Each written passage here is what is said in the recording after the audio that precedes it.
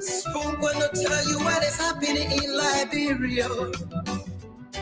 Spoon gonna tell you what is happening in Monrovia. Spoon gonna tell you what is happening in Africa. Just to spoon, you will know. The children crying for starvation, just to spoon. You want to get a news update, my brother, to spoon. You want to know what is happening, Moreover, to spoon. Politicians want to make their decision, just to spoon. You want to know what happening in the ministry, to spoon. Yeah, to spoon. Yeah, to spoon. You from Funjama, Maryland, to spoon. Yeah, to spoon. If you eat keep congratulate my brother, to spoon. You got a spoon TV, you got a spoon radio, to spoon. Yeah, to spoon. What? Yeah, Rastafari. Kilibamba, kilibamba, kilibamba.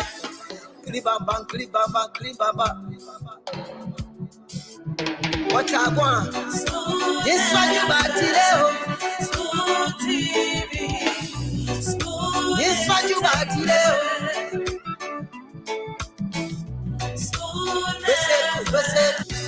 Yes, sir.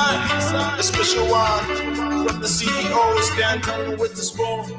And your boy, Friday the South Band. Charges on the beat. On the spoon to get your information. To the spoon to be part of our discussion. Spoon television. Spoon radio station. Spoon gonna tell you what is happening in Liberia. Spoon gonna tell you what is happening in Monrovia. Spoon gonna tell you what is happening in Africa. Just to the spoon, you will know. The children crying for starvation, just to spoon. Yeah, of course, folks. It is Spoon 107.5 FM, the station that brings it to you as it is. Yep. And it's a pleasure having you on here. This is how I love to welcome you to another edition of your premier nighttime show, Liberia's biggest talk show for that matter. Yeah, no equal, Spoon Talk. My name is Diamond Slanger. I love to welcome you. I see Dr. Richardson is laughing in the background. Let me bring her on. Good afternoon to you, Dr. Richardson. How are you doing, ma'am? Sorry, hello. I'm laughing at the fact that you said no equal. Yeah, no equal. You crazy. How are you doing today? Yeah, I'm doing great. Yeah, I'm doing good. And Yes. you? I'm doing good. I'm worried about going back to work. I've been home enjoying myself all summer. I have to go back to work on Monday. So I'm having a mental preparation right now, just preparing myself to do that. Okay. I bet you knew that day was definitely going to come. Yes. Yeah. So Yeah. do your thing. We're live on Spoon 107.5 FM. It's been a while since I said that. We're also live on Fabric 101.1, Super 95.5 FM, as well as Truth. That's Trust FM in Bombing County as well, relaying us. And we'll keep adding to our list of stations that will be relaying Spoon Talk. Next week, again, we'll bring you a new list, an addition to the list as well. Yep. So we're live on Trust FM 88.7 there in Bajake, Bombing County. So for the people of Bombing and other counties surrounding Cape Mount and Bapolu as well, they can listen to Spoon Talk on Trust FM. That is 88.7 there in Bombing County. Yeah, Dr. Richardson, we another day. Yeah. every day you guys are expanding. I like that. You go into different radio stations, relaying Spoon Talk. It's amazing. Yeah. You know, good comes from evil. Yeah. Um, necessity is the mother of invention, they say. So Yeah. when you have to invent and recreate and come up with engineering ways to do things, sometimes these situations allow you to expand and explore other options that you might have not been thinking on or thinking about. Yeah, so we'll keep expanding, we'll keep going into partnerships with different radio and TV platforms to make sure that Spoon Talk and other programs on this network can reach every nook and cranny and corner of Liberia, I should say. Yeah. Wow, that would be that's amazing. You're almost there. So what's going on in our beloved country? A lot going on. So Chris will definitely my man, don't do that thing to me, Chris. Come in the background. You know me, I know you. So just come in the background, let's negotiate. Yeah, let's settle a deal. So Chris, I'm not going to mention your surname. You know yourself. Just come in the background and let's work things out. Yeah. All right. So a lot going on in the country, Dr. Talking Richardson. to, Yeah. who are you Yeah. talking to? The person know that I said like good. So somebody asked me how good can come from evil. Let me Oh, just give you a premium example. We had okay. 14 years of civil crisis in this country. Prior to the civil crisis, I know our people lost their lives. Over 250,000 of our people lost their lives. But out of that evil or that bad situation, we had a lot of Liberians traveling overseas today that we weren't having that number. You had a lot of Liberians going on resettlement programs to the US, to Australia, to Norway, Canada, and so many other countries that Liberians weren't trooping to in that number. So though it was an evil thing, it was a bad thing, but we did see many families going to places that maybe they wouldn't have gone to if we never had the war. So that's just an example. I'm not saying I'm praising evil, but I'm saying good comes from evil as well. Yeah. All right. So Dr. Richardson, a lot of things happening in the country. And as we're expanding, as I said, we're also coming up with other ways to make the show more interesting. It's interesting though, but I want to add more flavor to it. So today I am going to not just be the one giving you the updates, but you'll be hearing the updates from our counter correspondents themselves. Oh, Yes. you're getting fancy. You're getting fancy on us here. Oh, okay. I'm waiting. Yeah. Yeah. All right. So our first stop is going to be Maryland County, where a 39-year-old health worker was arrested and forwarded to court for allegedly raping and impregnating a 16-year-old girl, a minor for that matter. So let's go to Maryland County and bring on Christian Appleton.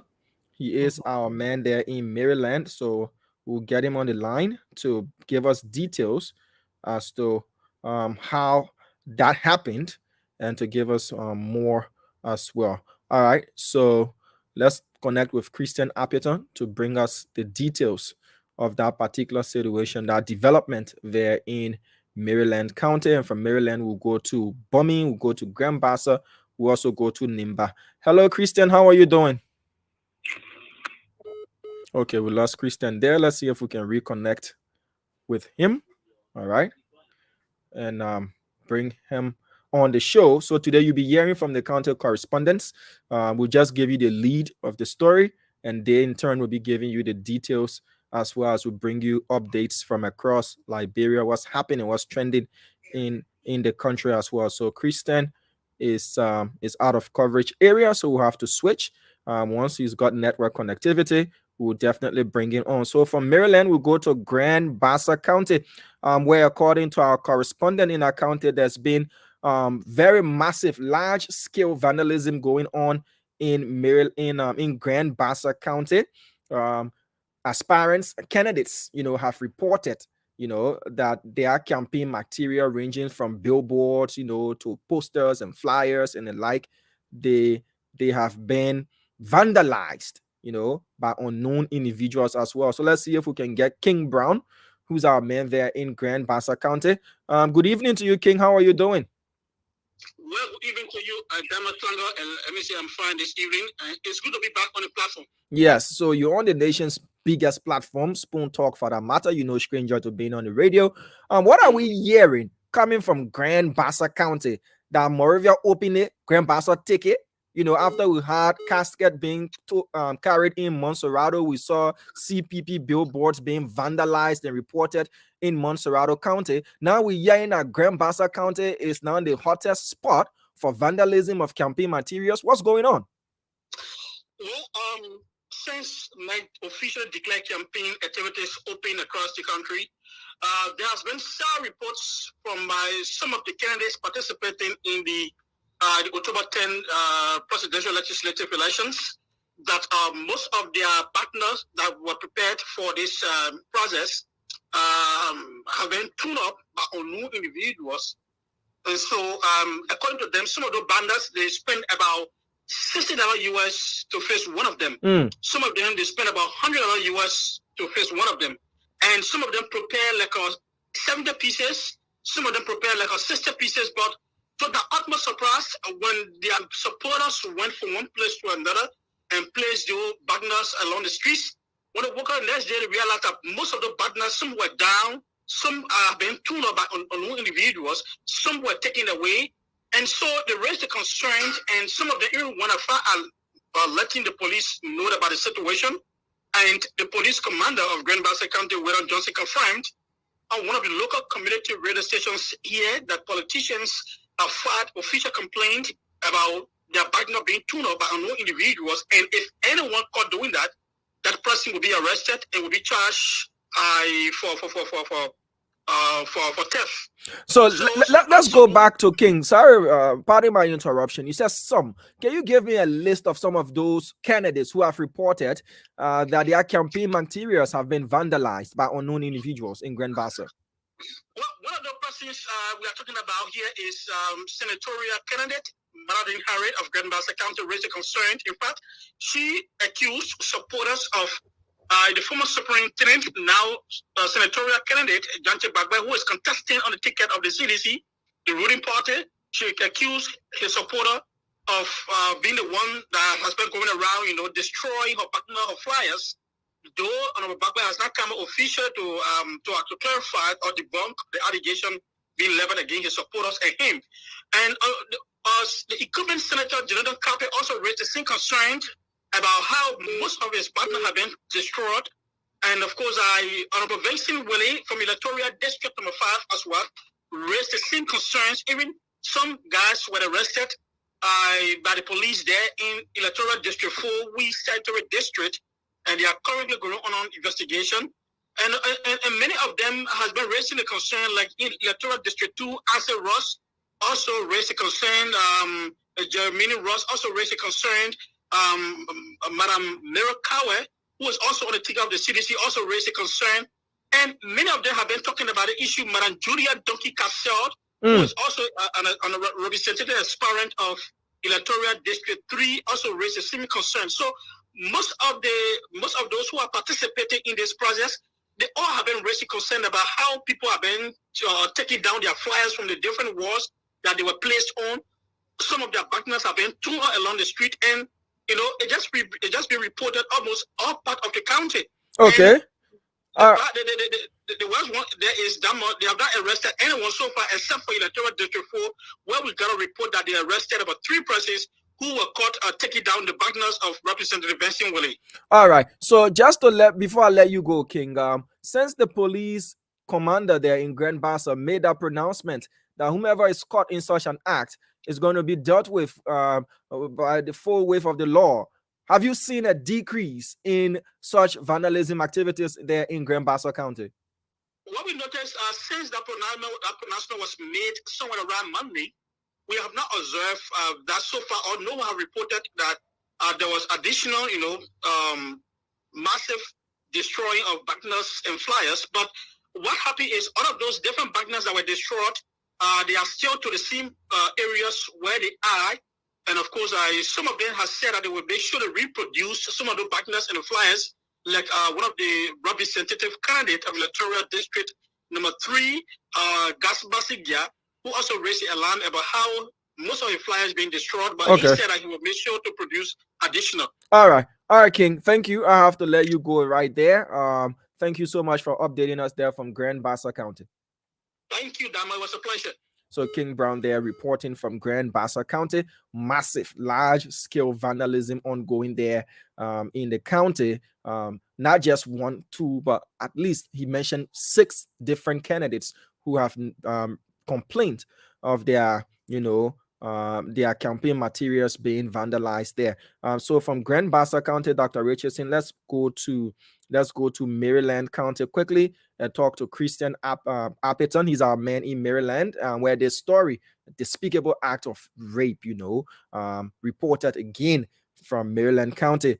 A 39-year-old health worker has been arrested and forwarded to court for allegedly raping and impregnating a 16-year-old minor. So let's see if we can get Christian Appeton.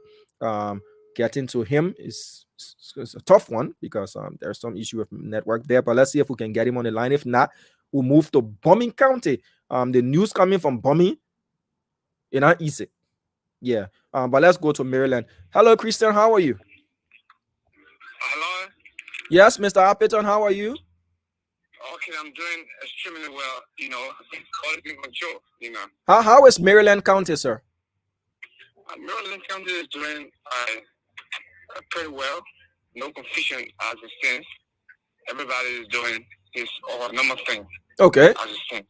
So let's talk about this story that you've reported. A 39-year-old health worker arrested and forwarded to court for allegedly raping a 16-year-old girl. How did that happen? Yes, your uncles, Daman.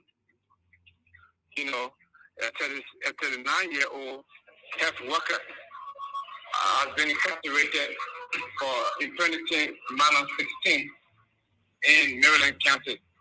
So the Liberia National Police LNP through the Women and Children Protection Division in Harper, Maryland County, has on the 22nd of August 2023 charged and forwarded to court a man believed to be 39 man, very strong. He's a health worker at the J.G. Dawson Memorial Hospital. And of course, he's only identified as Sylvester C. Wishet. He has allegedly impregnated a 16-year-old man named with her in Eastern Town community or town community here in Harper District for Eastern Town community. There where that happened. And of course, we have established so far that the suspect, Wishet, is an assigned nurse and a civic health educator at the outpatient department, the OBD ward of the James Dickens Dawson Memorial Hospital in Harper, Maryland County. How did he get into contact with this minor? How did it happen, Mr. Appeton? That's what we really want to know. Yes, for her part, the victim narrated to the police that during the evening hours, just a few months ago, she and her brother, only identified as Diamond. What her brother name? Come again? What was the name of her brother? Diamond. Oh, okay. Okay, go ahead. Yes, she and her brother Diamond, they both only identified as Diamond. They were sent to Bar Mosquito Court when they came across suspect Wishet, Sylvester Wishet, living from a bathroom outside his house in the Eastern Town community residence. So he followed mentioned that upon seeing suspect Wishet, they greeted him and he immediately requested for attention, most especially after which her brother left. The suspect then entered, his house and came out later on. He was seen out later on, and then he managed to have succeeded in, forcing her into his room and he sexually abused her. So as it stands, the family is calling on the well-wishers, philanthropists to intervene because the girl now, the 16-year-old girl, is 2 days pregnant. Sad. 2 months, 2 days pregnant. 16-year-old minor. So the parent now, the family, are calling on well-wishers to intervene, and the human rights community we had opportunity to have spoken with one Boniface Gamer. He represents the human rights community here in Maryland County, and of course, he condemned, the act. Okay. He said he would say that justice be rendered to the family. All right, Christian. I have to hold you there. That's a sad news coming from Maryland County. This issue of rape is still prevalent in our country. 16-year-old girl impregnated by a 39-year-old health worker. What he knows all of these things, the implications and all of those things. But anyway, thank you so much, Christian. My pleasure. I'm happy there. All right. So Christian Appleton is our man there in Maryland. Dr. Richardson, what we've been told, the information being gathered from Bombing County is that there is going to be a booing spree. Booing spree. That is what we've gathered from Bombing County. But we'll go to Bombing and speak to our Bombing County correspondent, Aaron Kume, who's going to tell us why and how this entire booing spree has been pronounced. That, look, anywhere you go, that booing will follow you. That is what he has said to us, Anywhere you go, I will follow you. Now they say, anywhere you go, that booing will follow you. Like, what's going on? But let's go to Bombing and bring on Aaron Kume. He's our man there in Bombing County to let us know why and who's going to be booed and why. Booing spree. Once we get Aaron Kume on the line, he's going to tell us and give us the details there from Bombing County. We'll also go to Nimba. But let's see if we can get Aaron on the line. Good evening to you, Aaron Kume. How are you? Good evening, Mr. Stanga. Let me say good evening, good morning to everyone around Liberia. Okay. All right. Mr. Kume. Yes, sir. What is going on in Bombing? Because they say they see Bila spare bombing and sparing booing. What's going on? It sounds laughable, but it's just a fact. Bombing County, quite recently, they on Tuesday, as we all aware that the president paid a visit in Bombing County, not just a visit, but a campaign visit in Bombing County. And on that tour, he was opportune to announce Bombing County equivalent Senator Morris Gato Setuma as his favorite candidate in the upcoming October 10 election.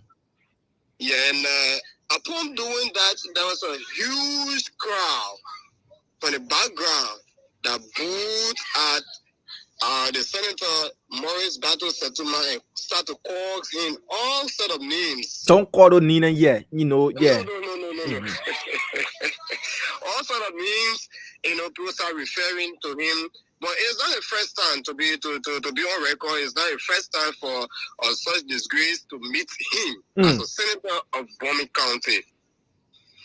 Yeah, you said the people have, pronounced. In fact, they've sworn, they've promised across their hearts that anywhere he goes, they will follow him with massive booing. Indeed. That was said, and it is what the citizens are saying. That for everywhere he moves for this term, this identical period, the political season, when he will carry a message, he will be booed. If we look at the track record of the equivalent Senator Morris Gato Setuma, it's kind of it's hard to control. It's very hard to control. When you say hard to control, what you mean? When the senator took over from the late Senator Nahai Bagba Laksana in 2014, since 2014, can you imagine, Diamond, you have a senator in your county, 2014, 2015, 2016, 2017, 2018, 2019, 2020, 7 years before he started to show out his face to the citizens of the county. And sometimes when you visit other people, say, your member down, he say for you, and and just put it in form. When you go to the other side, the other person not here. Only because he was not constantly visiting the area and bringing in tangible development for the citizens of Bombing. let's just use the word, he abandoned the county. He abandoned the county for 7 consecutive years. Other people felt that the senator was not even coming into the election again. To our ultimate surprise, he called a meeting, and even at that meeting, he was booed when he announced himself that he will run. When he appeared on Puma FM, the guys questioning, he said, if the time reaches, they will know. So from the signs on the walls, from the writings on the walls, is Senator Setuma, has he promised, to go back into bombing and then rigorously campaign, or has that dented, his spirits of campaigning in the county? Yes, he promised the citizens that he will get back in the county and campaign, because he said he's a city senator. He's not running. He's a city senator. So those that are coming are the one who running. That's the one he used. And he's kind of a person who is very hard to quote, especially when he's on the radio. He don't answer straight question. Okay. When you ask the question, he bend you in. All right, Aaron. Thank you so much there. I know you'll be following his campaign trail as well. And let us know what's happening in bombing. Thank you so much. All right, so more information will still come out as we all follow the campaign activities in Bombing County. Okay. All right. So Dr. Richardson, you hear it. The bombing people say they're kind of booing what they'll be doing. We haven't seen or heard that kind of booing before in Liberia. I heard the people from Cape Mount are copying the people from bombing. Okay. All right. Okay. So from bombing now, let's go quickly to Nimba County, and then I'll stop the updates for now, because I know you have to move on with the show. But in Nimba, someone has said, "Let there be light." That campaign time, I can't campaign in darkness. So let there be light. And someone has offered a white chicken to say, "Please forgive me. I didn't mean to do it. Take this white chicken, as an appeasement gift, as an appeasement token." So let's follow up on this story by connecting with Christopher Fan. He's our man there in Sackley, PA City, Nimba County. And once we get Christopher Fan on the line, that does it for updates. We're bringing you the updates, not just from Montserrado County, Dr. Richardson, but from across the country as well. Tomorrow, when we'll feature other correspondents of ours from different counties as the news from those counties filters into us. So let's see if we can get Christopher Fan on the line quickly from Sackley, PA City there in Nimba County to bring us the latest from that county. But Dr. Richardson, as I'm trying to get Christopher on the line, you can make your comments or anything else you want to say as I'm trying to get him on the line. And once I do, he'll give us the updates. I was going to add, I heard about a 13-year-old girl that was allegedly raped in Lufa. And in where? Lufa. Wow. By journalist Ibrahim Ganda. This was reported in Front Page Africa. Who's the station manager for Radio Vahon. I don't know if I'm pronouncing that correctly. And he's now on a run. Very similar story that he sent a girl to go buy food. And when she came back, he told her to carry the food in his room. And when she went in there, that's when he raped her. So he's on a run. People are asking if anybody sees him to make sure that they call the police. But yeah, so this rape business is a serious matter in our country, honestly. It is. So we're not getting Chris, apparently due to some network connectivity issues. So that's where we'll stop for now. Maybe if we get him during the course of the show, if when your other panelists are not yet in full swing, then he can give us the latest from who carry wet chicken and for what, and who put light in people, villages and towns, and for what. We know the what. Yeah. We know at camping time. But, I tell you, camping time. That is it. Rough. So how's been back into the studio? I see you in there. Yeah. Yes. And now is Nelson, because Nelson got to work at night, so he's on the night shift, huh? Yeah. So Nelson has been given a breather. He's been doing extremely well, especially since we were closed and we were barred, from coming into the station. So he's done tremendously well, I should say. Absolutely. And he deserves the rest. You asked Yes. how do I feel being Yes. back?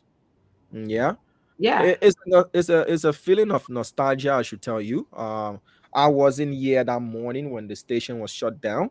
You know, I was on assignment, Mm-hmm. and we had to come up with different means and methods of making sure Spoon Talk remained on air. We Mm-hmm. contemplated on doing the other shows as well, but Mm-hmm. due to the different location of the guys and network connectivity issues, facing everybody else. So yeah, it's good. It feels good being back. That's Yeah, good. That's it good. feels good being back. It feels good that our people called a lot, Dr. Richardson. Oh, our data. We want the Yeah. station to come on and our data. It Yeah. feels good that they're getting their favorite programs on Spoon. It's not just Spoon Talk that people missed on the radio. We have I other know. shows, Yeah, programs, and other don't you do personalities. a program, right? You have a show, Yeah. don't you? If Mm-hmm. anything in our show for me. Oh, well, work Yeah. it out. Work it If out. anything, if anything in the show for me. If any sending me and they made me all a roving person. So I get a special place to be. I here Well, today, I here tomorrow. I have to tell you that you're doing a wonderful job. So thank you so much for everything that you've done. For running all around, getting news from different places, and then being in the studio. So that's really awesome. Thank you. Thank you, ma'am. I love to extend that thanks as well to my team. It's an entire team. You just see one person, in front of the camera, but there are guys behind the camera who do a whole lot of work. Emmanuel David, Flama, Nelson Cole, Aaron Kuban, Aaron Talu, Yakezi. The list is long. Wow, They also contribute a whole lot. I love to say thank you to all of them as well. Yeah, and I like this new format, getting the news from different counties. That's exactly how it should be. Monrovia is not Liberia. So thank you. So I guess Stanton is on and Mr. Maxwell is here. So Stanton, you want to help me? Dr. Richardson, how you doing? I'm good. Do you want to just run into the show, or you want me to just say hello to greet our viewers? Or you want to help me greet them? They love to hear from you.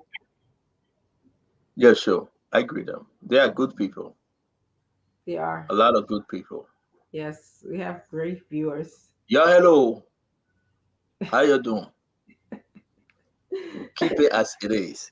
I just don't like the fact that you got Maxwell from Europe trying to speak the European series. Dr. Richardson from America trying to speak the American series. Yeah, hello, yeah. So now we're gonna bring Alex Tyler, the man that want to beat Boris Setoma tonight. But somebody they call Daughter gave me Alex Tyler hard time. So we got to talk that talk and face that palaver.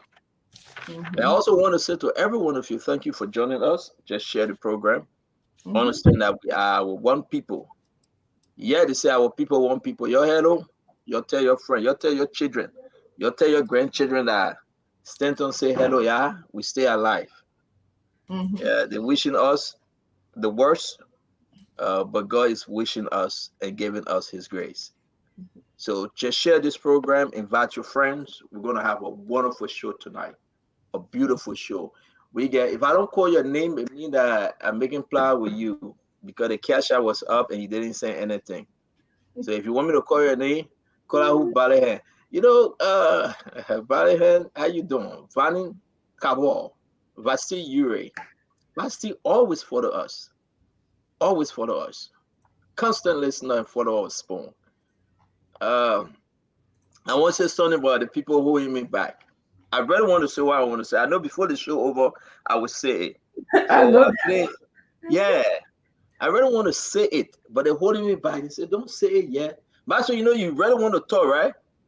Then I Costa voice just get in your head and say, make it talk off.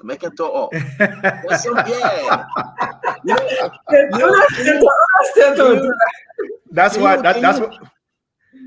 said Stanton. I beg you, Dama, can you find that? Because that's why I said Stanton brings the pepper and salt. You really want to talk. Seriously, Master, I have never experienced this in my life. But you are restrained. They said, don't talk it. And you say, man, I let talking like that. You say, I'm not talking.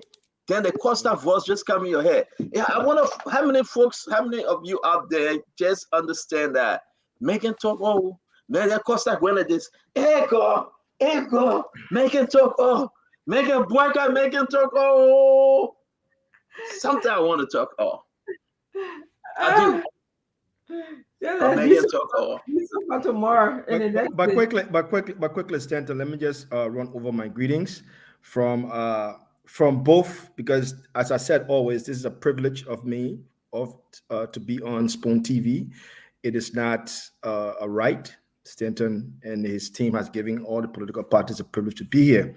So I would just like to say from Linu, Dr. Moniba, and Madam Grace Brown, and the Spoon family, would like to say greetings to the Liberian diaspora, the Liberian diaspora in Belgium, the Liberian diaspora in the USA, the Liberian diaspora in the Netherlands, the Liberian diaspora in Switzerland, France, Poland, Austria, Hungary, South Korea, China, Spain, Portugal, Germany, Norway, the UK, Ireland, Romania, Italy, Sweden, Canada, Australia, also the Liberian community. My man, you're making that thing hot. 17 continent by.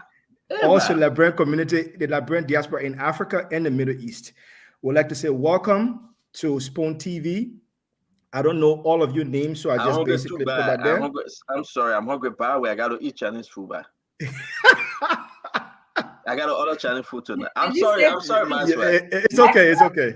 Maxwell, did you say diasporans in China?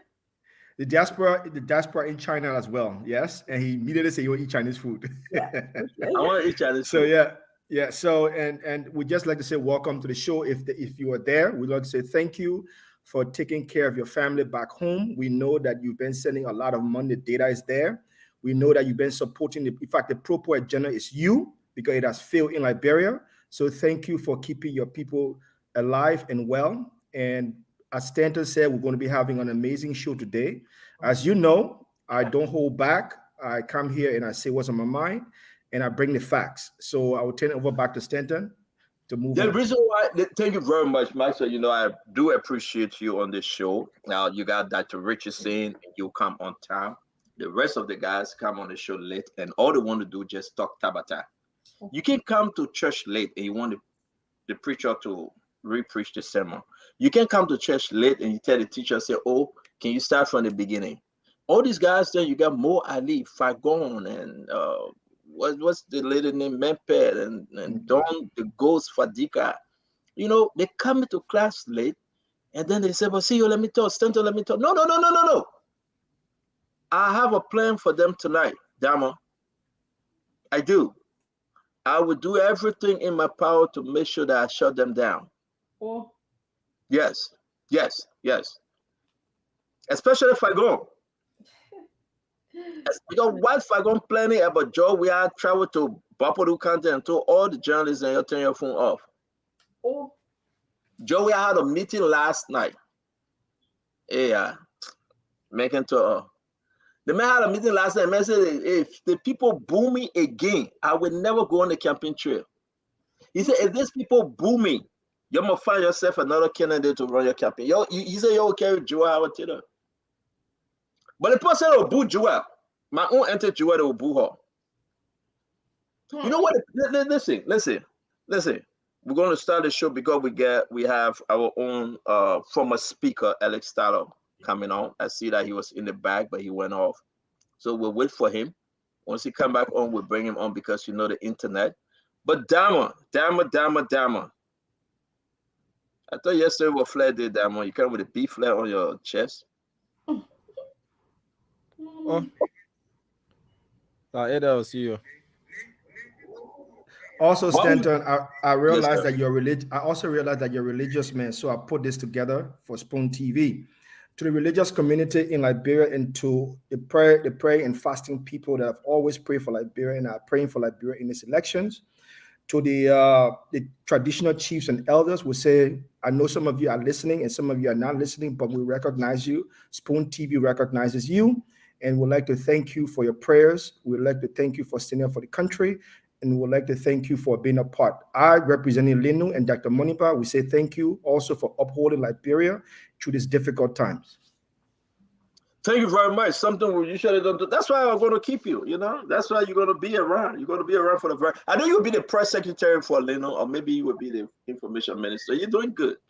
You're doing good. I mean, the government didn't waste their money on you. You're doing extremely well. I think Eugene Nambwe sent you to that place, and that's why you're defending him. But that's okay. We'll have that conversation later. I heard that you cannot discuss your personal life, but that's okay. The girl you left with the 2 children calling you, she said you need to come back.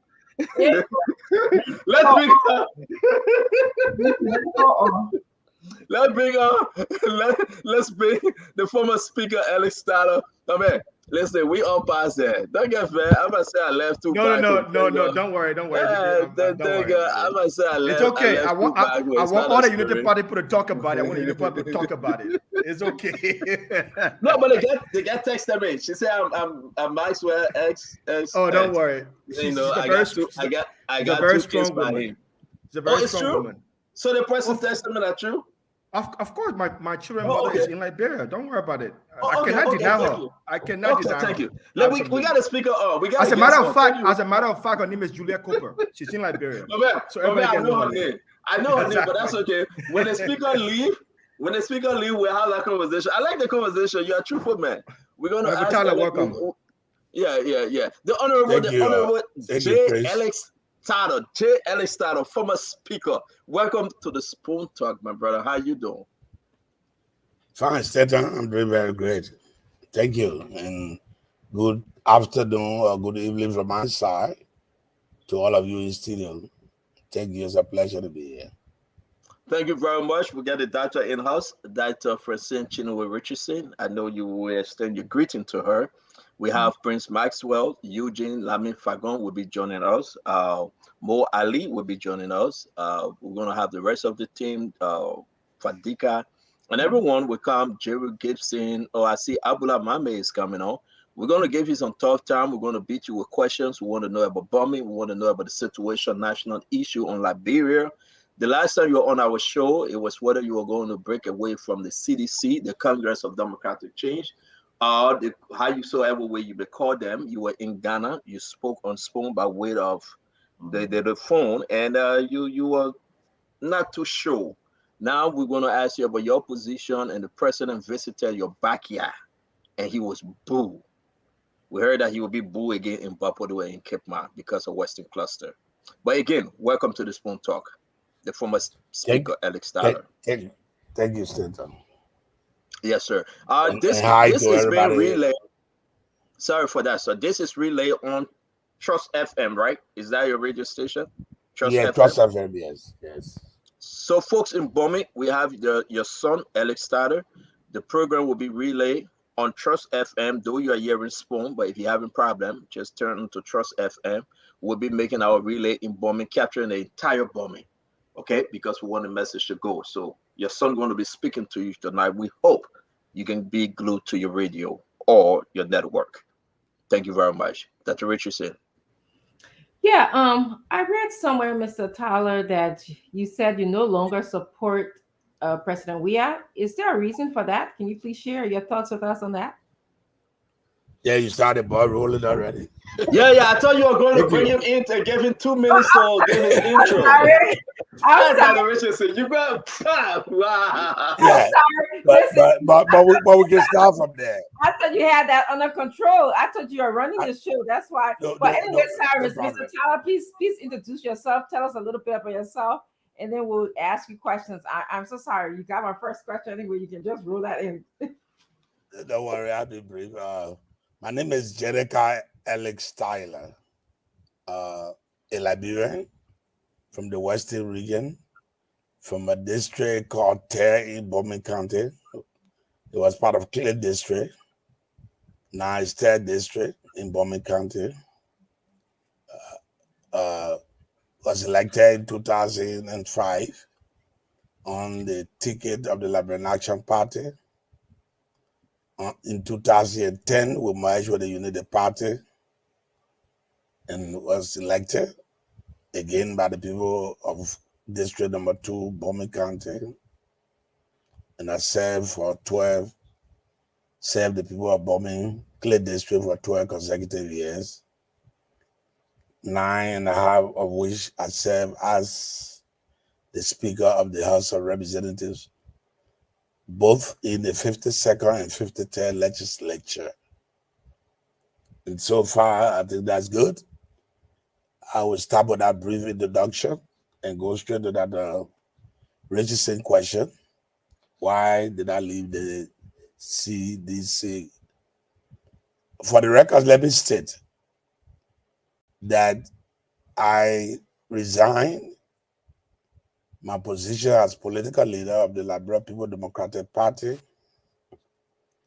and by extension from the CDC, the Coalition for Democratic Change, because I no longer believe that they have the capacity and pedigree to continue to run the country. Why do I say so? When we formed the coalition, and I want to state for the record, you can underscore that we didn't join the coalition, we formed it. It was an idea that was birthed by all of us, and say instead of going separately, let's form a coalition of the three parties. We signed up a document, and cardinal in that document was the governance process. And we won the election. For the first time in the history of Liberia, we were able to set in that document that there should be a governing council. And that council responsibility was to help the government from the back. Just as we did with the campaign. We successfully managed a campaign and were victorious. We thought we had been prudent enough to allow the governing council help the government. We did that because, frankly speaking, we knew the capacity of the one who was leading us. And one would think, well, you knew that and why? It's simply because, as politicians, we have to follow what is obtaining in the country. And we could not sit and allow the boat that all of us in, and that boat is Liberia, to capsize. We saw the direction of the people, and we thought it would have been a good thing with the little experience that some of us had and those that were around. We thought that there should be a governing council to help. As soon as we won, it was not quite 6 months, the governing council was totally dissolved because there were no meetings called. In fact, at the end of our victory, when we achieved our victory, to date, a meeting was not called to say, gentlemen, thank you, we won. What do we do next? And I know very well when you fail to play, you have just planned to fail. And we start failing from the very first day when we won.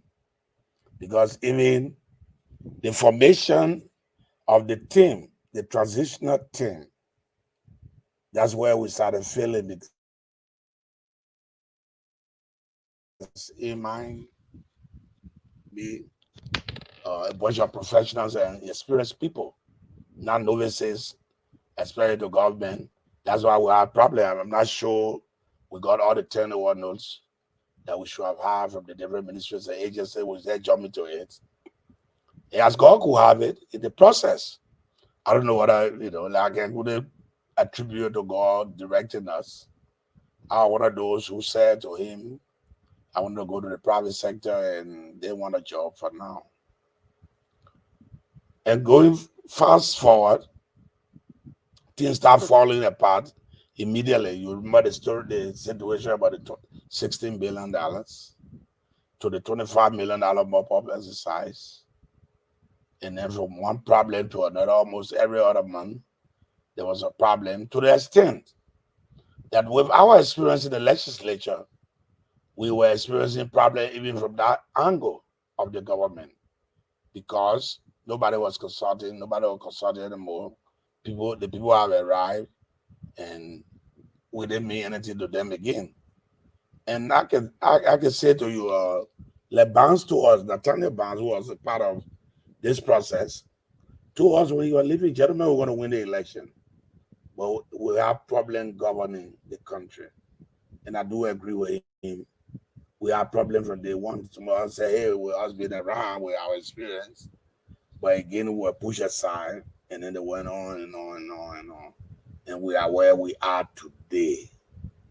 And so in 2022, in fact, let me 2021, because you think this discussion started today. At the end of the 2020 election, we thought to do a post-mortem. And we start with the president and say, I think the people are not happy with us. The fact that we went to our different region and encouraged them to vote you or the voters' government, they expected a whole lot. We're not meeting that expectation until they are frustrated and they tell us to pay us the way they did because for a sitting government to go to an election and lost 13 seats out of 15, that's a huge failure. And we had our discussion. Of course, it ended with the president saying because he's down the ballot. Once he's on the ballot, everybody will be satisfied. The people like him and the rest of it. And then so we left it at that. And so I purpose and say, well, these guys aren't going to change. I'm not going to go with them. Because I believe in the country, not in an individual. If the country is stable, if the country is okay, I'm well qualified. I'm able to move around. And so I came from the corporate setting before coming to government. I know how to move things around. And so I purpose and I said to them, if we didn't address the governance process, it would have been difficult for us to enter a new agreement. We went to our convention, we're clear, the convention mandated, that until those issues were addressed, we're not going to sign. Of course, we keep the Morovia, they push our people around because most of them took government jobs and the arm twisted them, and the rest is history. But I can state for the record, I'm no longer with the Coalition for Democratic Change. I've suspended my membership from the Liberia People Democratic Party because this is a baby that I gave birth to. I nurture and brought it to the point to a certain level. And so I didn't want all the hulubala of going to court and causing all the problems, especially in an election year. So I thought to sleep in the line and move on because Liberia is bigger than any one of us. So I hope that answers your question, Dr. Richardson. Dr. Richardson, you muted. In this mute button. So my next question to you is, you represented Bomi District number 1, I believe, in the past. District number 2? 1 and then later 2. Okay. The same district, yes, yeah. Okay. So what do you think you contributed to that district when you ran to represent the people of that district? Let me state a few things, and for the record, let me indicate, because I normally hear people say, what did he do, and the rest of it, especially for some of our brothers and sisters in the diaspora. When we took over a country that was flat on the ground. We had to start from scratch. We had to do everything to get the country running. Sometimes, yeah, on your show, you guys are discussing, the San Part of Bugos, agreement. And sometimes we don't understand the situation we find ourselves in. And when you are negotiating from a position of weakness, I said to somebody jokingly in our Liberian stuff that if you were hungry and you wanted to have cassava leaf rice, and somebody offer you dry rice and just with palm oil, you're hungry, I'm sure you're going to accept that because you want to survive. We found ourselves in that position when we took over. So there were a lot of things, that we needed to do. But as it relates to my district, there are a whole lot of things. First, I was there, and there were clinics, we had nursing quarters. How will you get nurses from Morovia to go to those villages to reside there, work there? We are providing a conducive place for lodging. So I thought to take it as a project to construct nursing quarters in each of those places where there were clinics. Mm-hmm. Of course, the next thing was the women, our mothers, our aunts and sisters. Mm-hmm. You agree with me that during the war, they became the breadwinners for their families. And it continued even when we took over. And so we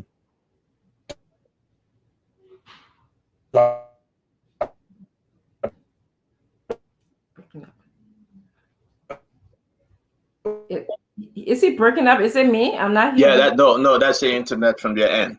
So, folks, again, we have the former speaker Alex Tyler that having some. Okay, he's back.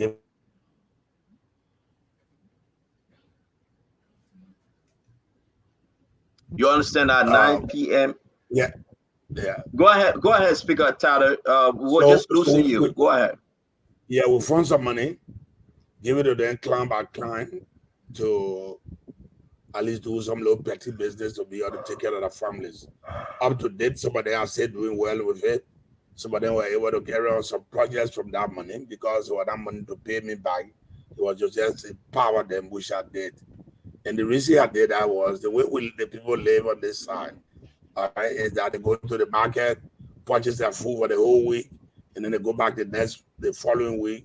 And of course, a husband with no jobs and the rest of it, and we put that at disposal.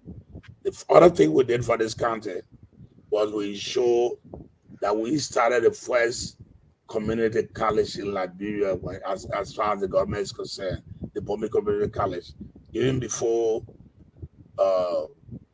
going to government, I was a private businessman. I used to drive every Saturday, come to Tuckmanburg, teach for 6 hours, carry books, and do a whole lot of stuff for our young brothers and sisters because I thought it was important. And when I had the opportunity, when I got in the legislature, Bomey was the first community college to go into the national budget because I thought it was the responsibility of the government since I've been to provide education for our people. And we started from there. Of course, today there are a whole lot of community colleges around Liberia. Some of my colleagues took it up with me. And of course, in the legislature, you have to have the lobbying power. I spoke to them and said, next year we're going to continue with York County. And then today, I'm glad that most of the counties now, if not all of them, have community colleges around. And so there are a whole lot. And we're going to talk about that, a whole lot of things we did. Giving scholarship to students on a yearly basis. Even now in the last 5-6 years, I'm not working, but I ensure that at least 100 students are given some financial aid to go to Bomey Community College and other institutions around. And so that's a little I could do. And if you talk about representation, I want to believe I provided a proper representation. And I think the people of Bomey are proud, especially about this one. Thank you very much. Thank you very much, Dr. Richard Saint. I understand folks can go as far back into your record because you're out there. You are on social media. You're within the network space. When folks want to get to know you, you serve as speaker. I want us to, for me, I'm going to bring my question to the current event today. You explained the reason why you suspended your membership with LPDP. Again, let's talk about what happened recently. We are in election season. The people of Bomey, Le Fagon, and those folks that hail from Bomey, they will question you. Why should we vote for you? Why do you want to be speaker or senator for Bomey? We have Mr. Doty in this race. You're running as an independent. He's running as an independent. My first question, Unity Party, CPP, CDC, which one of them, LPP and all the parties, which one of them supporting your bid for this Senate seat? For the record, let me clear this state. And I normally say to people, I'm too big to have here my little finger. Going forward, I'm very clear about who we're going to support in this election. We think Ambassador Joshua Yumanbaga is properly situated to be the next president of the country. So we're going to throw our weight behind him to ensure that happens. And as a patriot, I don't have to wait to have to be called upon. I do it for the country. I believe in the country, like I told you earlier, and that's why I'm going to throw my weight. So you don't waste your time thinking. Let me be blunt to you. I'm going to support you. You are mute. I'm not hearing you. Thank you very much. I'm sorry. Let's just get something straight. You are now announcing. I've never heard this from you. This will be my first time. The people are bombing Liberians as a whole. Hearing you tonight again, if you have said it, that you are endorsing Joseph Yema Boakai. The people are bombing. Is no surprise to them. I've visited at least 90%, 90 to 95% of the towns and villages in Bombay, and I indicated to them I'll be supporting Joseph Yema Boakai. I will be endorsing Joseph Yema Boakai. So it's no secret to the people of Bombay. They are quite aware. Maybe this is the first time you hearing it, and maybe others in Liberia. But this is what I'm going to do. I inform them because those are the people I want to serve, and those are the people I served before. So then it will lead me to 3 questions, and we are not many, so I'm allowed to ask 3 real quick. We're having a beautiful show. Forgive me, guys. 1, why not Mr. Cummings? Why not Tewon Gonglo? And why not your former collaborator in whose party you serve, you supported? Let's start with George Manawia. Why you are not endorsing George Manawia now? First of all, I think Mr. Weah has done his best. He cannot do more than what he's done. And I'm afraid if he's re-elected, we're going to have more of the same thing we're having today. Actually, if you look at the governance structure, the government is not functioning properly. And because it will appear to me that the cabinet is not even given the opportunity. Only a few ministries are working. The rest of the ministries are stranded. And they complain and complain every day. I've never seen a government, where you think everybody there, everyone you appoint will be perfect. That's why people reshuffle from time to time to get it right. Because when you appoint people for the first time, maybe you don't know them. You have to take time to study them. And so you after studying them for a while, you come to a decision. We understand that. I'm back here because, I want us to run through this. Speaker Tado, forgive me if I interrupt you. What's the sticking point? That main reason that caused you not to support George Manawia? We understand no reshuffling. We understand, but you were there. You voted for him. You ran with him. You supported him. And he said he supported you during your race against Edwin Snow. But we know the story. What the sticking reason, that sticking point? Why today? Why can you tell the Liberian people that no, I'm not supporting George Manawia? We know the history, but just I think I said it in many words. Maybe you try to drag me to something else. I told you, I don't think the president can do more than what he's done. He has done his best. He cannot do more than that at his best. There's serious governance issue, and you know that we have issue with governance. The country cannot continue that way. With few agencies working, if the government must operate, the government must work fully, not partially. And who has to do that? The head, and that is the president. If he's unable and doing his merrymaking and doing things he's doing, listen, the presidency has been desecrated by this young man. And to believe that we owe him a favor, I gotta be a part of it.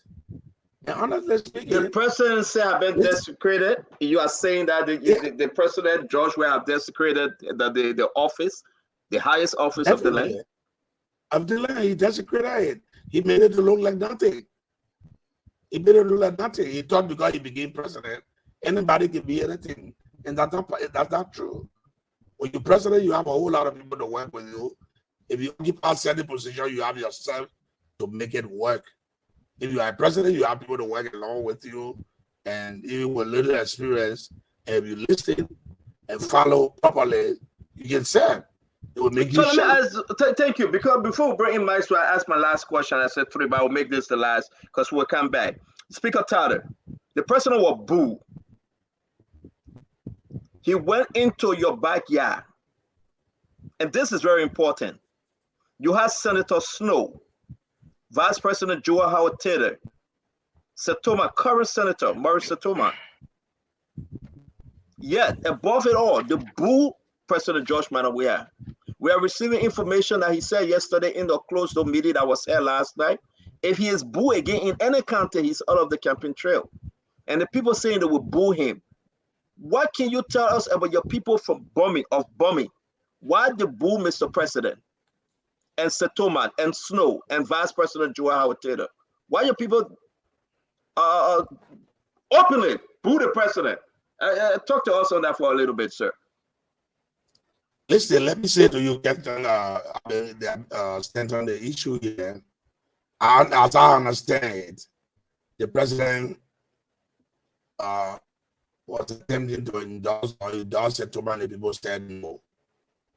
And they said no because Setoma was doing an opportunity to work for 9 years. He indicated that he was no longer running, and because he was running. Oh man, this internet thing. After this brings you should come them. And because of that, there are some disenchantment.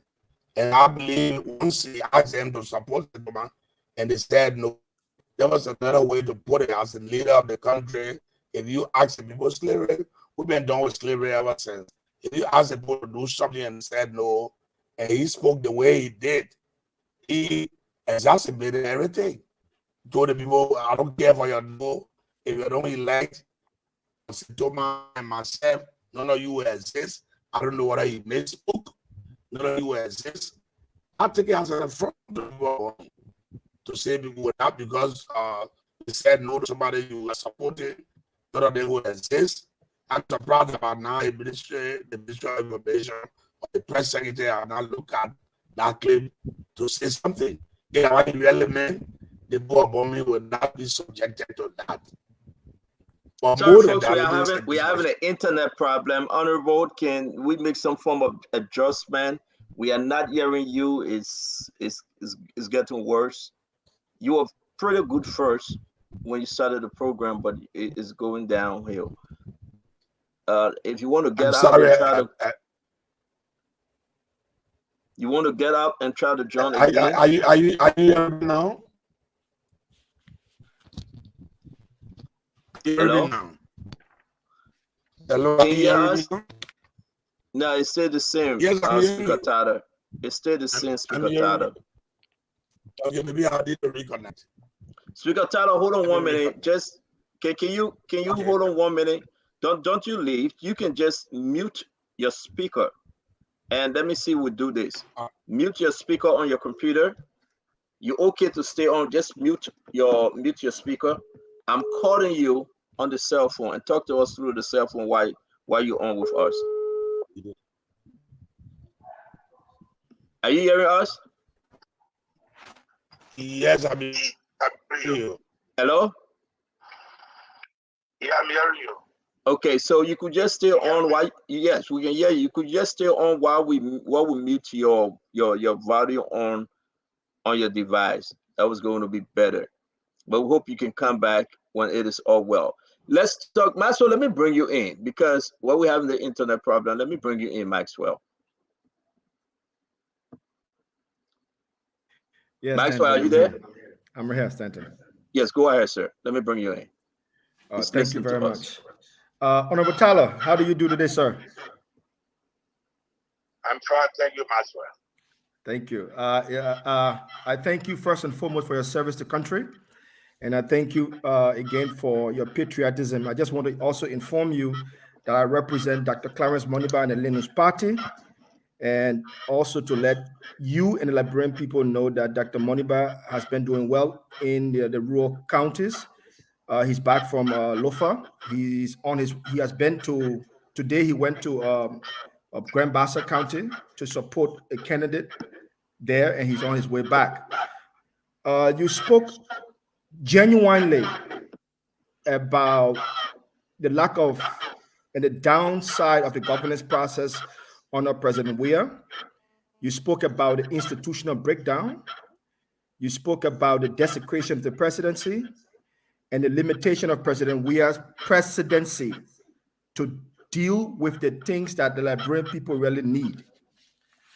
I would like to ask you, as Speaker of the 52nd and 53rd Legislature, who saw Liberia through two of the most difficult periods in its history, post-war reconstruction and the Ebola period, how do you now see the Honorable House, and how can you rate their current performance?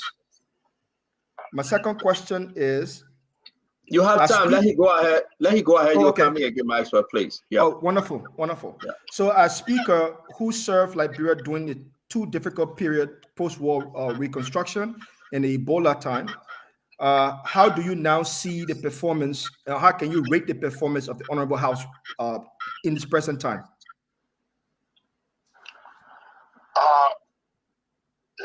Let me say there's a serious problem because the legislature is supposed to strike a balance. For what I'm saying, they have been reduced to a rubber stamp legislature. I do agree that the branches must coordinate, they must cooperate with one another, but they have each has the distinct duty to perform. To see the way things are going is appalling, to say the least. Because I know when we served in the 52nd and 53rd, we created a situation where people were leaving the cabinet to come to the legislature. You got aware you're supposed to be actually independent or demonstrate your independence. But it's not happening anymore. The president gets what he wants, what is good for the country on that. So I think our colleagues of the Hill need to rethink and recalibrate and take their proper and play their proper role in the governance process. If they were call the government to check, definitely we'll be in the situation we're in. For instance, how can the Minister of Finance say to the people of Liberia that they represent that he took $25 million in the street from money changer to money changer to do mop-up exercise?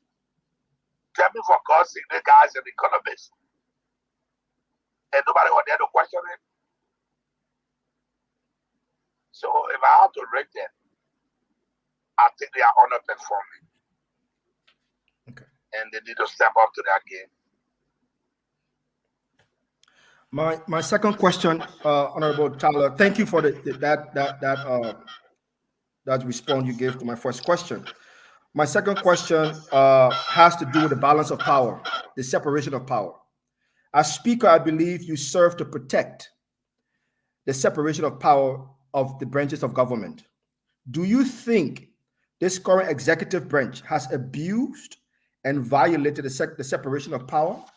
And also, do you think that the budgetary process which you served to protect and oversight with true oversight responsibility has been absolutely violated?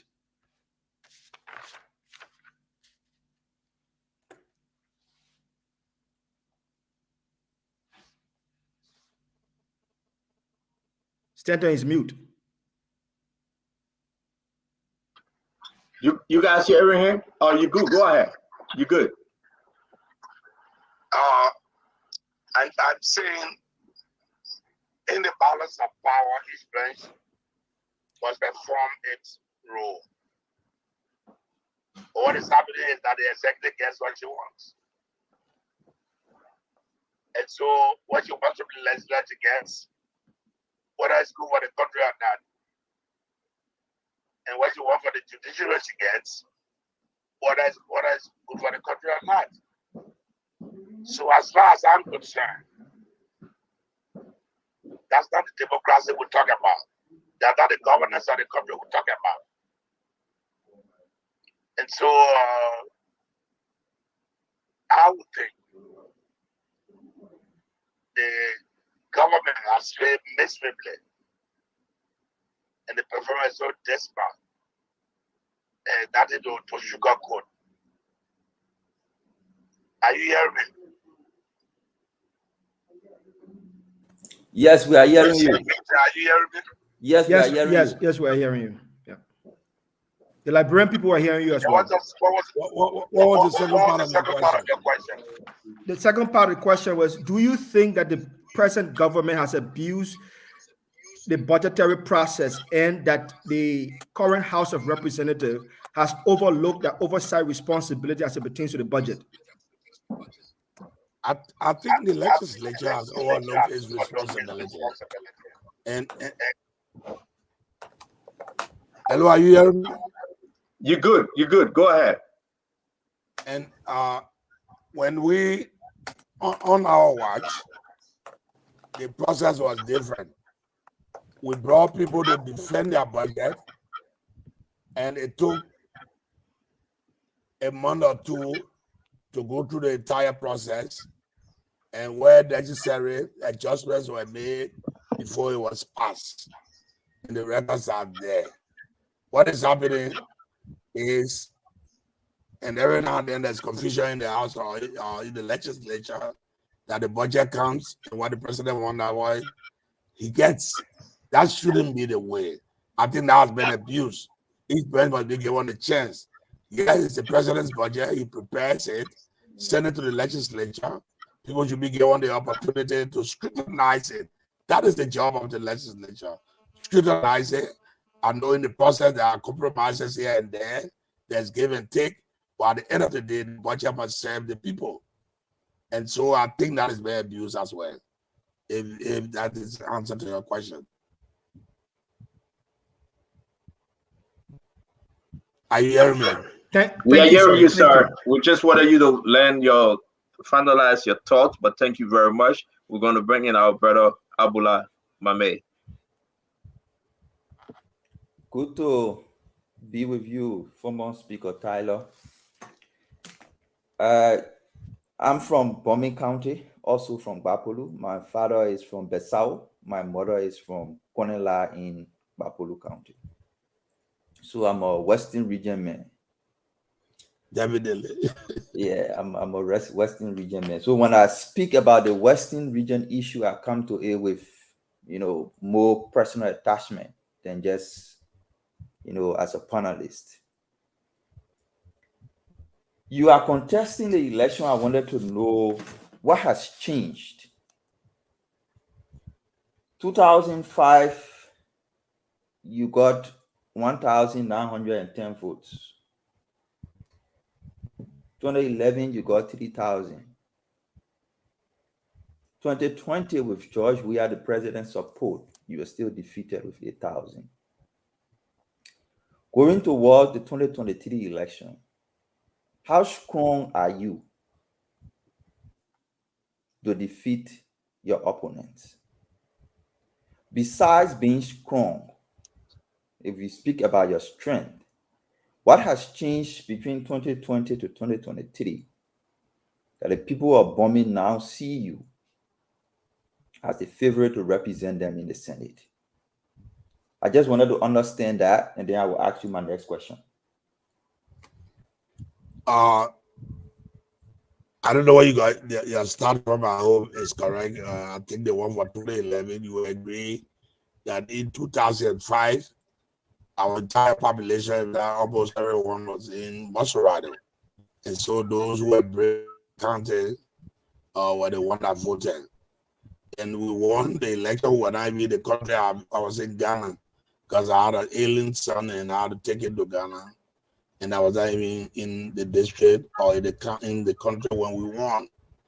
We served, and in 2011, the mandate was renewed. In 2017, I decided out of my own volition not to run. And by 2019, the citizen of Bomi, or some citizen of Bomi, asked me to contest the senatorial seat, which I accepted. We worked and went to the election, we were defeated. For me, that is history. And so I learned from that. And because I could not support us down, I decided to contest in 2023. My chances are better. I'm working from district to district, from village to village, town to town, talking to the people. Because all of the things that were said about me, they found out that they were not truth. They were just mere propaganda.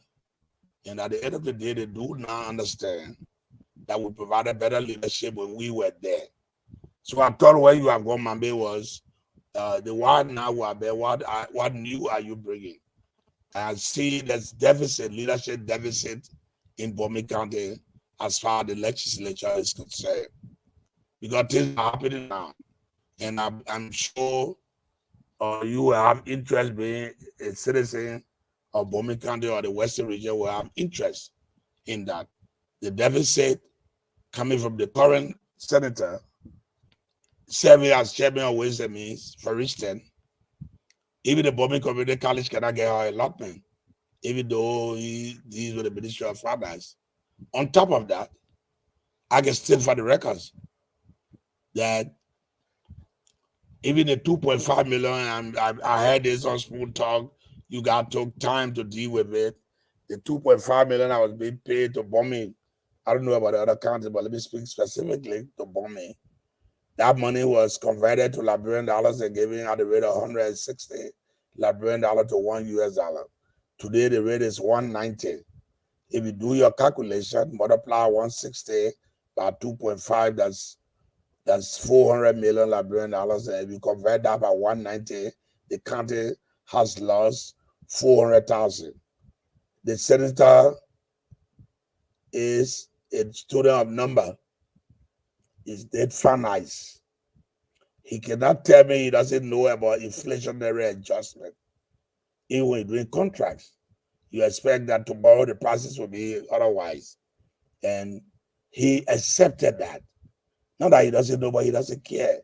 Because he was asked to run, he said the president told him to run, and otherwise he was running.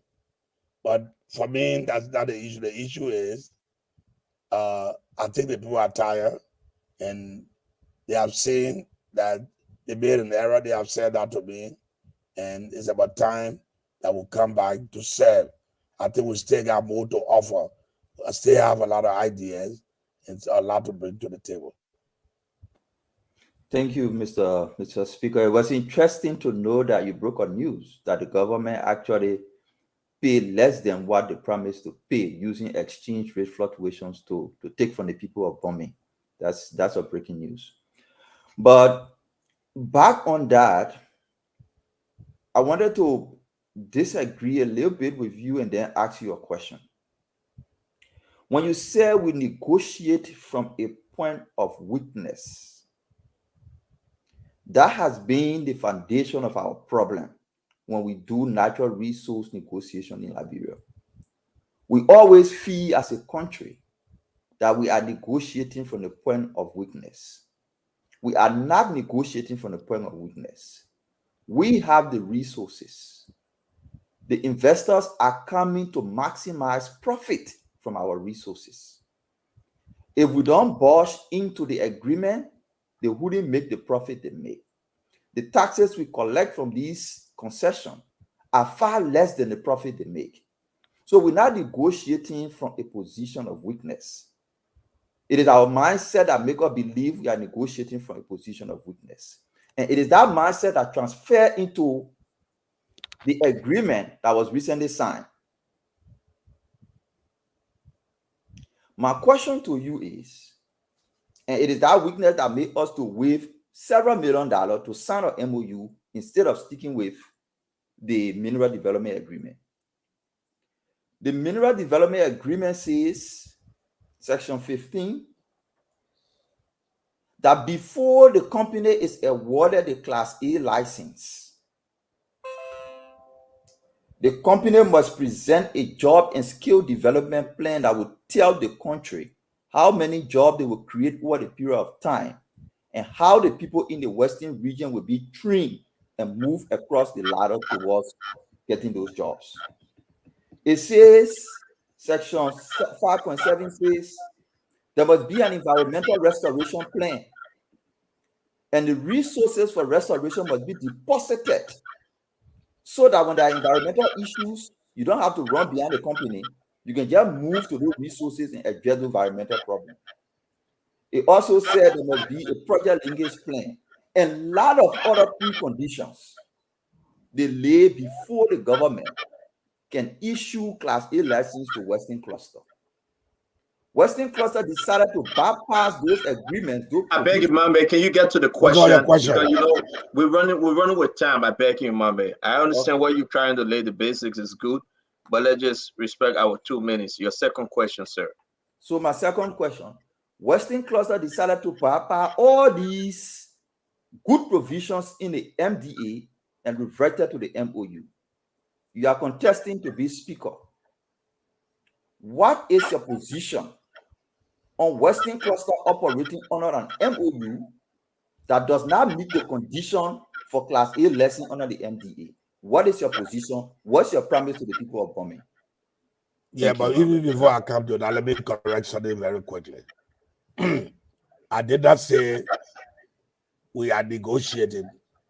I said at the time, in 2006, we negotiated some of the agreement from a position of weakness, and we have to admit to that. The agreement you're talking about was rectified by me. The very one you're reading from was rectified by me.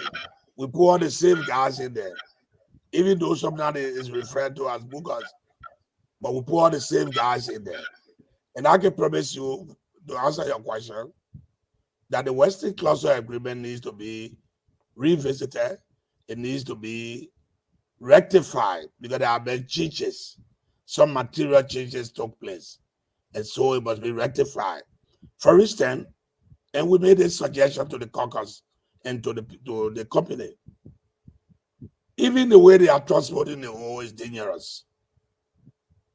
And they move now, in fact, now they're moving both day and night instead of even in the night. There's no pilot car to indicate to you that the trucks are coming.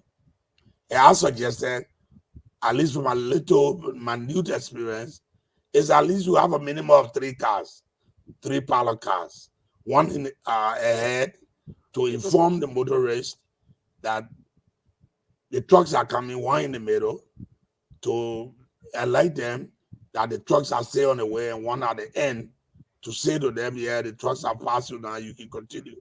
I suggested that even that simple safety mechanism is not put in place. And so I think we need to do more. And I can promise the people of Bomi that will be the first thing we look into because it's very, very important for our region. It's important. And in the very agreement, Western Cluster was paid $2 million per annum. Now they are back, even with the MOU. They have to realize that our MOU did not negate the fact that they have to pay $2 million to us per annum. Now they are back and operating. And for the records again, the MOU was for a period of, in the MOU, it was stated that in 6 months, they will renegotiate and do an amendment and rectify it before the legislature. They are going more than a year. I understand the second portion of $5 million has been paid to the government. Government has got a year to deliver it to the people. And so these are issues that our caucus need to talk about. And they are dragging and dragging and dragging. And those are issues I would tackle. You heard Mr. Snow saying the other day, I shouldn't be elected because they don't want to fight the legislature. I don't have a record of fighting. I have a record of standing for what I believe is right. And under Madam Saliva did. I didn't care for the consequences. At the end of the day, if that thing has to repeat itself, I would take the same position. And so the people of Bomi know that. And that's why people are trying to do everything. But this time it's not going to work. The people have learned their lesson, and that's life. They took the test, they learned the lesson. All of the stories they were told were not true. And I think they are prepared for us to work together. And we're going to work together. Thank you very much. We're going to bring in our brother. I think Fagon came before Fadika, right? Okay. Before I bring in your bombing brother, former Minister Fagon, let me ask you this one question, and maybe it will set Fagon up. Because whenever I ask my question, it stimulates Fagon, and he get into gear. Tell bombing people tonight, and tell the Liberian people, what's your take on that 14.5 million that was given back to Western Cluster? What was your involvement? What your inquiry came to what? What can you tell bombing people tonight? Are you mad? Was it a good decision? What do you know about the 14.5 million, sir? First of all, if the question, what do I know about it? Nothing. I know nothing about it. I have interest because it has to do with bombing. But I do believe, as a government, if you were negotiating to a point where you waive monies belonging to a county or an institution, I think they should get involved. You should at least elect them. You should bring them in the discussion and state a tangible reason for which you think you want to waive certain amount and let them know. Otherwise, they would think the way all of us are thinking. There has to be a reason. Did somebody wave it in their pocket? That's a reason. And that's a reason to ask. And I know the legislature, the executive, will do the negotiation. But even at that, the legislature must question it. How or why are we waiving 14.5? I don't know the numbers. I don't know how we arrive at those numbers. I don't know how much was waived. But as far as I know, the agreement I saw for the MOU, what I saw in the MOU was 5 million. I've been hearing this issue about 14 million being waived. If that was done, I think it was wrong. The people needed to be consulted. Because listen, in the governance process, you have to always take into consideration the contribution and feelings of the people you govern. Even if it means just giving them the information and hearing what they say, so that at the end of the day, when they finish, when they look at the finished product, they can see themselves in that result. I don't think it happened in this particular case, because yes, you may have wanted the Western Cluster to come back to create jobs. If you are sat with them and say Western Cluster owe X, they want to pay this amount, and we think as a government we want you to waive this amount, they will be in the know.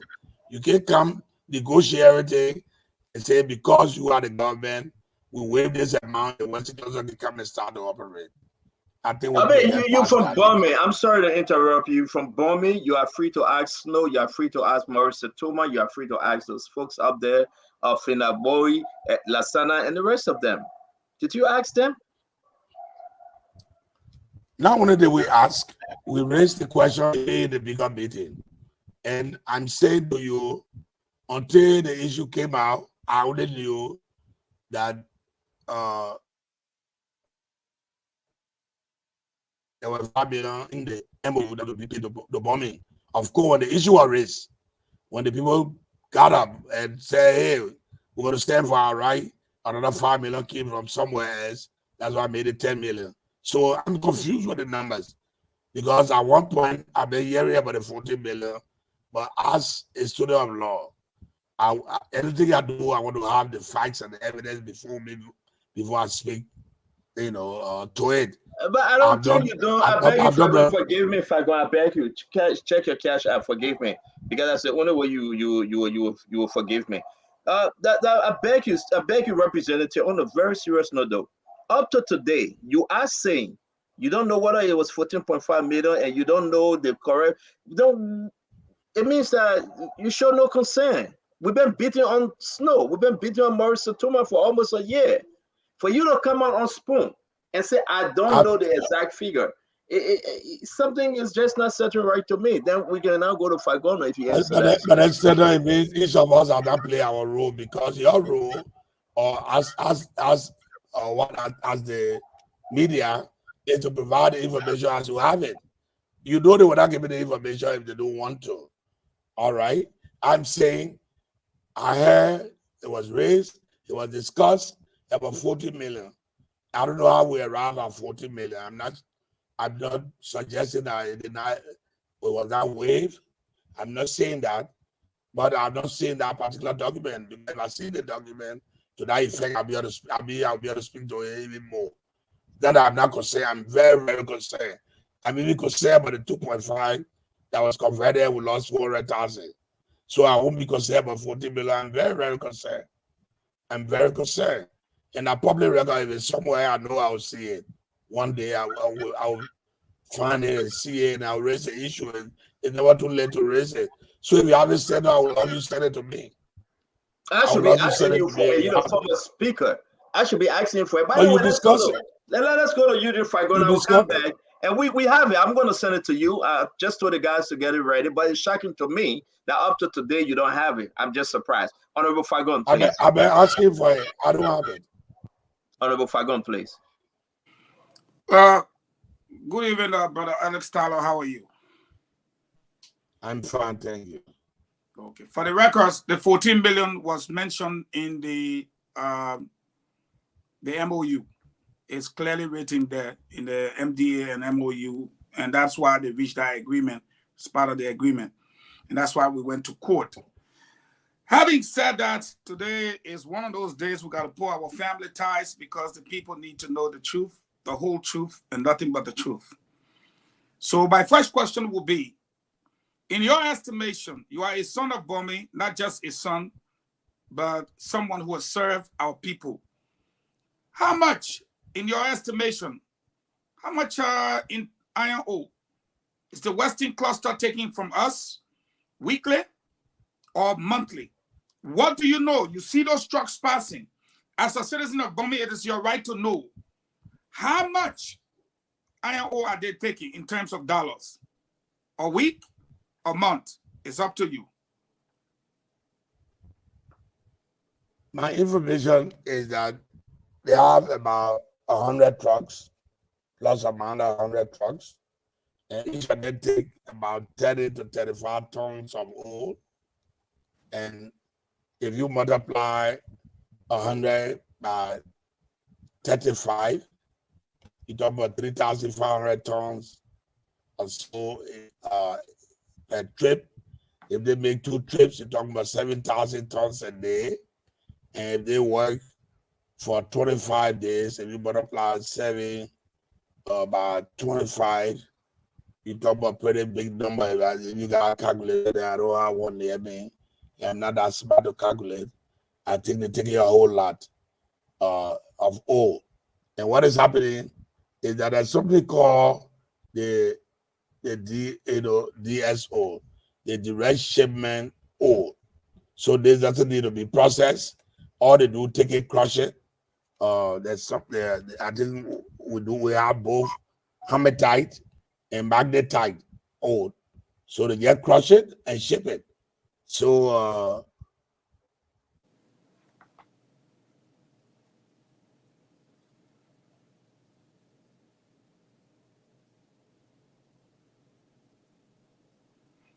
I think it's frozen.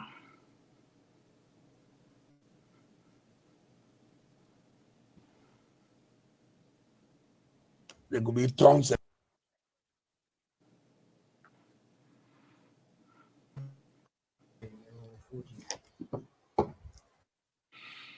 I think he's back. Hello, are we there? Yes, we're here. Hello, are you hearing me? Yes. Are you hearing me? Yes, we're getting you. Yes. So it's about 175,000 tons a month. And if you will Google what the price is today, you can apply that. But I think that's what they're taking. And what is troubling is that in our agreement, there's indication that they're supposed to start the rail to move the ore, but they've operated for about a year now. And of course, I know it will take them about 3 years or so to construct the rail. So it's troubling, actually, that they are just moving the ore and moving it, and there's no, no concern about the rail. And I think that is important because it's dangerous, actually, for those of us who have to drive in the night to come to Bomi. It's quite dangerous. And I think, again, something must be done to address that. I'm taking that out with the caucus. I spoke to them about it. And at some point, even they wanted to pass through the town with it. We had to stop them. They said, no, you have to bypass and pass the other way. So I'm concerned, Eugene, and they're taking tons and tons of work. All right. Indeed, before we went to court, and after we went to court, we went to the Supreme Court. Then they sent us back to the lower court, and we said to the people, leave it. When the next government comes, we'll fight our case. But it was clearly stated that they were taking between $12 to $15 million a month out of Bomi. There was a town hall meeting held in which all of you went there. And it was clear to the people of our country and to the people of Bomi that our people were not being, in fact, nothing about the whole MOU was being kept. Our citizens were not being hired. They only had Shadrach Brown father there as some liaison officers. They did not have an office. They were in a container. They brought in 6 Indians. They subcontracted the trucks to a Liberian who brought in a Guinean company. You guys, our leaders, saw all of this injustice done to our people. Let me ask you this in front of the people and the whole nation watching.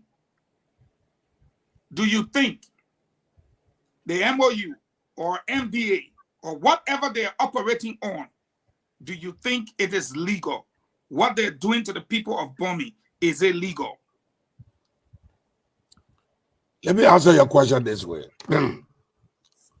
First of all, I think the answer to your question, Bomi, is not getting a fair share of what you should benefit from the resources.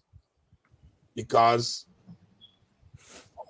whatever that MOU is, in my mind, it was an enabling document to enable the Mineral Development Agreement. And the excuse was because of all the situation we are, and they wanted to come back. That's why an MOU was done. But it doesn't mean that the agreement doesn't exist. So if you cannot implement what is in the MOU, then you must revert to the agreement. And this is my take, Eugene, and I don't want to sound political. And for somebody, that's the very reason why I want to be like you, because I know the time is very limited, that these people will have to answer these questions. I want to be like you and waiting. We all have been talking. I've been talking to the caucus and been questioning them. And I don't want, and you got to be, we got to be careful so that people don't say because I want to be elected, I'm going at people. But the fact remains that Bomi in the region is not getting a fair share. The region not getting a fair share, not just Bomi, because of Bapolo and Cape Mount supposed to benefit as well. I think what we're getting, I hope that at some point they will have to account for the 2 million per annum to be added to whatever it is. But I think the region is not getting a fair share. And I've spoken to a member of the caucus. They sound frustrated themselves, but it boils down to the fact that maybe nobody is able to face the executive. So if all of them are in bed with the executive, there's a problem. There's a parliament that says when 2 elephants fight, the ground suffer. But in politics, in a democracy, when the legislature and the executive are in disagreement, the people benefit. Say, for instance, if the executive proposed to build 200 schools and the legislator got some interest in building more schools in their constituencies and said, no, we're not going to build 200 schools, but rather we'll build 300 or 400, the people benefit. We'll build 300 or 400 clinics, the people benefit. All right, and that's why I see that the caucus is in bed with the executive, or the entire legislature, so that the executive. Just listen to the scenario explained about the 2.5. How can you accept, and when you know the rate is fluctuating on a daily basis, if not hourly basis, and you accept that kind of situation today, you say you have paid 2.5 million, you actually have 2.1 million. And so these are issues that will have to be addressed. I mean, in an election, it shouldn't appear that I want to use this as a campaign, because the poor shouldn't be defeated or defeat them. So I don't want to use it as campaign. They already blunder, and it's glaring. It's glaring. They will be rejected. Yeah. Okay. So my last question, because I see you're trying to be political, but this will form our decision for an endorsement in this race. We, the sons and daughters of Bomi. There is no way you keep talking about the 2 million per annum. There is no way somebody will take $154 million from you a year, your resources, and only give you $2 million. You are a businessman. We are citizens. This is our mountain. This is our iron ore. You turn around, you did not hire our people. You have not constructed a school. You do not support our hospital. You do nothing for us. And we have people running for elections, telling us that they can represent our interests. One of those persons happen to be you. The people of Bomi are listening today, and you have done the math. Your math is looking at about 10 to 12 million. Our math, when we went to court, show us 154 million every year. How can you take $154 and give me only 2? Why are you giving me 2 when it's team for me? You didn't pay school. You didn't hire my people. You don't construct my road. You destroy my road. You do everything that is worse to me. And you gave me $2 out of $154. You are running for senator. Tonight, as a Dayman, a son of the Wayne District, your own brother, your very own brother. I will tell the people at the end of the show what you did for me when I returned to the country. But look me in the eyes and tell me, with respect to the Western Cluster D, if you are given the opportunity to be endorsed by me and to be accepted by the people of Bomi, tell me 4 things that you will do immediately in the Western Cluster deal. Convince the people of Bomi who are suffering today, and because of that, they boo Setuma, they boo Snow, they boo the president. You don't want to be next. You must tell them 4 things tonight that will make them sleep and say, if we take Alex Tyler, these 6 Indian people that came with a big company billionaire, they will not carry our iron ore. You must tell us 4 things tonight that you will do if we elect you.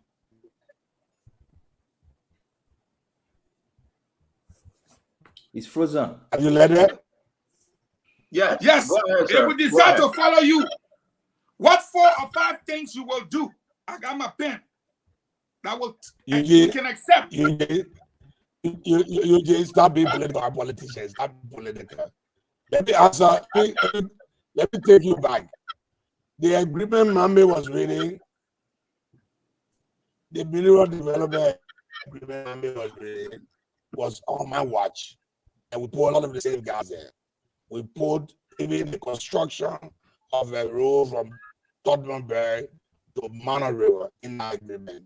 That's why it's in our agreement at the Western Coast. Speaker Tyler, all due respect, tell me 4 things you will do for me as a citizen of Bomi, relative, all that agreement, everything that they have done to all, we see all. Now we're looking at you, we want to elect you. Tell us 4 things you will do for us with respect to everything that have happened with the Western Cluster. Now what has happened? The bad thing they have done, the evil they have done. No, you are running for us. Tell us 4 things that you will do for us relative to that Western Cluster deal. What you will do, not what they have done. You don't have to be patient. I'm talking again all the time. You have to be patient when I'm talking. And I have to let people answer.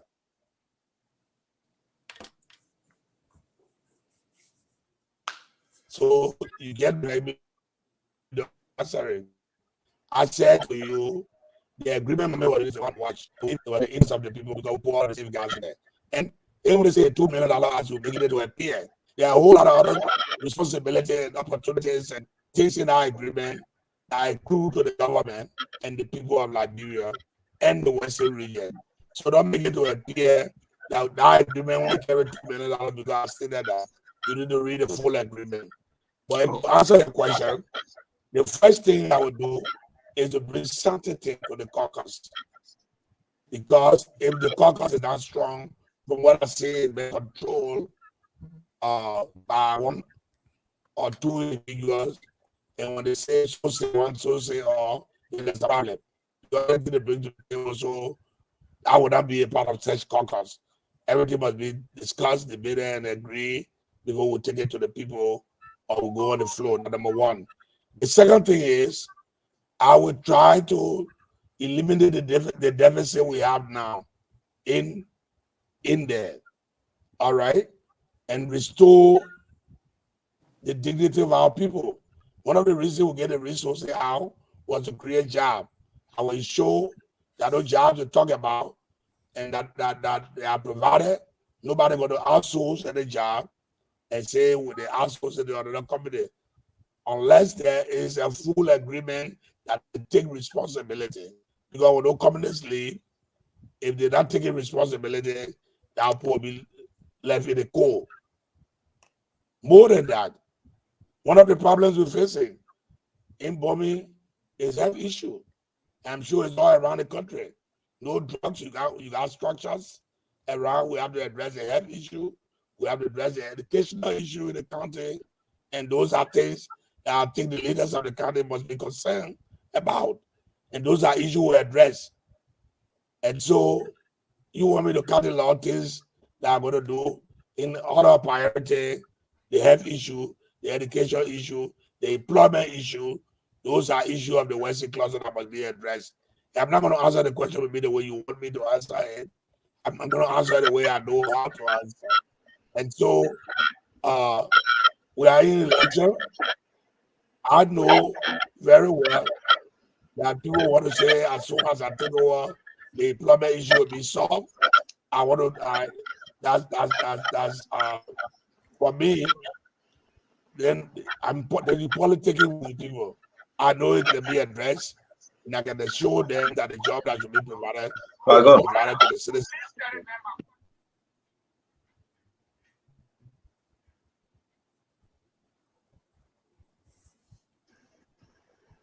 Go ahead, Mr. Tyler.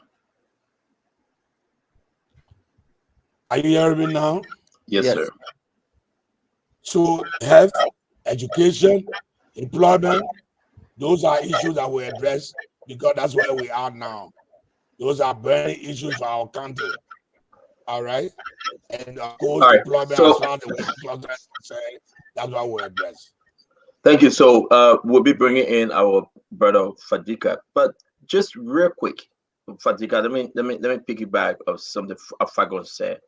Speaker Tyler, do you want us to keep the Western cluster deal as is, or you think that this a new government or the President Weah government should find a solution to that deal? Cancel it or keep it? What will you advise, Speaker Tyler?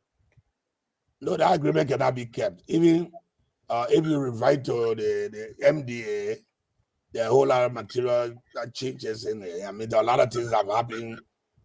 A lot has happened over the years. And so that agreement must be revisited and to address those new issues. And so I do agree with those who are saying that the agreement must be either revisited or redone to suit what is happening today, to suit the order of the day. And so I'm surely for that. Your people in bombing, they sent pictures to us. They got hurt. The water is bad. Chemical is moving. Western cluster putting out tons. You said it. Almost 100 of trucks every day. The road is bad. It got broken. And the government is passionate. The president, Maurice Tuma, Edmund Melvin Snow, they got booed. The people are hurt. Did you give the people a better Western cluster deal? Did I? Yes, Yes, sir. in 2010 we did, but the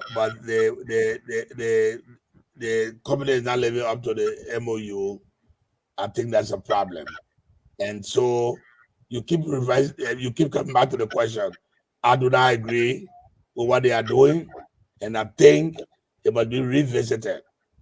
Because even if a new government took over today, you have to give them the opportunity to cure some of the defects in the MOU. And so I think there are a lot of things that must be done center with the MOU. And I do not agree that it's happening very well for our people. It's not the case here. I'm here every other week. Every other week I'm here and seeing the situation. Our people are not happy. So I know I have a lot on my plate. When we take over, there are a lot of things that must be corrected. We'll correct them. Thank you very much. A lot of things are happening. I thought you wanted me to continue. You said something. Go ahead, sir. Go ahead. You said the president was boo. Okay, I was not in bombing or happy. But if the president would take a candidate or his candidates to a county and present them, the people said no. He says that the people have to elect them, then the people have to stand.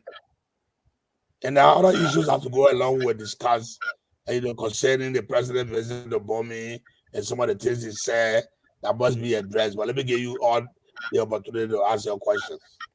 Thank you, Speaker Tado. Fadiga, please. Good. Was this evening on us? Good evening, former Speaker Tyler. I have two very simple questions. One is to prevent you from having that Setuma moment in bombing as well. Are you hearing me? Oh yeah.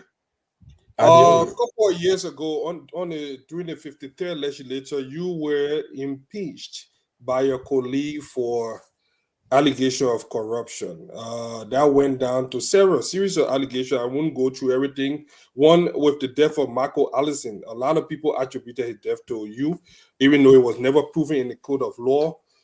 Because he blew some whistle that led an LACC investigation. Another one was the controversial story of the Bon County Technical College. You were also involved in that scandal as well. One again, the Global Witness levy a barrage of allegation against you.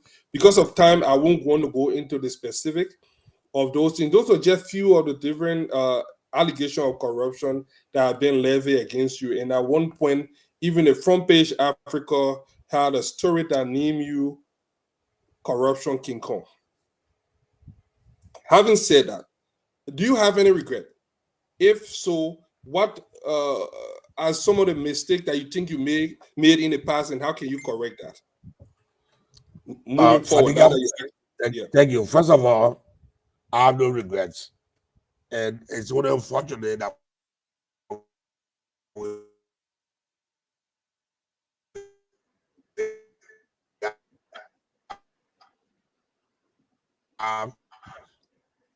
a gullible society. Don't go beyond and don't ever follow up. Are you hearing me? Yes, sir. We hear you. Let me start from Can you actually repeat what you just said because it was breaking up? I said, unfortunately, we have a gullible society, and those of us who are considered intellectuals don't go beyond the point of researching or following up to the end. We live in the middle when it has to do with somebody's character, and and this and that we conclude. So let me take you step by step, because if you brought up those things, I need to address them. The first thing about what you call the Michael Allison case, I hired Michael Allison to work for the legislature after he made false representation or even being a lawyer, and the rest of him was introduced by the late A.W. Lawrence. A.W. brought and said this guy was an oil lawyer. We'll look at the oil law. All right, and that's what happened. I'm not in the business of killing people, and Michael Allison didn't do anything to me. He did not accuse me. It was A.W. Lawrence who was arrested by the LSCC, and he be my colleague. I call you, whatever was happening. I said, hey, come on, this is an allegation. You can't do that. And that's what my intervention in that. The second issue you raised that has to do with the global witness, that was political. We follow it to the end, the records there. We follow it to the end. And at the end of the day, if anybody wanted to lock me up, who have been Madam Salif. It was on our administration. I challenged her, take me to court, provide the evidence, and she abandoned the case in the middle. It was this government I ended. Why didn't people follow? Somebody read here and say, I'm corruption can go and know because the society is gullible. Anything I say about someone would take it and run with it. So I have no regret because I didn't do those things. And the thing about the global witness, even the global witness said did not follow up on this. Liberia was the only country that took the report and said they wanted to do justice to it. They didn't. Because to do justice to it was to take it to a full-blown trial by the Madam Salif government, which it didn't. In the middle, they aborted the trial. And we said, no, when I was declared. Even when the CDC government took over, who were part of the government, we insisted that we go to the trial because when I was declared. We did not say that you only prosecute. I rejected that. I said, unless you do it without prejudice. And then we went to the full trial and was acquitted. An indictment or an allegation, I mean, it's just an allegation. And people said this and that. Nothing was proven. The thing was taller than change the law. That was how elected by the people of Bomi. So the law was voted for by the legislature. Tyler Law was accused. How did I change it? And nobody could prove that because the draft that was sent was the same. We passed without dotting an R or crossing a T. So that was just political. So nobody followed up that. And now you raised it. So I thought to let you know, and the records are there. Please research them and see. All right. So I have no regrets. And I have a lot to offer the people of me. I have no regrets. That's why I took time to go through that. Madam Salif, I stood up to her for several reasons. And she thought one way to get me was to cook up something. Even at that, I did not give up. I'm a believer, a strong believer. I may not be that spiritual, but I knew I didn't do anything. I was not even involved in what I was saying, so I was not going to go anywhere. And she abandoned it. I hope that you. What was the third thing you said, the Bong Technical College. The Bong Technical College. Yes, yes. Let me close that. Let me close with that center. The Bong Technical College. I'm not a member of the Bong Caucus. I have no interest other than being a Liberian. So I challenge whoever or the LSCC that wrote the communication, I replied them, they never came back. I replied them and said what they were saying was complete nonsense. I didn't know about it. Nobody came back. Because there was nothing. They just wrote me and said, we looking at the Bong Technical College document and you have a share in a company that took a contract. And of course, which was not true. I never had no share in the company I talking about. I replied them. Nobody ever came back. So how will we not follow up on the kind of issue? Even at the time I was not in government. I left the government. They should have follow up. All right. You going again? My last question. Now that you are coming back for the Liberian people to the citizens of Bomi to elect you, you supported President Weah, and that support landed you at Meta Stewart. He was the government representative at Kara Meta. What? Acela Meta. You were the government representative at Acela Meta. Somehow you guys fell apart. What happened? What did you see in this administration for which you supported them? Was it to secure another job, or what have changed? Fadiga, I never said Acela Meta. In fact, let me say for the records, I have the text message here. I will send it to Stanton. The date and everything is there. When the appointment was made, It was, I think, around 12 noon when I heard it, or what I was told about 2 o'clock. I texted Mr. Nathaniel McGay, at the time Minister of State, and told him, please remove my name. I told the president when he was forming the government, Eugene Fagon is there, you get the test that I did not want a job. They are going to take a job to sit on a bull. I replied immediately. After he came out 2 hours later, he told him to remove my name from there. First of all, it would be betraying my party. But people want jobs, you cannot give it to them. You got a whole lot of jobs, give it to your friend, and you want to blindfold me, please, I don't want that job. And it was immediately withdrawn. So I never said Assalam Bitat. I never went to that bull. So it was not because of job. From day one, I said no. It was because the governance sponsor of the country, and we thought that all of us around would have help. But the brother doesn't want help. And the other day, let me just say for the record, since you asked the question. In Birmingham, too, he said I was ungrateful. How can a gentleman say I'm ungrateful when my party, when I took 10 new pickups to the coalition, when he never had a dime? When I took when I brought all my resources to the coalition, when he never had a dime? When I used to go to my hotel and dine wine free, when he never had a dime? When I in Birmingham, came in Bapolo, where the coalition did not spend a dime except for pool washer, I supported those 3 counties. They never spent a dime here. How can you say I'm ungrateful? And how can you come to my country and even say that? And maybe he didn't know what he was saying. So when you judge who is ungrateful, what has he done for me to say I'm ungrateful? Oh, because he showed that we made him president, elected him president, so I'm ungrateful for making him president? I think this is sheer arrogance. And because we elected him, he owns the country. Somebody has to stand up to him. And somebody else will do that. Because we think it's unfair. And I said from the beginning of the show, he has done his best. If we continue, we're going to get more of the same. And this country will be heading. In fact, I think the whole country is in free fall if we don't take time to rescue it. And so I think that's why he's having problems. And you were saying, I hope I don't go through what Setoma went through. That cannot happen to me in Bomi. All right? It cannot happen to me in Bomi because even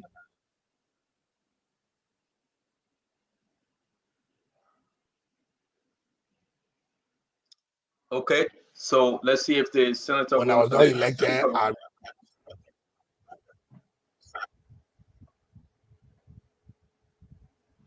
Speaker Tyler, let's move on. Let's move on.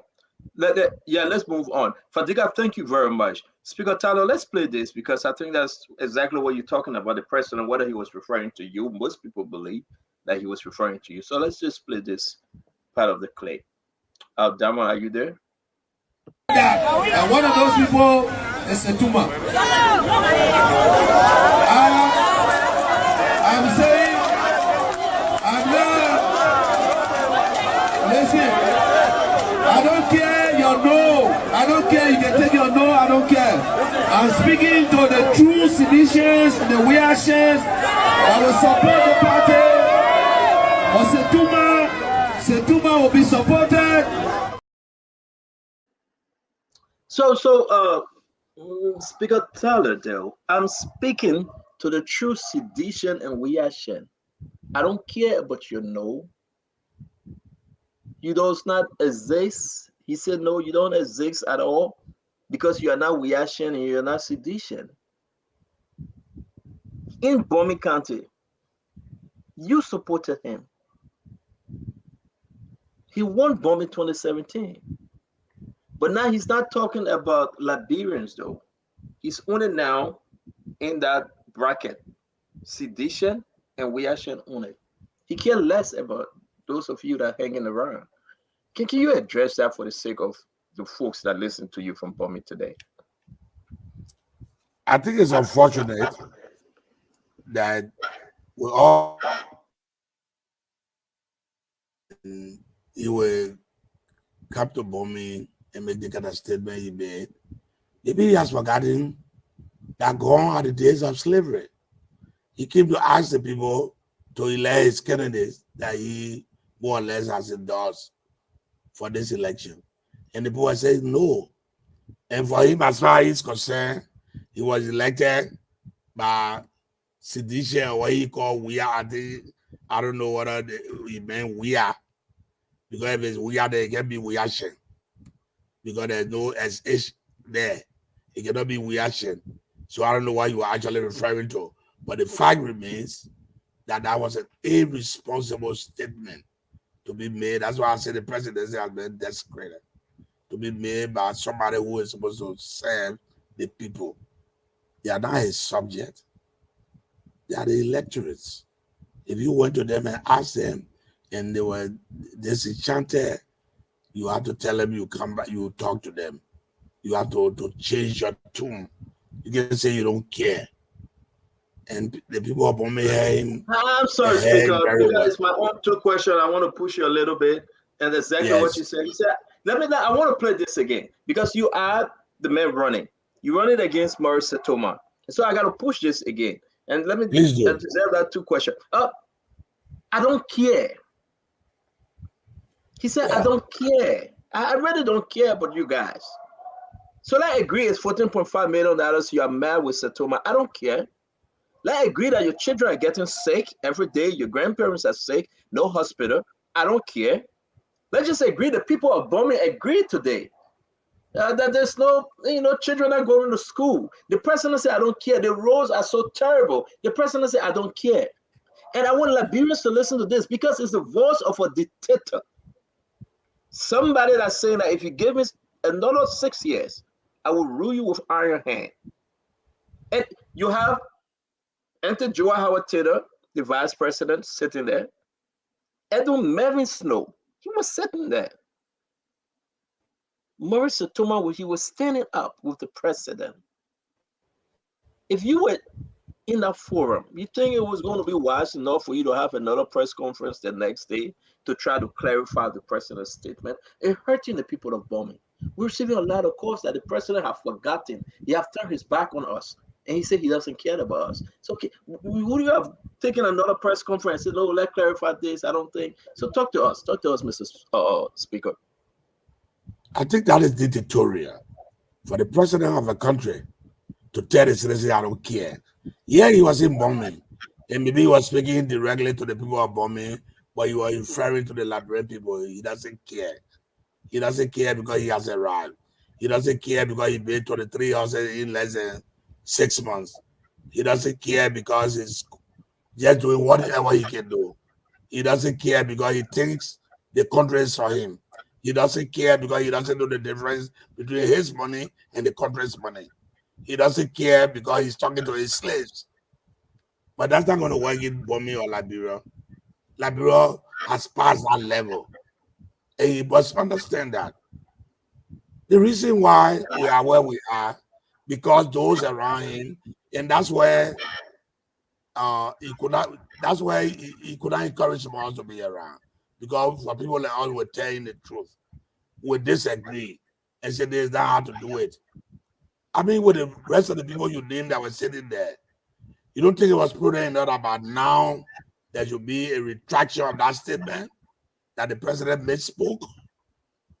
And they say going on and on and on and on. Listen, stand up. This is our country. This is our country. We went to war. A lot of our people died because of situations like this. And we cannot tolerate that. We cannot. And so this guy must go. He must leave. He has done nothing, absolutely. I heard Gbapolo today. He said he carried electricity to Gbapolo. That's fallacy.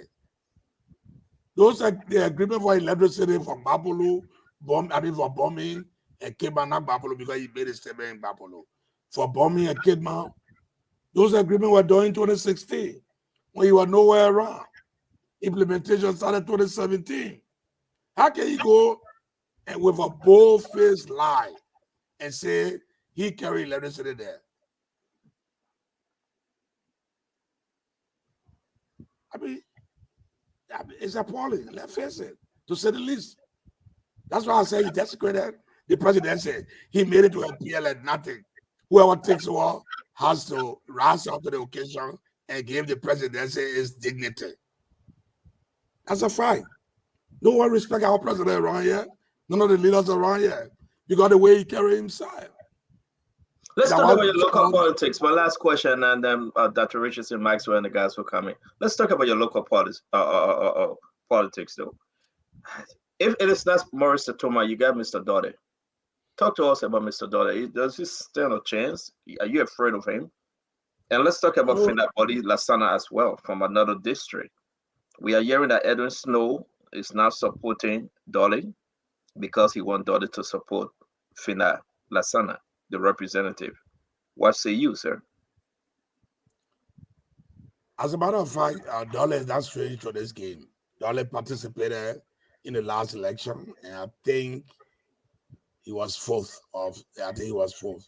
He came fourth place. He participated. So he's not strange to this. I don't know how you can turn those numbers around and multiply them by 5. You know, I don't see how you can move from 1,200 votes to 10, 15,000 votes in the election because we have 63,000 registered voters. If you took 75% of that, you talk about 46,000. So anybody who will win the election needs to win by 20,000 or more. So I don't see how Dolly can move from 1,200 votes to that, because first of all, he doesn't even understand the tradition. He doesn't even understand government. He don't know how it works. He comes and the new thing he started come with things that don't really exist. Big allegations that you cannot substantiate, and the rest of them. So the people have already understood who he is, and he thought he was coming to hustle. I think there's no room for that yet. There's no room for that. The people have discovered. Are you saying that Dolly is running just to hustle for Seth? No, I think so, because, and I can tell you why. Say you ask him, and I hope that you would accept a debate, so that I will tell him. I can bring him on the show if you want. I can call him right now. Okay, few months ago. Go on the show. Let me call him. You can go ahead, Fagon. I'm sorry, Dr. Few months ago. Hello, you want me to continue? Yeah, go ahead. Few months ago, Dolly went to the media and said he brought 7 containers to the country. He didn't stop there. He came to Tottenham. He brought 7 containers in the country, and Alex Tyler stopped him from clearing his container from the port. And he has gone there and was looking for sympathy from the people that some of us do not want the best for them. And the way I approached that was to say to him, bossman, I don't want to argue with you about how many containers you brought. If you provide a bit of lading, I will help you clear them, put them on truck and bring them to bombing since they are for the people of bombing. Because he said, consider there were 2 ambulances and a whole lot of drugs for the people. I put that challenge up. He has not said a word since then. About 2 weeks ago, he came out when he got elected, he would bring 12 buses from the United States. I mean, he has to be a hustler, because that's not the people's problem. You just jump on when you get elected, you bring 12 buses. The buses are the people's problem. There are issues in the country to be fixed. So you don't know what the real issues are. So I think he get hustling. He's not looking at the health problems in the country. He's not looking at the educational problem in the country. He's not looking at road connectivity. He's not looking at farm to market roads. He just jump on and say, I will do this, I will do that. Yeah, because like Hillary Clinton said, politics is poetry, but government is prose. He hasn't been in government. He doesn't even know how it works. He sits in one corner and comes in, flamboyantly, moves around and thinks how it works around here. That's it. So I think he's hustling. It's not going to work. He tried it last time. After all his noise, he didn't accumulate quite 1,300 votes. And so I don't think he's any threat in these elections. He carried himself and projected himself as such, but I don't think that is the case. Okay. My time to ask. Speaker, do you have any regrets for voting for George Weah or supporting George Weah?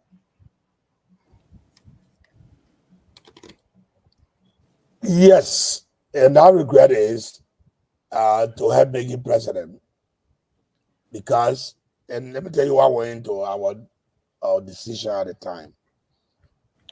And it was good we did. Had we not done so, if somebody else was president, we'd still be having this conversation about George Weah and wanting to be, and he could be the best and the rest of it. When it came to the point where the people say, you know, Bo, we vote for you, they would thought the country was heading in a place where it needed to be safe. To the best of my knowledge, there was the first time for us to craft a document to include in there, say you need a governing council. That speaks volume. And the reason for that was because we knew he had lesser capacity to perform. Wow. He needed people to cover him up. But again, our society is gullible. People saw what it was. They said, well, the educated people fail us. It's time to trust George Weah. He loves the country. And the fellow miserably failed us. And so it's a regret for those of us who put our time and energy and resources. If I say to you, I don't have regrets, then I won't be fair to this discussion. I do, but because we believe in the country, we have to do everything to bring this country to stability. The country is not stable. With all that's happening that all of us know about, this country is not stable. It's sitting on a time bomb unless all of us come together and correct it. It's not stable. My second question is, I have some concerns about those of you who were in the legislature when the 66 bogus agreement was passed, especially you who had the ability to prevent the ratification of these agreements, but yet and still you did not. What explanation would you give to a Liberian who feel that those bogus agreements were not in the best interest of Liberians? Dr. Richardson, let me say this much. The speaker is showing the proper function in the House. He doesn't vote. Of course, he tried to direct the debate in a proper way to ensure the result that helps the country. But again, let me go back to what I told my brother, my bombing brother, from Senya. So most of the time, you guys refer to somebody agreement as bogus. But let me state, for example, the APM terminal agreement. The thing that went to that agreement was that, and for those of you who went to the Moreira port, to the Freeport of Moreira at the time, there was this huge hole there, and it came from the launching during the war. Somebody launched that place, one of the fighters launched that place, and there was a huge hole there. And every time people were holding us by the throat. If they didn't sing, you got no port. There will be no vessel coming to the country. And so we had to do something. It was that bogus. The only thing that's missing from that agreement is the 5 years review clause, and we put in all the other agreement. I'm surprised that people say that in that agreement. We put in all of the agreement, beginning with the ArcelorMittal agreement, which we inherited. We put in all the other agreement. I don't know how it find its way in that agreement. You remember one time, this Jerry Morris Settlement and Madam Sally were accused, especially Settlement was accused of tampering with legislation that were passed and sent to be printed into law. Yeah. The city happened with the very Western cluster. The reason why the Western cluster did not move the Oba road the first time, because when the issue came up, we said no. And we have our notes, our working notes, and said no. When we passed this agreement, there was nothing there that talked about trucking. In fact, we took them to a place in Bombing, Fagon would know, there's a district called Jogaba, where the Lofa River meets the ocean. We took them there, whether they wanted to put the port there, or finally in Cape Mount, whether they wanted to put the port there, so there was nothing about moving this by road. We don't know how this thing found its way into the agreement. Yeah. And so most of the agreements were negotiated. What we did, let me end my thought. They were negotiated, and we brought experts. We have public hearings. So if you are an expert in money and we're talking about a money agreement, we brought you in to get your professional advice and whatever you recommend and the rest of it before we conclude it and pass it into law. Those were the way we worked those days. I don't know how it's working now. We had series of public hearings. Even on the oil thing, or my brother Fatiga talked about, Baga Allison came into the picture because we have public hearings, and when the oil expert to come and talk to her about the oil law. So most of the agreements, every time you refer to them, they are bookers.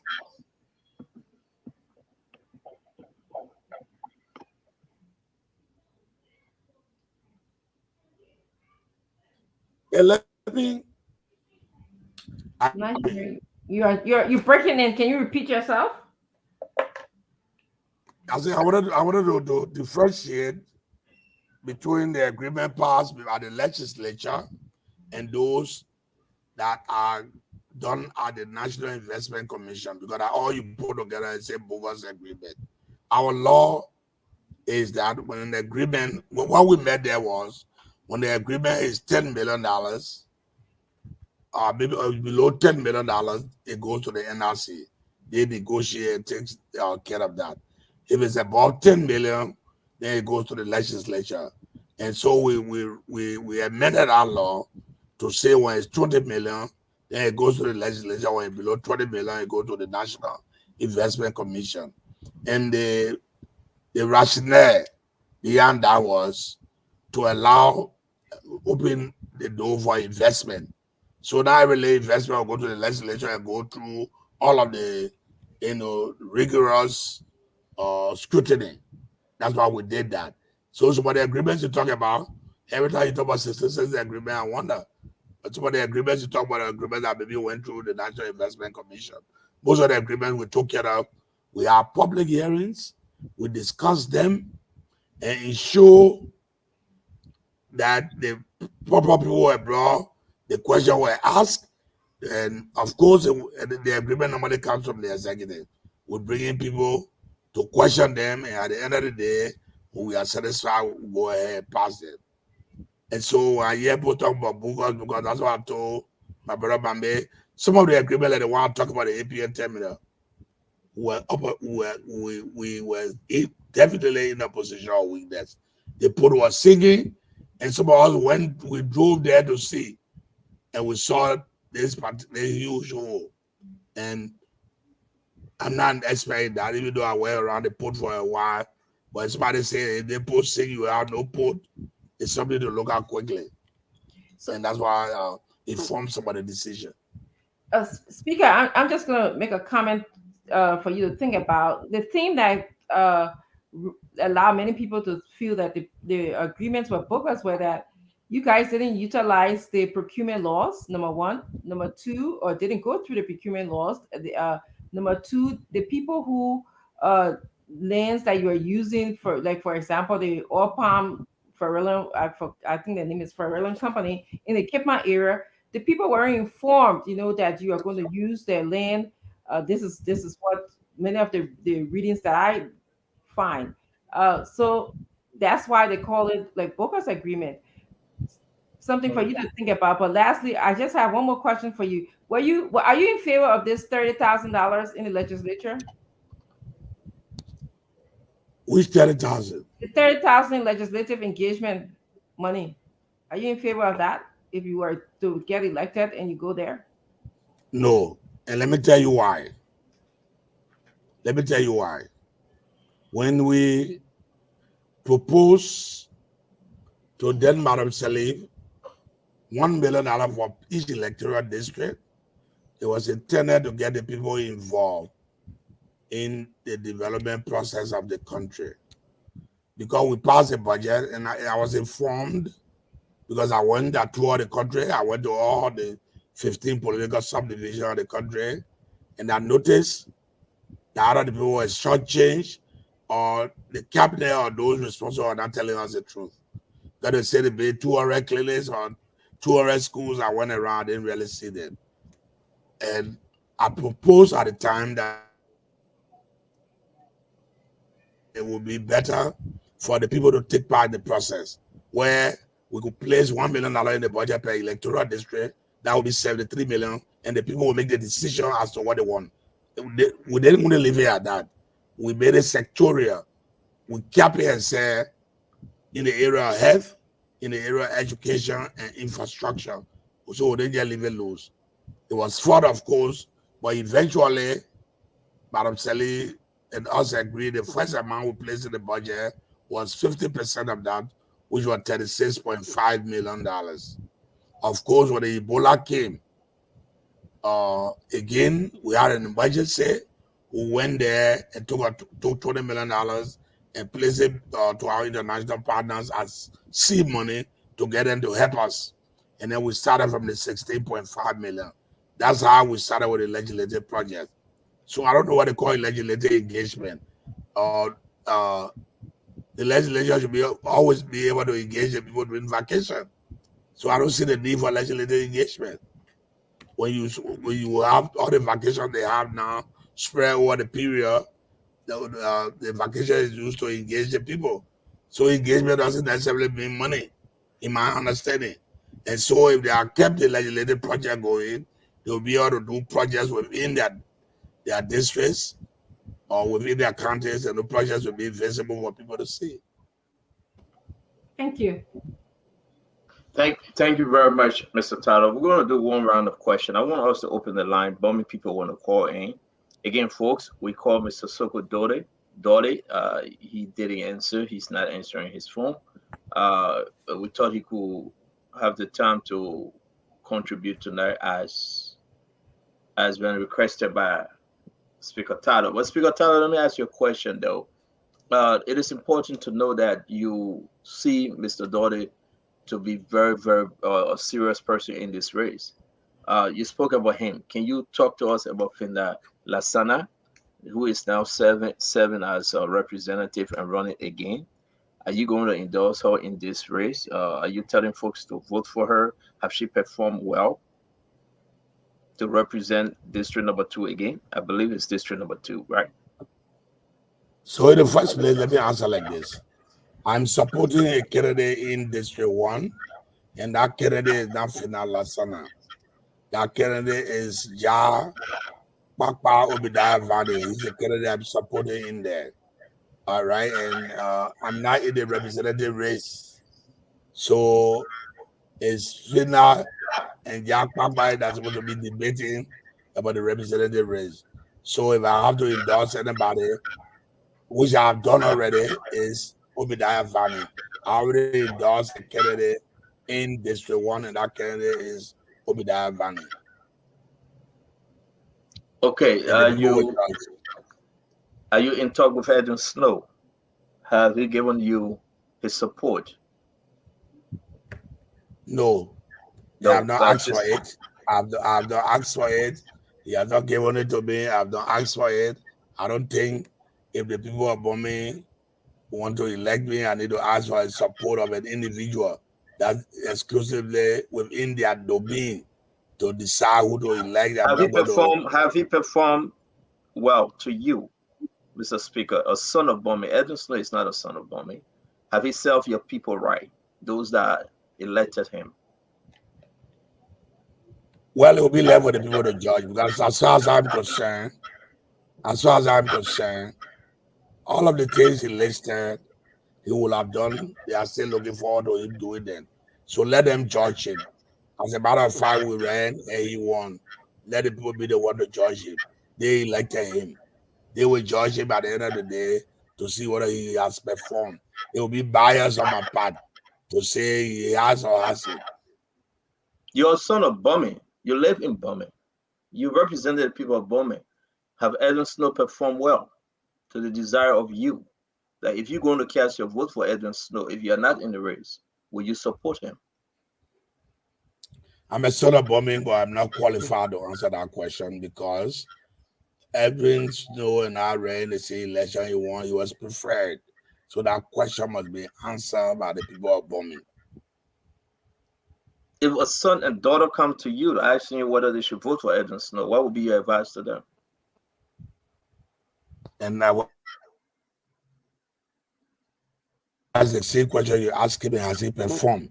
If they say no, they don't know what they're supposed to do next. If they say yes, then of course they know what they're supposed to do next. Were you deceived by President George Manawia? Then we'll go to Prince Maxwell. Were you deceived by President George Manawia during the 2020 election when he said he was supporting you in the race? But a lot of us believe, and what we saw, he was supporting Edwin Snow. Were you deceived, sir? Well, I doubted that because I doubted that in the beginning, but I have reason now to believe from his action that somewhere in the back of his mind, he has a problem because given a statement he made, if you go back to the clip, he said we don't want people that will go in the house and argue. That house is about debate. It's about competing interests. To hear the president say, I don't want you to go back to the house because you're going to argue with me, that's why you have a, in the beginning. And maybe he didn't know I was going there and help him, and he won't be in the mess he's in now. The mess is in now because people did not look him in the face to tell him the truth. Because one of the functions of the legislature is to ensure that oversight is very important. That oversight helps the president or the presidency to be able to have hands on what is happening. Because you're not looking everywhere, but for every ministry agency, there's a committee in the legislature that have an oversight. And if the president is focused enough, the legislature will help you. But if he can say he wants people that will go there and argue, and when our house has a political theater, and what we do in political theaters with debate, then I have reason to believe that he was deceiving himself. He didn't deceive me, he deceived himself.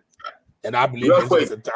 Real quick, Prince Master, you're going to come in. Fagon going to come in, and we're going to go to Mame. Let's work on our brother Gibson Jerry. We want to say thanks to the honorable former speaker, Alex Stader. Alex Stader, if you go back, just say the people agree, they will take you back in the house. No problem. We happy. Hey, everybody happy. Will you open an investigation into the people's money, the 14-point-something million dollars that were given back to Western Cluster? Definitely, it's a very prudent thing to do, because I saw, I think $13.5 million or something, from 23 to 13.5, because 10 million has been put at the disposal of the people. That's something to look into. Why was it waived? Those are the questions I want to ask. But why now that Samuel Twain, Edwin Snow, the president now, the $5 million that were guaranteed to be given to Bowman County, up to now they have not given it? That will be the second $5 million. Yes. Yes. All right. So you're going to come in, Prince, when he get back because of the internet, and we're going to go to Honorable Fagon, Mame, and the rest of the team. He will open an investigation, Fagon. Is that okay for you?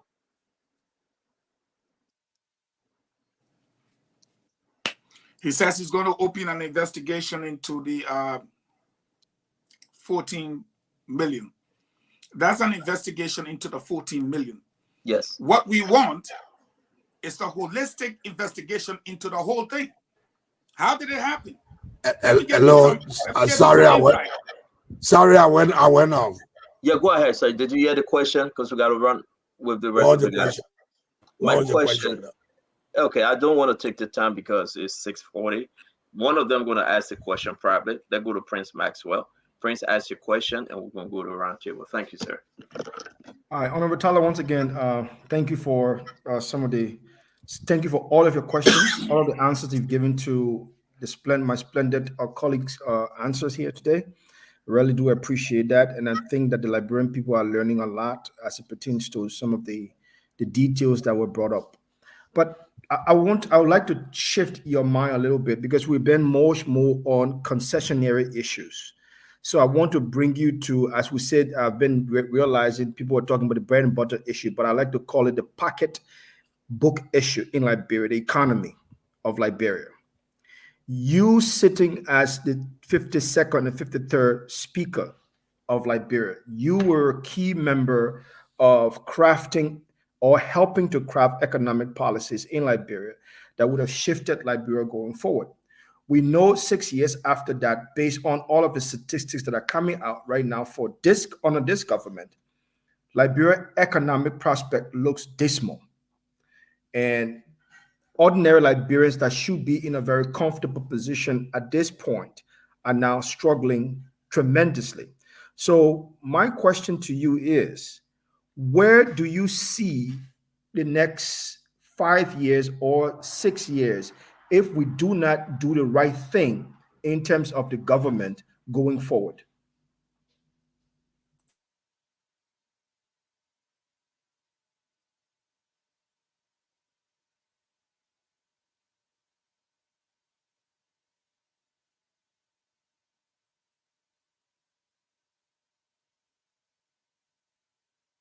You are muted. You are muted.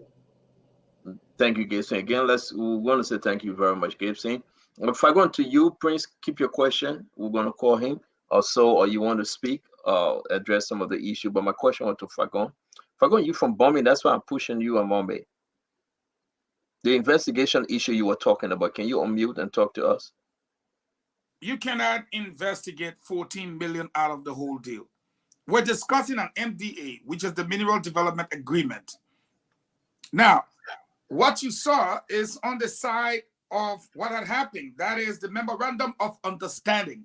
A Memorandum of Understanding, all of us here know what it is. It's just a simple thing between you and I that let's have an understanding that if you do this, I will do this. If I do this, you will do this. That is no agreement. It's not binding.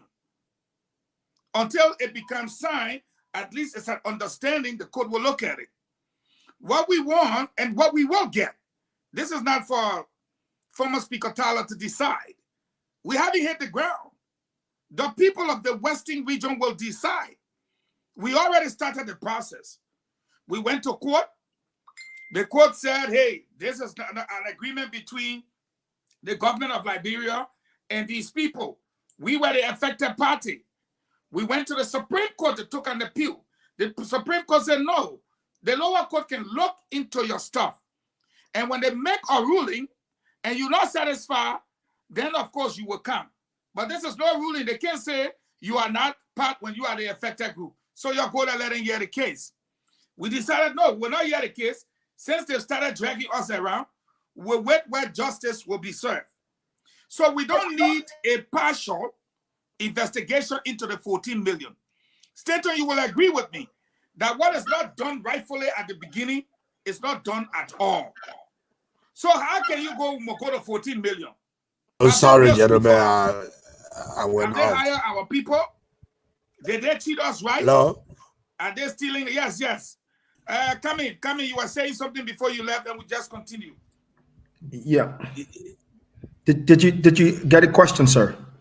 No, I didn't get a question. Please repeat the question.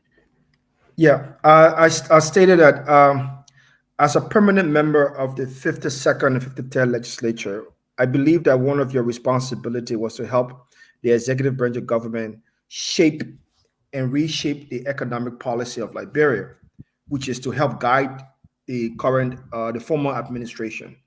We know that 6 years after, Liberia has been, based on all economic data, I can quote a lot of them to you right now. Of the most recent one, I would simply say, since 2021, the total personal remittances brought to Liberia from the diaspora has amounted to $351.18 million US dollar. This goes to show the level of poverty increase due to economic reasons in the country. Do you think the President Pro Poor agenda has done the economic miracle job that it should have done for Liberian people? No, I don't think so, because I think that agenda was ambitious to the point where it talks about creating 1 million jobs. That was very ambitious. And against advice, I'm told, people went on to present that to the public, because one of the things that killed the government is about trying to prove that we can do it better than them. Instead of doing what you can do at the given time, is always like, we did this, the person didn't do the other, and the people are showing off. And so I don't believe it did. It did. everything out there was just mere literature and the implementation. And I don't think most of the things they put in that particular document were achievable. As you can see, as you follow from day to day, those things were not achievable. And so they were overly ambitious. Even this so-called thing about free tuition, it ended up hurting the student and it helped them. And even at that, I mean, common thing like that, they won't be able to accept and change course. And so it didn't help.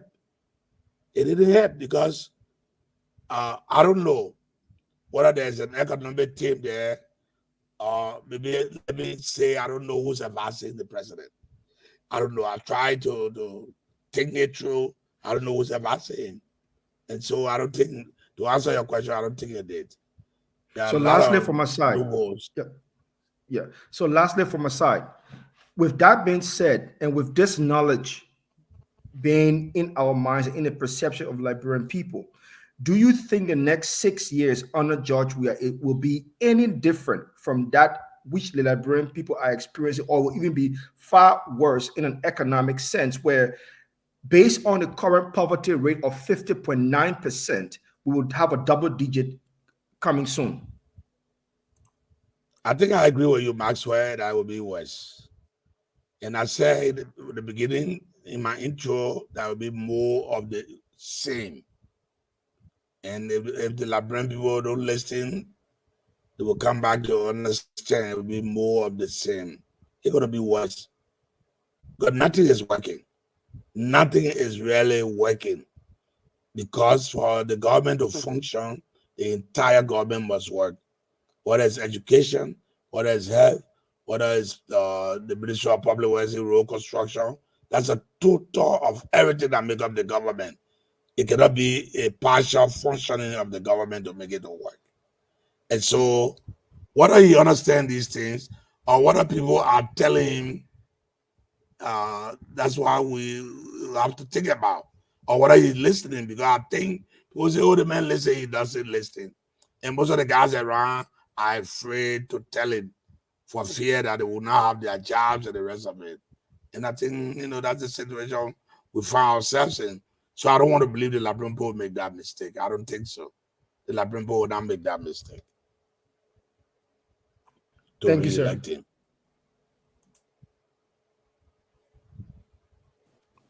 Well, who's next? I'm next. Okay, let me go this way. Let me be next. Go ahead, Jeru. Thank you, Mr. Fagon. And hello, Honorable Tyler. It's been a long while since I ever saw you. It's been a long, long while. I know you don't remember me, but that's okay. I do remember you. I can't believe you. The big people. That's much you can remember people, right? No, I do remember you. Yeah. So, Honorable Tyler, there are 4 questions I have, but I only have to ask one, and then I will have a B to it. But I just want to bring that to your attention so you can make a clarification of it. Your assessment today of the Weah administration is very, very salient. But I want to read something to you, and I just want you to clarify on this.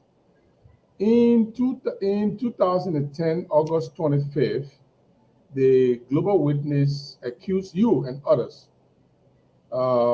Willie Bellet, they accused Willie Bellet of taking $10,000 consultant fee to pass the concession agreement on. I beg you, Gibson, sorry to interrupt you. He spoke on that already. Fadiga asked that question, and he clarified. Sorry that you came to class late. I would think, let me ask, maybe you was not there. Let me make some clarity. No, it's not. He will watch the clip.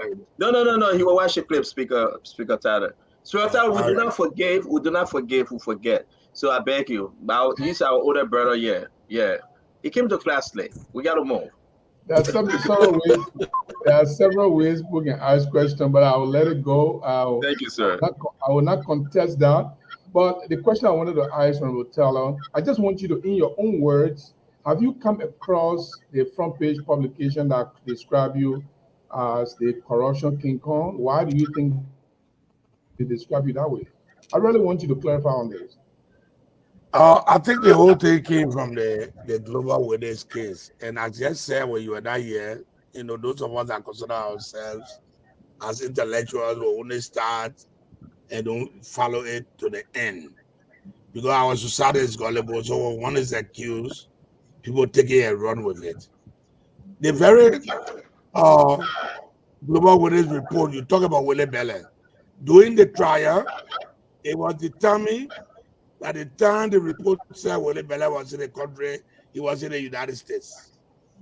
The time they say Willie Belle took the money, took whatever bribe it was, Willie Belle was in the United States. The very Global Witness report. If people have followed up, if the front page has followed up to the end of it, they will have known that's what it is. The road were complete nonsense, to say the least. The jumper, how can you arrive at such a conclusion? And, and say because I was accused, I'm a corruption king Kong and you got no record to prove it. All of the things were get mere allegation. And I challenged Madam Sally. I'd say I wanted to go to court. Take me to court and prove your allegation. And when indicted, we went to court. Like my brother Fatiga said I was impeached. They couldn't even get the number to impeach me because of some reason I stepped aside and say I want to go through the trial. So that was the case. The records there, the court records are there, the public records, you can look at it, read the ruling, step by step, step by step. There's a guy called Abua, who was at the Episcopal chair. You are the Anti-Corruption Commission. He said he went to South Africa. He spoke with people there for several hours. That was his report. When he was brought to open court, after we subpoenaed, he was not a witness. He was a hostile witness that we subpoenaed. In the court, he could not corroborate his own report that he wrote. He said he never met any other people in South Africa. It's in the ruling. It's in the ruling. He didn't meet any other people he said he met. That was his report. And when the prosecution asked him to come, he said you were born again. You are with the church now. He didn't want to come. We took risk. Even though you are witness against us, we took risk. We subpoenaed him because we knew we had a report, and the report was not correct. We brought him to open court. So the judge had no authority to do the people were lying. And so even with Willie Belle, he was out of the country. When they said he took $10,000 bribe, say there he did that he took the money when he was out of the country. So that's what happened. We have a gullible society. My question was not even that. My question was an extension, even though it didn't wait. My question was, after I gave you the detail, then my question was, the Wologisi a mineral development document, was it even a craft to come to the point of even taking consultancy fee? Was there any mineral development concession enter into? That was the question I wanted you to ask. I wanted to ask you. No, and that's where the experienced person like you, who was in the media, would know that agreement was never crafted. That's the first place. There was no agreement. In fact, what we found out later on, that there were 7 companies that were vying for the Wologisi, and 4 of those 7 companies were companies that were brought in by Rawat Salif. 4 of those companies. So how could you have said the document was to single or to give it to a particular company when you have 7 companies and not more than that? We were not the one controlling the Ministry of Lands and Mines. It was controlled by Madam Salif as the president of the country, our cabinet. That was at the Ministry of Lands and Mines, our cabinet minister. There was no agreement about the Wologisi. That's what I wanted to ask. Okay, thank you. Thank you very much, our brother Gibson. Again, folks, Gibson is our oldest brother. Yeah, we mess him up, we confuse him, and he come back and make the correction. We appreciate your question, Gibson. We'll bring in, yeah, every day Gibson must say on it. We'll bring in Fadika, and again, folks, we'll be calling Soko Dole. I just spoke to him. He will be speaking, but as a matter of fact, he will be on the show tomorrow. But we will be calling him here briefly to address what Speaker Tado said, he's going into this thing to be a hustler. And then he have agreed to appear on Spoon Talk tomorrow. Folks, do not forget, on Monday, okay, I will ask him. On Monday, we have the Honorable Dr. Clarence Maduba on Monday. Sometime this week, we'll have Prince Stowe from District Number 8. We're also going to have that Yakwawulo Ure, the Vice Standard Bearer 2, LPP. We want to say it will be a very, very interesting program coming up. Again, the president visited Bapolu today. We want to give you some highlights, and he told all the reporters, turn off your cell phone as we go on this very, very bad, situation after I got booed in Bomi County. We'll talk about that, and we'll allow Fagon to speak on that. So let's take your question, Al Hussein Fadika. We'll take your question, Honorable Fagon, and then we'll close this chapter with the Honorable Alex Tatter. I have not asked. Who's that? But where are you? You are MIA. Mommy, yeah. Mommy. All right, go ahead. Go ahead, Mommy. You go over there and then before Fadika. Okay, so Speaker Tyler, thank you very much. I like it. This is just a commendation on your part, and I will hope you can move forward with it when you go back to the legislature. The 1 million per district initiative you put up was very progressive. At the time, I appreciated it, I supported it, and I hope you can move forward with that when you get back to the legislature, but to ensure that accountability mechanism are put in place so the impact actually felt across the district. That is a signature project that you did, and I just wanted to tell you thank you and hope you can continue to move forward with it. On Western Cluster, I'm not very happy with I'm sorry, his internet went off. Let's have some quick chat that he can come back. Again, the Dollar people want him to come on. They really want him to come on. So let's take this opportunity while Mr. Speaker is all. Gentlemen, where Fagon? Let's call Mr. Dolly because he's waiting, correct? Yeah. Right. Okay. Here comes Mr. Tata. Go ahead with your question, Mr. Tata. But Mommy, are you babysitting? You in and out, you in and out. Mommy got 3 small children. Are you babysitting, Mommy? I think your will is dollar here until the yeah, Mommy got 3 small children, all under 5 years old. Yeah, man. How can you get babies like that? 3 under 5 years old. I've never seen that in my life. Tento, you can't watch yourself. There are 3 Bomi citizens here. You are outnumbered. You don't want us to treat you like how we treated President William Snow and Setuma. I take it back. I take it back. This one today. I'm with Paco on this one. Yeah, we are 3 here. I take it back. Go ahead, Mommy. Okay, we forgive you. So my two questions. The first one is, I'm not really satisfied with how you're addressing the Western Cluster issue. This is the single most significant investment in your county. All your response to questions around it are just superficial around the corner. Yeah. To some extent, you answer as if you don't even know about the MOU. My question to you is, the MOU has expired. Per law, per the MOU on timeline, it has expired. So every operation that is going on is outside of the MOU. When you become senator, what will you immediately do to restore the mineral development agreement that you legislated? Because within the mineral development agreement, a safeguard for jobs, a safeguard for the environment, a safeguard for roads, a safeguard for almost everything. What will you do immediately to restore the mineral development agreement? Because the MOU has expired. That's my first question.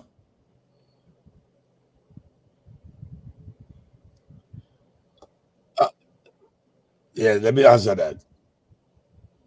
Can I? I'm hearing you. You are muted. We said yes, you can go ahead. Answer the question? Yes, please. Okay, so the first thing we want to do is, and there's a principle that when you have an agreement and it expires, in the absence of a new one, the old one remain in effect. I thought that since that MOU expire, we'll have an agreement, the MOU, it should revert to that agreement, to the MOU, to the Mineral Development Agreement, while we look into the other provision what are the all the material changes that happen within there. So what I would do, well, the first thing I would trigger is to bring on the floor that agreement and ensure that we do an amendment and straighten all of the rough edges around our agreement and get it to work for our people. You are very much correct. The unemployment issue is high in the region, and one of the reasons why we gave the resources was because they were going to provide employment. That was one of the fundamental reasons we gave out. We did a mineral development agreement, and of course the environmental issue and the other development benefits that were accrued to the county. So that would be one of the first things I would do, because it's important to do so. And the reason why maybe you a little bit frustrated, maybe I understand, because it's a bombing issue and a Western Liberia issue, and someone like you will feel the way you're feeling, is because I indicated in my introduction, and Falcon even confirmed that they went as far as a court. But today, the branches of government are not working. So you need a new government to put this in order. If we speak the loudest, the guys are determined to do what they want to do, and because they know what they have done, so they don't really care. If the president could say he doesn't care for the way the people think, he won't care for the waiver he did. He won't care for anything. He cares for their feelings and their rights. As far as he's concerned, he owns the country. So we need to wait. We got a few more weeks or a few more months, and this be over. But I think it would be an effort in futility if we, went to court or took them on when in fact, they believe the country is owned by them. So I understand your frustration, but I think that's the best way I can answer for now. We are in a political season. For me, it will sound political, but they know the people are bombing know my capacity. They know when I get there, I'll bring all the issues and bring the people to book.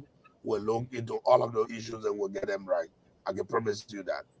My second and final issue. I travel with you across the 15 counties. If you can remember, in Bon County and Margibi County, you put a halt to the oil consultation until I could appear and present the law. I presented the petroleum law across the country, and I wrote the petroleum report that led to the law. Cosmos Energy was interested in coming to Liberia. Your role you play with Cosmos did not help Liberia, it hurt Liberia. I want you to speak to, I don't want to accuse you, but I want you to speak to and clarify two issues around Cosmos. Cosmos presented a concession that was signed to the legislature. You allegedly made demands to Cosmos. Cosmos flew to Liberia and met you. I went to that meeting, but I didn't participate in the meeting. We were out and you people were in. When Cosmos left, they left disappointed. The details of that disappointment were not revealed. What happened between the office of the speaker and Cosmos Energy that took Cosmos back and the agreement was never rectified?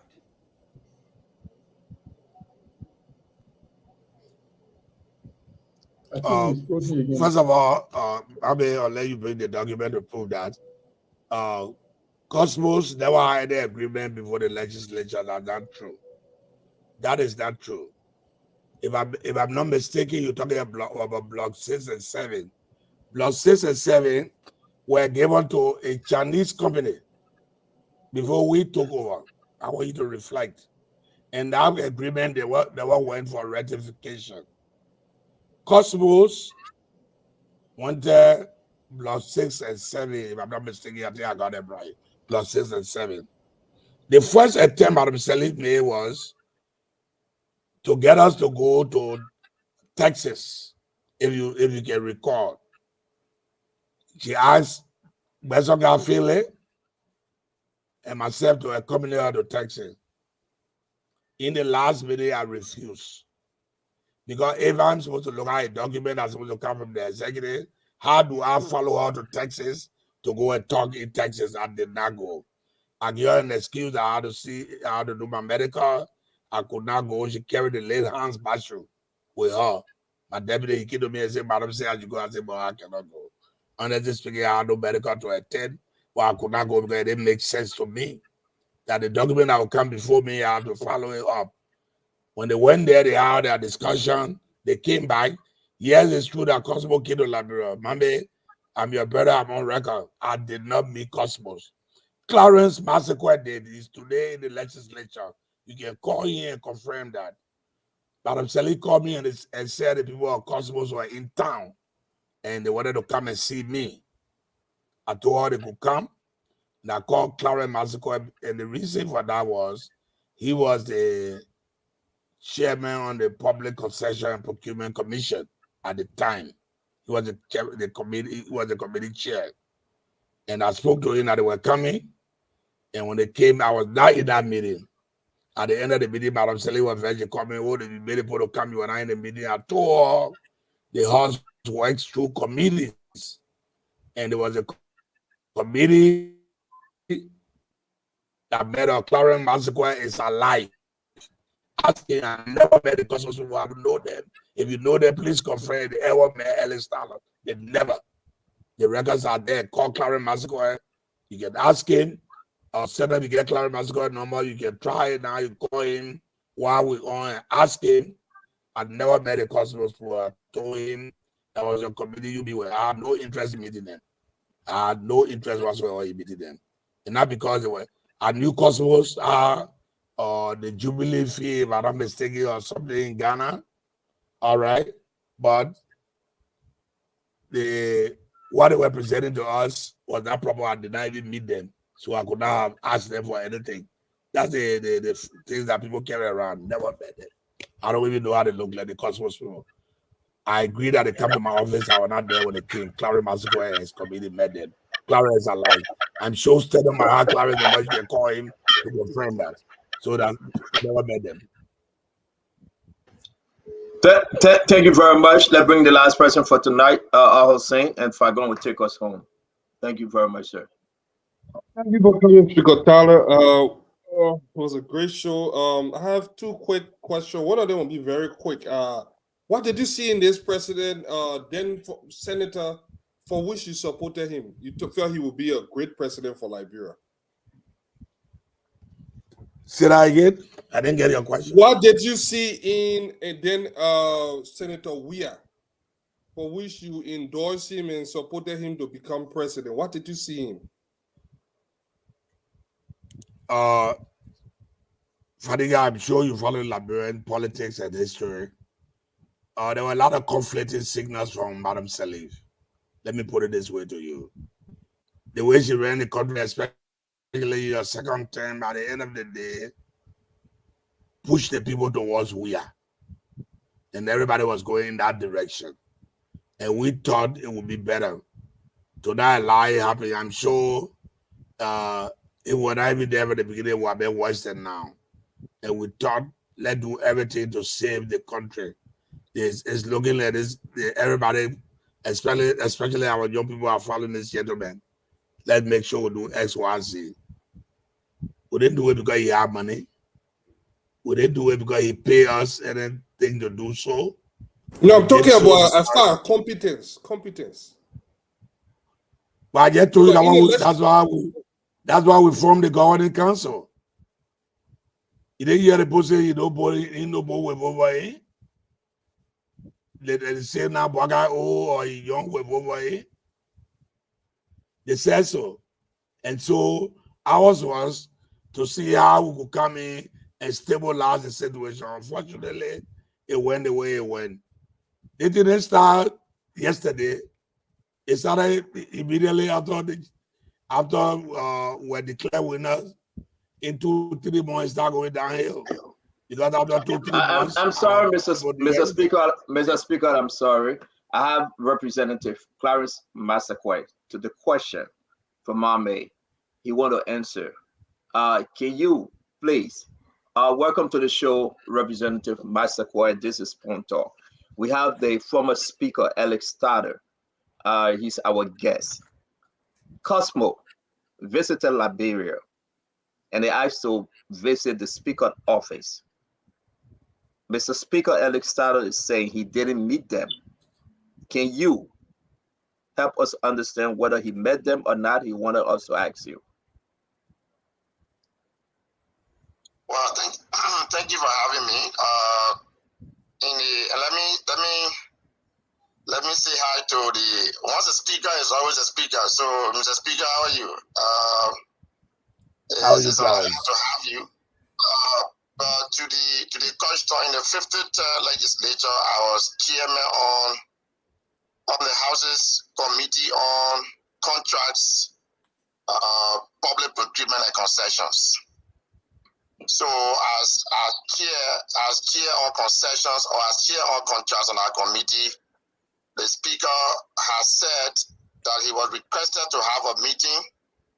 I'm not sure, but I think it was block 6 and 7. If my memory can serve me right. Cosmo came, me and Honorable Wissa Blamo are the two persons who I remember had a meeting. But again, you know how it ended. The deal did not work for obvious reasons that we reported to the speaker. But to the best of my recollection, as chair on the committee, as speaker, he never met with them. Thank you very much. As much as I know. Thank you very much, Representative Massaquoi. I'm going to jam you to appear one of these days. But we appreciate your answer. Thank you, sir. Oh, no problem. It would be an honor to appear. As a matter of fact, I would like to obviously provide, the issue of concession and natural resources are very critical. And as chair, even current chair on investment, I would be very honored to appear to clarify some situations, including the claim that the House passed 66 bogus concessions. I would like to offer some clarity because that's not true. We'll book you next week, sir. Thank you. We appreciate you, sir. Thank you. Thank you very much. Yes, Thank sir. you. Thank you. All right, there we have it. Mame, again, the speaker. Thank you very much for bringing the question up, and at least the folks understand that the speaker was correct. He didn't meet Cosmo. So shall we proceed? I still got my last question. Go ahead, Fadika, please. Don't give me that. Mr. Tyler, this one is easy actually. I know you have a candidate in this race. Is it secret, or you want to share that with us? Who do you believe? You mentioned something too. You said the Liberian people, they were flooding towards. He just endorsed Joseph Yema Boakai. Where were you? Oh, I was not here. You guys come in late to class. I was listening, but they called me. So, but then we crossed that river already. All you're willing to hear. Come on. But actually, I have we gotta go. Let get a fight go real quick. I understand, but I beg you guys. No, the question is important. Let get a fight go real quick. The statement by George. Yeah, but hold on 1 minute now. Hold on 1 minute now. I beg you, Brother Gibson. Let's go to Honorable Fagon. The same question you want to ask again, we asked that question. He answered it. So hold your horses. Honorable Fagon, please. You guys come to class later, you're giving Fagon hard time. Fagon is a teacher here, you gotta stop giving him hard time. Go ahead, Fagon. They just call me Rabbi. Rabboni. They call him Rabboni. Well, I'm not going to go to the Sable money deal because no comment. All of us know what happened with the Sable money. It was intended to stop Alex Tyler from running in the race. And we know what happened at the end of the case. The Cosmo issue we also know. But I just have a quick little advice for my senior brother, Alex Tyler. Our minerals are being taking $15 million a month. We had a mineral development agreement, and the previous government said, no, nothing will happen until you do the right thing. This criminal government came, signed an MOU, turned over our minerals to these people. I ask you to tell me 4 things you will do. Only one of them, you talk about the sanctity of the caucus you will restore. You said you will eliminate the deficit in the MDA, which is yet to be rectified and put into place. And you talk about the health issues and stuff. And I said, no, we want you to tell us exactly what you will do. I gave you the opportunity one last time to convince me for an endorsement. Our minerals are being stolen $15 million a month under an MOU, not an MDA. You are a student of law, and understanding is taking $15 million from us. They did not hire our people. They did not build hospitals. They do not even have an office. They have not even built a school. The most harmful thing to all of us is that they are damaging our roads and damaging our environment and damaging our plants, animals, everything. Recently, the road divided into 3 places. They put our people at risk. I'm going to come back to you again. $15 million is being taken out of our county on a monthly basis. It's been taken there for almost a year. Not under an agreement, but an MOU that expired over 10 months ago. It expired. Clearly, you can see they are stealing from us. I will put the question back to you. Whether education is health, sanctity, we all that one, when we get our own money, we'll know what to do with it, or we'll tell you what to do with our money. This MDA, tell us this Western cluster, forget about education, because we don't get money for it now, and they didn't pay our school. Forget about health. We don't get money, and they did not pay our hospital, or they're not helping our hospital. Right now, you're sitting here, our roads are being damaged. Everything happening to us. We come back to you. We didn't say MDA or MOU. This Western cluster, what will you do? We don't want to hear anyone. What will you do about this company that has caused us so much pain and agony? What will you do? I gave you a second chance on the same question. What will you do? Well, I thought I answered that question. I think it was Fediga or Mande who asked the question. And no, it was me.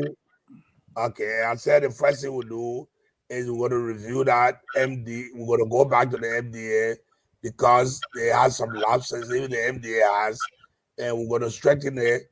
There have been some material changes after almost 10 years or so. There's a reason to revisit it and show that those things that the Western cluster is supposed to do are done. First of all, I do not subscribe to them using the rule. Because over time, we'll have the same problem. We're going to have the same problem. Once they keep moving the stop our road, we're going to have the same problem. So you were allowed them to continue working. They will be stealing our iron ore while you're doing that one. So you are we saying need to graduate from moving our road. That's how it works. So far gone that how it works. That's how our government works. That's how it works. We have to find a solution that will suit our people and so they're taking our point into consideration first. Okay? It's not sufficient to just say, no, we're going to do it this way and do it the other way. It's important to look at the thing in its totality and find the best solution. I feel the same way you are feeling, but we have to find a way to address it. We can't do it just anyhow.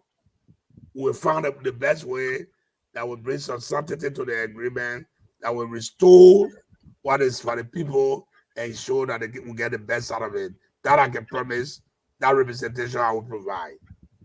All right, Stanton, can I have a minute, please? Go ahead, real quick, because, yeah, go ahead. Mr. Former Speaker, all due respect to you, what is not done correctly is not done at all. Yes, sure. I expect you, and I cannot tell you what to say, but I will say this to you in all fairness to you, and with all due respect for you, I'm still not satisfied with your answer. It does not satisfy me. I'm not here for you to satisfy me. You and just give me 1 minute. These people came in on an MDA. They switched over to an MOU. Nobody is saying, just come and say, go home, go home, go home. No. We are saying, you're saying you're going to revisit. No. we expect for you to tell us that we will make sure that everything comes to a halt until we do the right thing. But $15 million a month taken out of my county, and you're going to revisit an MDA, you're going to look into an MDA. The MOU said 6 months. We are going to a year, and you go into MDA, but these people are taking $15 million from us every month. I think the right thing to do, and the people of Bomi are listening to me, is that one, the MOU expire. Therefore, once the MOU expire, we're not saying go, you must stop. Once you stop, we must go back to the table. And when we go back to the table, then we can negotiate everything. How do you feel people taking $15 million from us every month? Every month they take $15 million. Then you say you went negotiate MDA. I don't think it's fair to us, the people of Bomi. I respectfully submit on that note. Hello. Thank you very much, folks. Before Speaker Tado, I'm begging you to pause because we'll wrap this thing up. I'm going to squeeze in Maxwell and Gibson one question. Then you can answer all questions together and do your closing. We way past the time, and we must go home. So please, I beg you, bear with us. Maxwell, your one question. Gibson, your one question, and we can give the speaker the time. Honorable Tyler, thank you so much. This question is a concern of Dr. Moniba because he's very concerned about it, because he's concerned about Liberian people. So I'll put it to you as a national leader yourself. Are you concerned about the security, the current national security of the country in relation to yourself and your loved ones?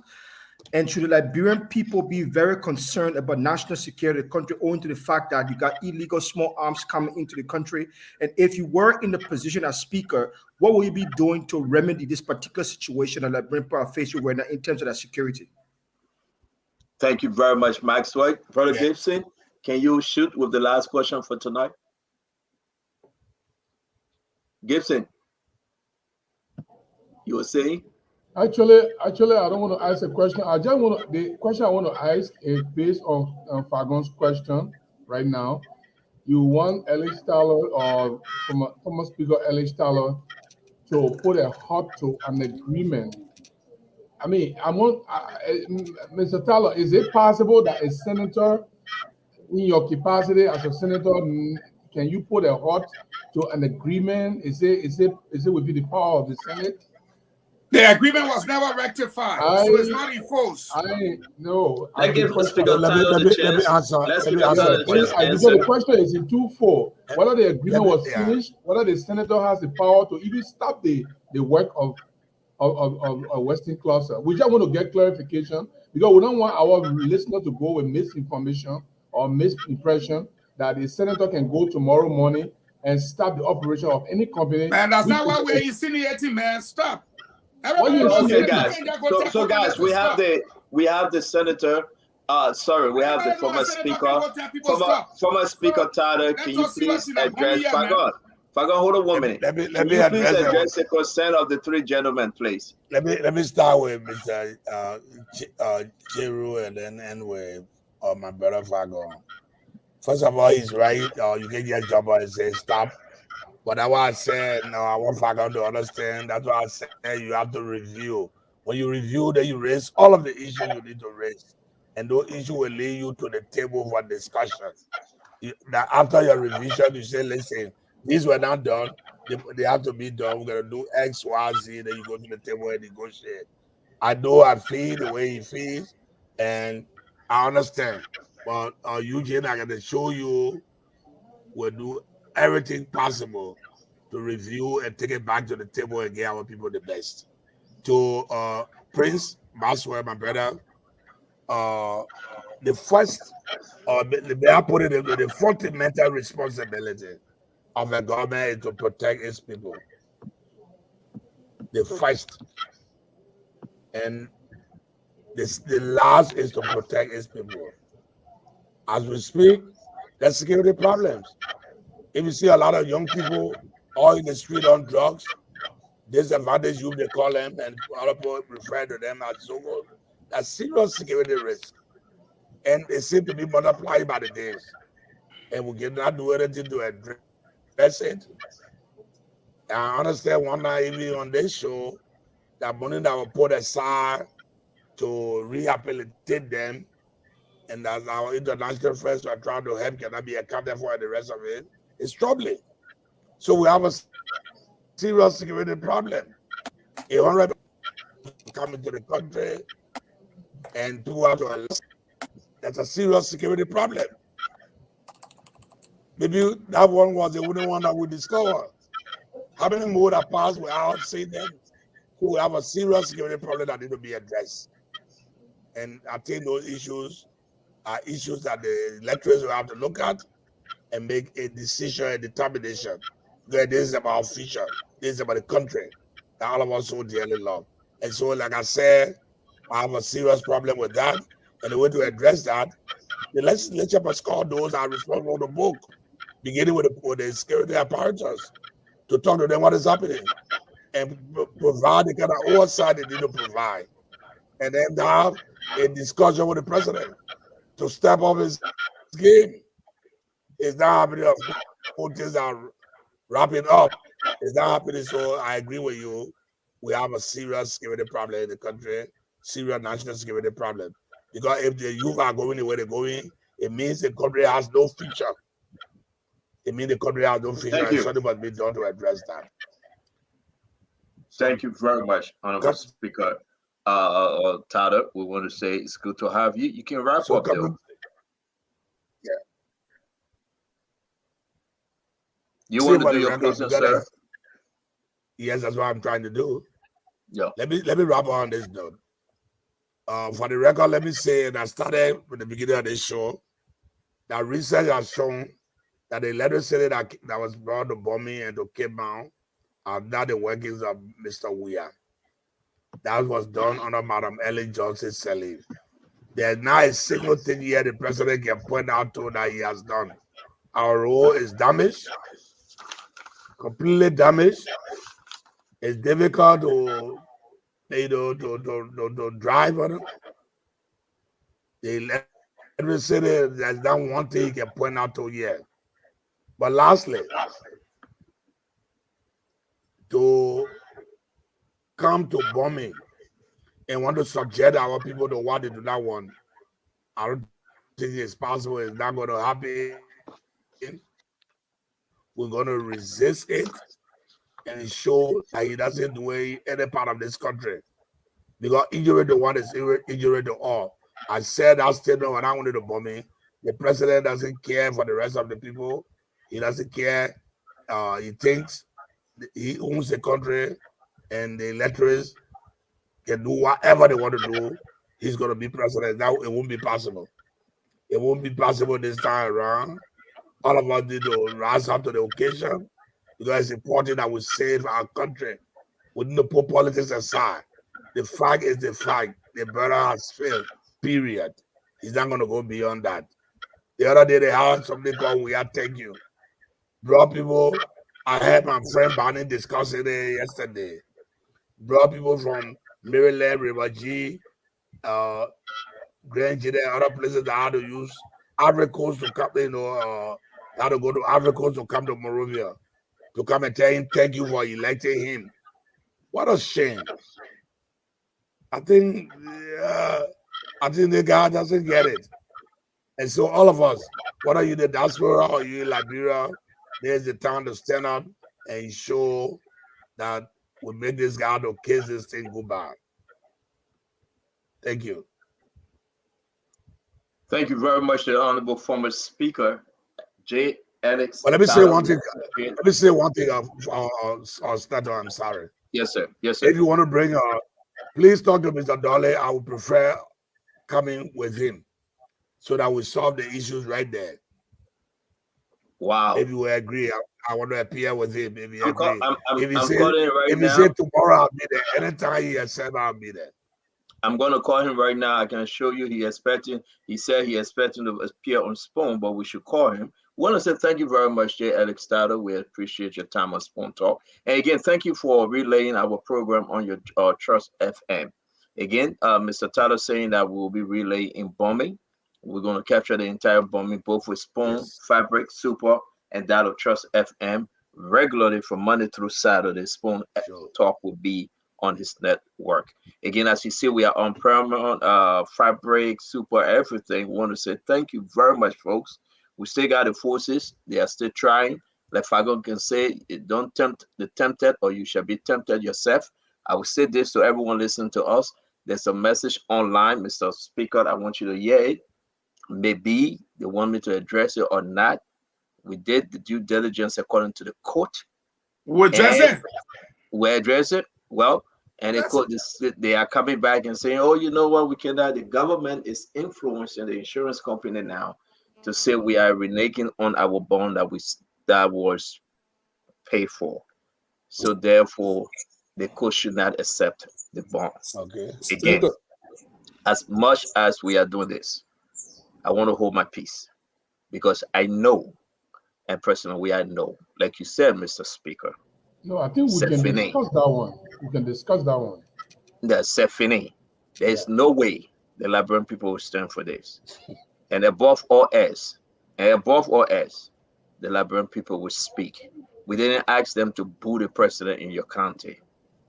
We are not asking them to boo him in Kipma, in Papalo, in Lofa. They're to put forth in Nimba. But the people will speak because the people deserve better. The Honorable J. Alex Starter, thank you very much. May God bless you and may God see you through.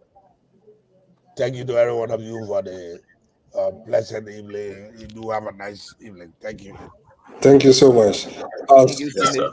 Stanton, I got a couple of breaking news that we'll probably be sharing here too. So yeah, can we do it real quick because I got to bring in Mr. Dolly. He's standing by waiting for us. Let me bring it in. Then we'll go to Dolly. Right? Let me keep it breaking news. Let's go to Dolly. I mean, what you say, man, we'll keep it breaking news. You don't even know the breaking news. What kind of old man this so bad? What kind of old man this? Every day the old man give her a hard time. Today Gibson came ready. He came ready today. Gibson, yo, I don't want to say that. They put Bow on the show if I go. There's a lady that called me. She said, Gibson daughter Gibson refused to talk to me since 7 years now. I don't know if I should say it if I go. Gibson, you got a daughter in Liberia. We have one daughter in Liberia. Huh? I got no. The one that can embarrass me and say Grandchildren Association money in second speak to that. Listen, I am the legal ambassador to the president of Grandchildren Association. If I eat Grandchildren money, I can never sell that position. Well, boys, listen, guys. Let's try to place this call. Guess what? You know, I won't be taking the people call. I see if I got somebody say, I didn't know. I thought it was a lie. But they said that Maxwell got 2 cases in Liberia and they were giving me the story. I said, oh, it's not my business to say. Maxwell. No. We got to take this phone call. No. We got to take. So Maxwell, political leader, he married. Maxwell got 2 cases in Liberia. But man, that party, that good party, man. Everybody got to join that party. If I go, you single with me, you better go in that party. Who's single?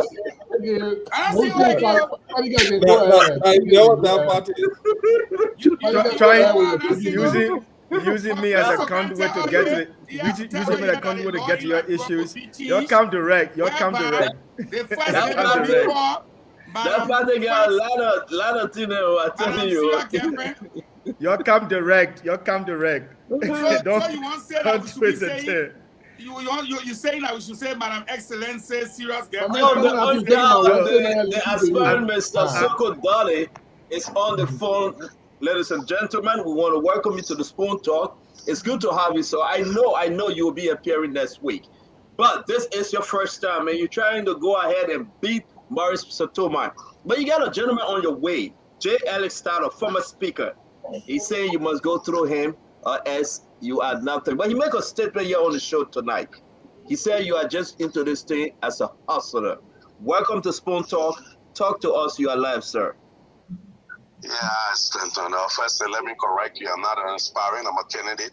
A candidate. Thank you. In Bowman County. Thank you. In Bowman County. Look, I'm not going to dignify the former speaker. Nowhere in the world, former speaker determined in the country. I've come to the lower level, just been an ordinary senator. In fact, if which we will not be, but if any one of us get elected as senator, become a junior senator, so our impact on the legislative branch of government will be minimally effective compared to you being a speaker. So let it have that clarification. Let me tell you another thing. This man came from Liberty Liberal Action Party to UP, then jump to CDC and form his own party. He jumping all over the place. The man's a political hustler. He calling me a hustler. I've been independent since I got into politics in Bowman County. I got into politics since 2019. I've been independent. I hand up my own campaign and everything. This man was helped in 2020 by the CDC. The same party today, he's acting very ungrateful too. So I understand Mr. Tyler. Mr. Tyler is frustrated. He had the opportunity to impact the lives and living conditions of our people in Bowman County. He did not, so I understand.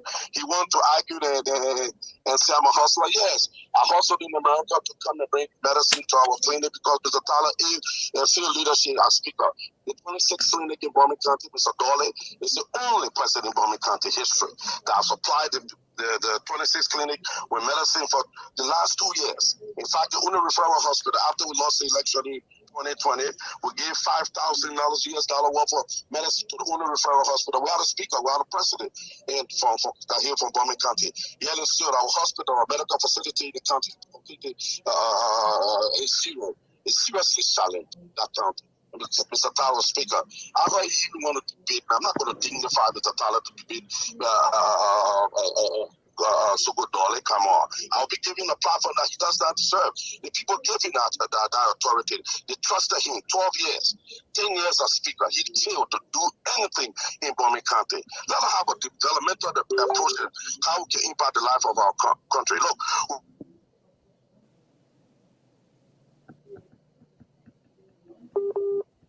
it's reconnecting, guys.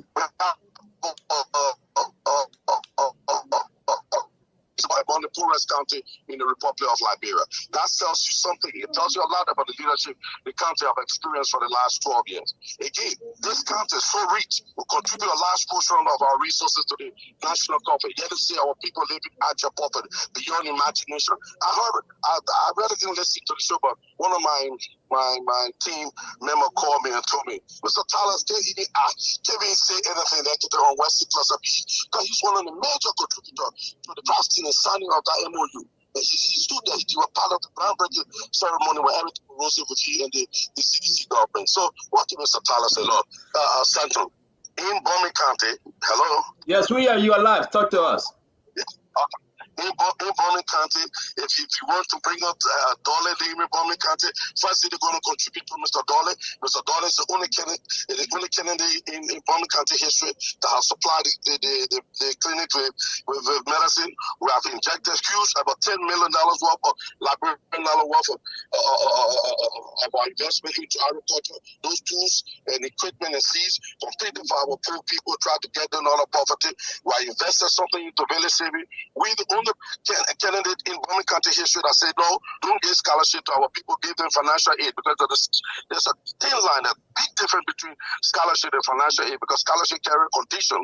So we say the county is very, very poor, extremely poor. Even though we have all the facility, the county is still poor. Take away a scholarship and give them financial assistance to our people. We still argue today that any one of the presidential candidates that want to come and sit down with the Dolly, certain criteria and condition must be met. We must take registration fee because the circumvent tuition and increased registration fee. Therefore, the high literacy rate in Bowman County. This is a county that our president and vice speaker, Mr. Tyler, sat on last day. And we, Bowman County, suffering today. We are extremely poor. 95% of our people are unemployed. And Mr. Tyler, look, I classify, the sad part about this whole thing that's going on. The CDC government is presenting a Peter Coma to people of Bowman County, and I see the UP going around to try to present women to the people of Bowman County. That will be extremely rejected. Look, that moment, UP is going to present to the people of Bowman County. What CDC experience? Yes, I give this challenge to UP. They present give money to the people of Bomi County, you'll be seriously rejected by the people of Bomi County. Who are you? Who are you calling? Did you just say Momoy? Like the right thing? You know the person who are in the studios has women to the people of Bomi County. I'm going to be in Mr. Tyler home tomorrow. I'm going to be in Mr. Tyler home tomorrow. I'm going to be. When can you appear? Are you appearing tomorrow? When are you appearing on the show? Because you said Saturday. Can we confirm? No, Stanton, I'm going to be in the. I already have a prearranged schedule to be in Mr. Tyler home tomorrow. I'm going to have one of the largest gathering of people in Mr. Tyler home tomorrow. So if the PV crew in the studio want to meet me there, have this interview, I'm okay with it. We're gonna make it. We're gonna discuss after the show. But before you go, again, everybody listen to you. Yes, sir. Mr. Tyler said he wanted to meet me. Listen, there's a condition because he can just come on the stage and say he wanted to debate me after he dismissed me. I'm not too important. I got 1,000 change in the last election. When the last election, Mr. Tyler was known for trucking. He did not trust the people of Bomi County, so he had to bring people from Monserrado into Bomi County. Kyle never did. He even did it this time. Going to beat Mr. Tyler. So are you willing to come and discuss with Mr. Alex Tyler for the people, for the sake of government? You gave Mr. Tyler a platform. You have to give him a bunch. And I'm asking you when you want to come on. I'm asking you when you like to join the show. You said we're going to discuss it because I'll be here. All right. So before you leave, let me play this. I want to play something real quick. Something concerning you. I want to say this. Yes, sir. I want to say this. Yes, sir. I agree if Mr. Tyler wants to debate me. Let us have a developmental debate in Mono and a developmental debate in Amalutan from where I hear from. Let us have those two platforms and debate the issue of Bomi County in Bomi. But if you want to do that, we can send a crew over there and they can set it up when you guys slap. All right. We debate in Mono, where Mr. Tyler hear from, and we debate in Amalutan, where I hear from. We're going to organize it, and the Spoon crew going to do it. Before you leave, I want you to listen to this real quick. I want you to listen to this. So yeah, I have the men of our people crying every day. Let us be real. 30,000 is small. They should even give the lawmaker 100,000 now to be able to demand. The problem we have, we should elect those who are sincere, good to on the phone, and the day when you appeared next week or so, you are now advocating, you are now saying 30,000 United States dollars offered to lawmakers small.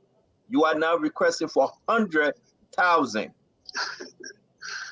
When we said that, we did not go into understanding the different challenges the county face. And the challenges in the county is huge, considering the economic condition in the country. But look, the focus is on the lawmaker. Are you taking that back? Are you taking that back, Mr. Doty? Are you now retracting your statement? What we're going to be saying when we're given the opportunity that we're going to protect the interests of our people. So if reducing the salary of the lawmaker to have those salaries supply medicine to the various clinics. No. Let's go back to what you said, Mr. Doty. Mr. Doty, let me hold you to what you said. You said no. Okay. U.S. ambassador, you are wrong. They gave us only 30,000. International community, you are wrong. They gave us only 30,000. I'm Soko Doty. I want the Liberian people to add 70,000 to that 30,000. And this is shocking because Liberians sending this to us to say who? A candidate now asking for 100,000? Started that statement was made in 2020, considering the high salary, huge salary of the ministers, and the burden, the talent and the burden on the lawmaker was very huge at the time. But let me say this: knowing what I know today, yes, I'll be prepared to take that statement. But as long the difference in that what did you say? I beg you, because you are moving too fast. Are you saying you are prepared to take that statement back? Yeah, I'm prepared to take the statement back as long as that money will be allocated to provide medicine to the different clinics in Bomi County or to the different clinics across the county, and to take registration fees off the table to provide free education for our children. We look forward to having you, sir. We really want to have you on the show. We really want to discuss this. Drop the phone and call me. We can make arrangement. I will. I'll be glad to appear. I will, buddy. I will. Thank you very much for taking my call. Thanks. Thank you. All right. But Fagon, I think I still have Mr. Tyler in the back. Let me bring him up. I'm sorry, guys. If you want to say something, Fagon, you can go ahead. This guy is I asking like for something. 100,000, but now he's saying I will take it back. So Tyler, I didn't know that you were staying in the back. I like you heard the candidate. You heard the Stamper. candidate saying that I want 100,000, but now he's saying it was 2020 and I'm going to take it back. What say you? Like I said to you earlier, that this guy doesn't even know how he works here. I mean, he's a hustler. He's coming. He's not even elected yet. He's thinking about his salary, and how much he's going to make, and how much he's looking up to receiving and the rest of it. I think that's a problem. And he's right. He's right. He can never come to debate with me. This guy doesn't even have, he's sleeping in the sky in Tottenham. Then he say he want to debate. He talking about going to my hometown. And trust me, I'm even sure he's lying. Because I don't even know the way to my hometown. Maybe he's trying to suggest that I went to his village the other day, so he wants to go to my village. But I've been going there before he came from the States. I've been friendly with the people there before he came from the States. So that's the kind of guy we're dealing with. Start a new show. We're going to arrange this thing, your hometown, Please, his hometown. We're going to have a debate. Please convince him. Let's come on the show so I will take care of him. Count me in for contribution. But you have closing statement to make. Just make it. No. He done. Thank you very much, Speaker. Thank you. Thank you. Yeah, but Dr. Richardson, let me bring Dr. Richardson in because let's do our closing. Dr. Richardson, man, we beat all these people for 30,000, but the brother saying he want 100. He want what? Yeah, listen. Donna was kind enough to take my call, and I respect Why were you keeping Tyler in the back? I didn't keep Tyler. I'm not producing the show, Gibson. You need to stop. I don't know why Mr. Grogo stay keeping you. I'm not producing the show, okay? Damo producing the show. Damo brought in Tyler. But that's I'm glad he took his statement back because I was concerned about that. That was a bad statement to make. I think it was just he just probably just said something without thinking about it. Yeah, that was. I'm glad he took it back. Wow, Fagon, the man want to put a bomb again 30. I mean, extra 70. It's a matter $100, man, 100G instead of 30G. No, I'm not trying to make fun yet though. But it's just shocking to me, Maxwell, Fagon, Meme, you are from there. The man asked him for 100K, but he took it back. He said, that's okay. Look, Stanton, that's why we always advise people, when you hear the position, political advisor or political consultant or media consultant, these are not positions that are created for people to overlook. It's positions the positions that are created for people to respect. Now, you know what the issues are. I'm not even going to go to the 100,000, but you come on a platform like this, you're running as an independent, and then you say the thing that the people did to CDC and all that thing is small. Let United Party carry Ando Mwemwe to the place, knowing fully well that the entire bombing have locked down for United Party. No, so Sogo is calling again. Let's listen to what Sogo said. I beg you guys. Okay. I beg you, Fagon. Sogo from bombing. And he's a young man like us, Fagon. So let's listen to the Honorable Soko, Mr. Doty. A lot of people now saying stuff here. You call him back. Talk to us. You're live. Yeah, Senator, I'm gonna have my day with you guys. I got a whole comment. I just want to respond to something. He said, Mr. Tyler said that I don't know Mono. I'm gonna come in with the same video of being in Mono 2 years ago and last year also in Mono. But I'll be in Mono tomorrow. You see the people celebrating because they know they have Mwemwe in the town. They're trying to get rid of the Mwemwe.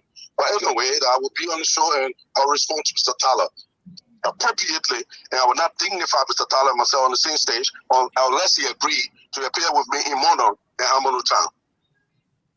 Yes, sir. Thank you. Thank you. Let me say something from a political standpoint.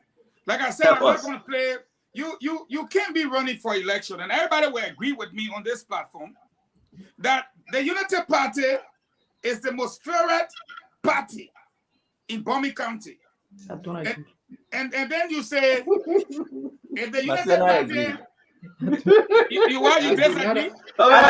You got 4 people saying they agree. I absolutely disagree. That's a very brazen statement you make. Disagree with 5. It's a brazen statement you make, and you're brave to say that. Okay, say you disagree. You will state your disagree. I agree. I agree. No, wait. Because they will show me their party headquarters in Bomi. Then we'll talk. They will show me their party headquarters in Bomi. They already know with the poorest country. They know what we can do. But let me say what I'm saying. As a politician, you are an independent candidate. Tyler is an independent candidate. In fact, almost all the candidates there are independents. The guy who did that Mandela Cooper guy from the movement for One Liberia. Okay? Now, you say the thing that happened to CDC is small. Let United Party go care when over there. United Party is talking to us all. So now you have to understand what game you're playing. You have to treat every candidate. I'm sure the other panelists will agree with me on this one if they disagree with me on everything. You are an independent. Your friends are independent. You won't fight the word independent to independent. But your statement tonight suggests that you probably now is antagonizing probably the UP and that of the CDC and that of the other people. So who are you going to take with you? I thought you would leave United Party on this thing up. The only good thing here, Fagon, you from on the Bomi. issue of the 100,000, on the issue of the 100,000, that video, that particular video, the Tyler campaign only needs, maybe can help me with this. I don't know how much for a projector. I think the screen is $70 for a screen. They need 1 laptop, 1 projector, 1 screen, and 1 generator. That's all they need to win the election. Once they get a $250 Tiger generator, and they get a screen, and they get a laptop, and they get a projector, from county to county, if the citizens of Bomi hear that thing, and he does not do a PR campaign, guys, I'm challenging every one of you. And you know, Fagon, why we rap on this thing, right? We are on Tidal Trust FM and Spoon FM and Super FM and Fabric FM and Prima FM. Everybody listen, they are glued to the radio station. And then, as bad as Fagon is, because you guys got to stop blaming me. I didn't set the man up. I can't do that. I like Dottie. I can't do that to him. Fagon just decided to do the Prince Maxwell. I don't know if it's in your DNA. Fagon decided to do so yeah, kind of thing. I have the men of our people crying every day. Let us be real. 30,000 is small. They should even give the lawmaker 100,000 now to be able to. I don't need. Wow. 30,000 small. They should give them 100,000. Well, he just lost the conversation. He just lost the conversation. Quickly, Stanton. I don't even want to try again. What do I gotta say? The mighty people. People then for taking out 30,000. Then you say the mighty people small, but even bring 100,000. The mighty people of Grand Bassa is saying that they do not have a radio relay in Grand Bassa of the amazing conversation of Spoon TV. So I just want to bring it to Spoon's attention. I don't know. What kind of mouth John got to you? Wait, let me see that mouth, man. Master, I'm sorry. Fagon about that. I asked Fagon to produce this show today and he created problem. Don't matter we are 105 plus 4 is not 145. I'm begging you. 105 plus 4 is not 145. That math is not in air, man. And that's exactly what we always say. This is the reason why the man is saying this thing today. When rent is expensive, when you know that you have a shortfall in the budget, then reduce the rent so those who are that not even working but making ends meet can buy. So when the shortfall, we cannot again support scarcity. You understand? So what needs to be done for all of us, because we have our responsibility as a citizen. You know how we small here? What am I doing? I got blue. Sometimes there's another one that he said, if you're not sedition, you're not supposed to exist. Yeah. But before we get to that, thank you, Maxwell. Hold your talk 1 minute. The man was talking about prioritization. I don't know what picking up with that clip. Can you play that clip? I beg you, man. To come to Liberia because people have put their cards on the table already to bring electricity. So we done that. Yes, I'm talking about privatization. No, I'm talking about privatization. So they can't put on the table. They can't put on the table for electricity. Jesse,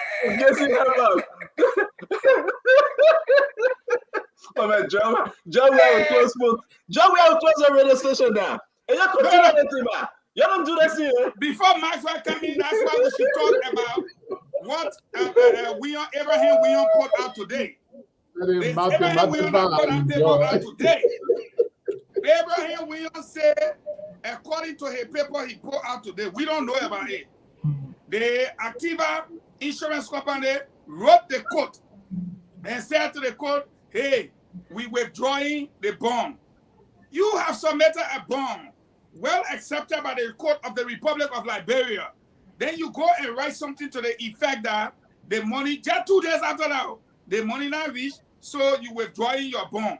It don't work like that though. Where Abraham Williams go and put it outside because the insurance company get to him. No, y'all got to go back to court that number one. Number two, there are two risks here. The first risk, you enter a contractual agreement to provide bond. Bond was accepted, the station open. If you withdraw your bond, that's a breach of contract, you probably will be sued 1 million times for what the damage you are now causing, that number one. But that's not the point.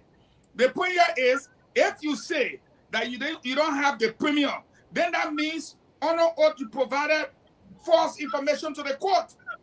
Because if you say, oh, I want I'm not going, Fagon. Again, we have the legal team that will address it. But Fagon, you're just a bad man. You're saying all this thing because the president said. My man, Closing will be on the group in Grand Jida 2 days ago. I told Gibson Jeru, the grand people, that loyalty and not stupidity. And Gibson Jeru will learn that today. Yeah, I beg you, but Maxwell got to close. My man, everybody got to close. Maxwell, I know you are in that part of Europe. What is the word the president was trying to find? What was the exact pronunciation of that word? I'm begging you. What really the president was trying to, he tried to, but he went. How will Moneyback pronounce it? Don't say the man. No. This is not Moneyback. Moneyback is a data, a real data. This is personal. Let's listen. To come to Liberia because people have put their cards on the table already to bring electricity. So we done that. Yes, I'm talking about privatization. No, I'm talking about privatization. What I'm talking about. Anxiety. Go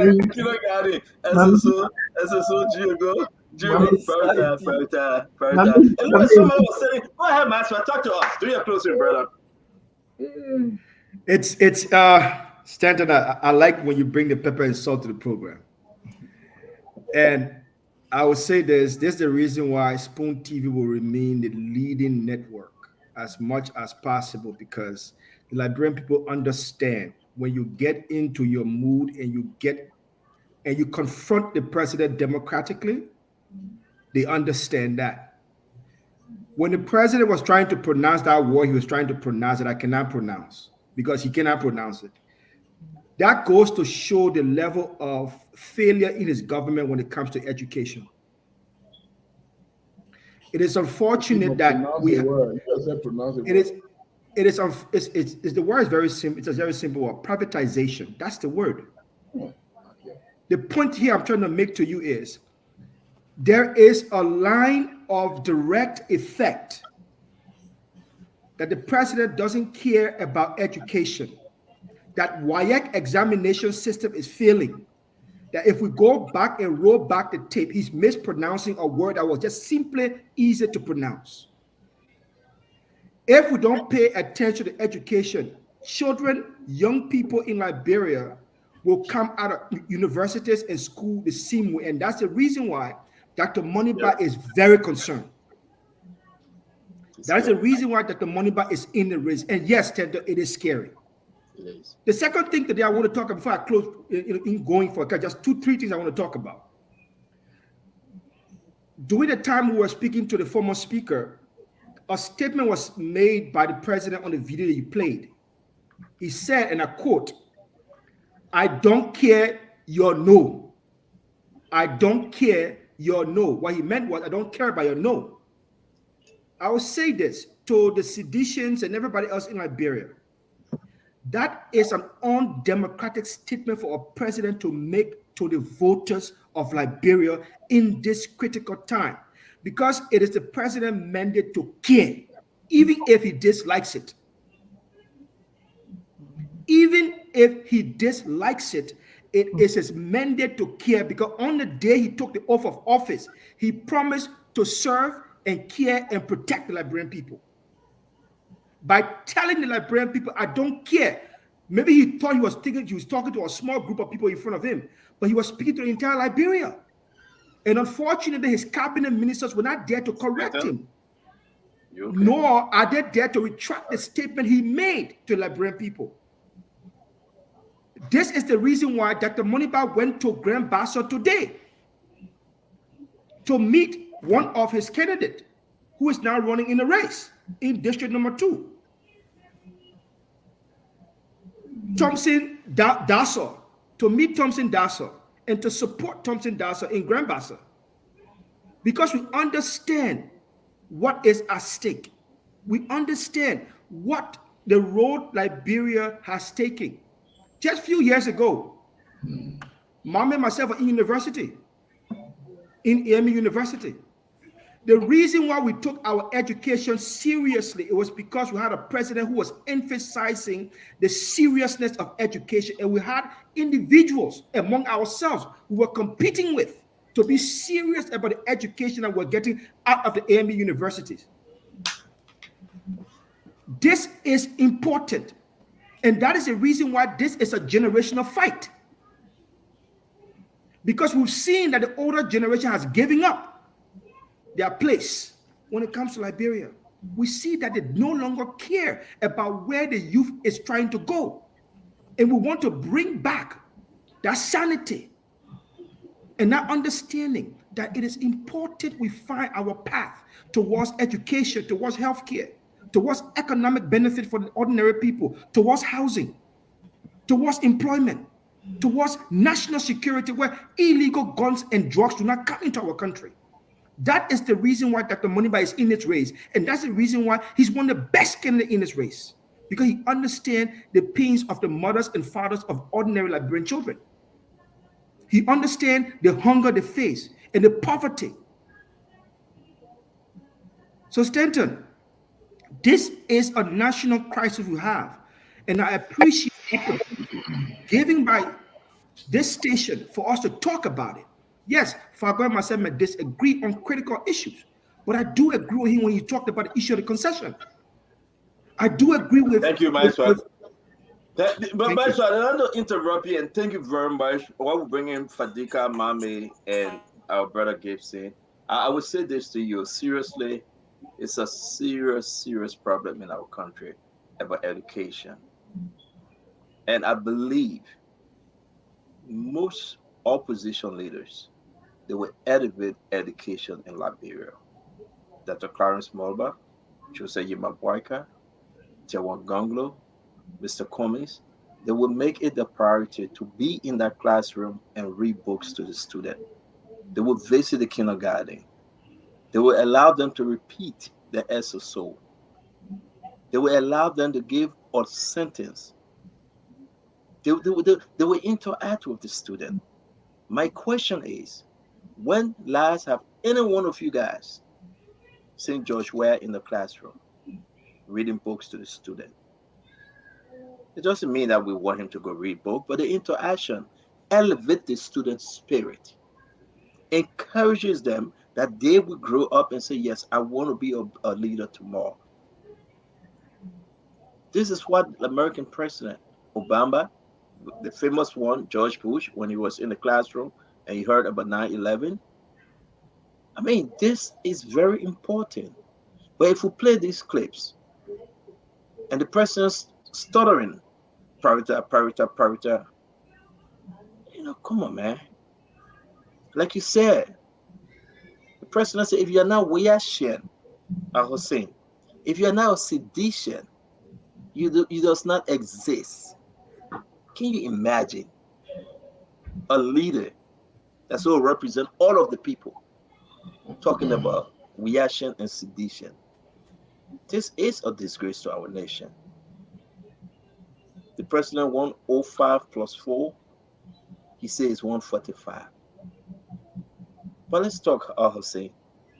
Let's talk. I'm feeling bad for our. Well, we got two options. We got October 10th, few months from now to get him out. We all know the problem. We keep saying the problem, but we know this. Look, the president has a questionable education.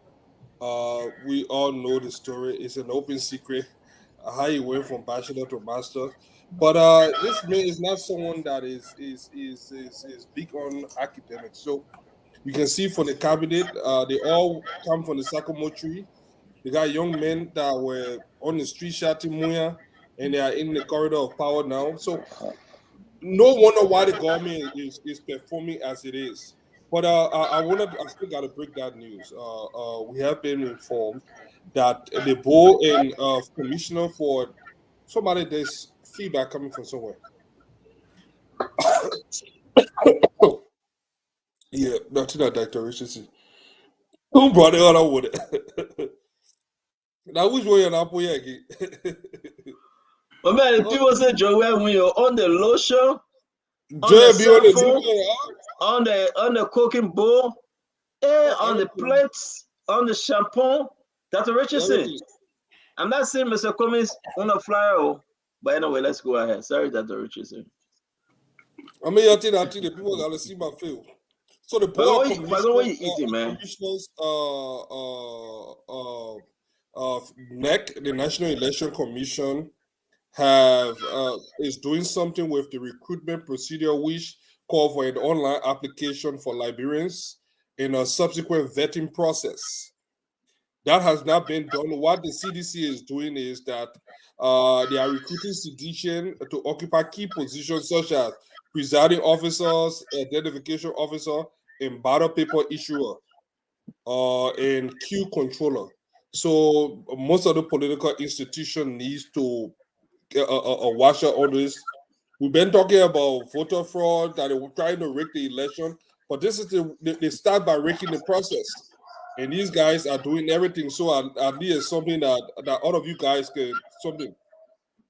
Around 2 a.m. last night, I got another credible information from a well-placed source that we said that a couple of days ago, and this is very troubling.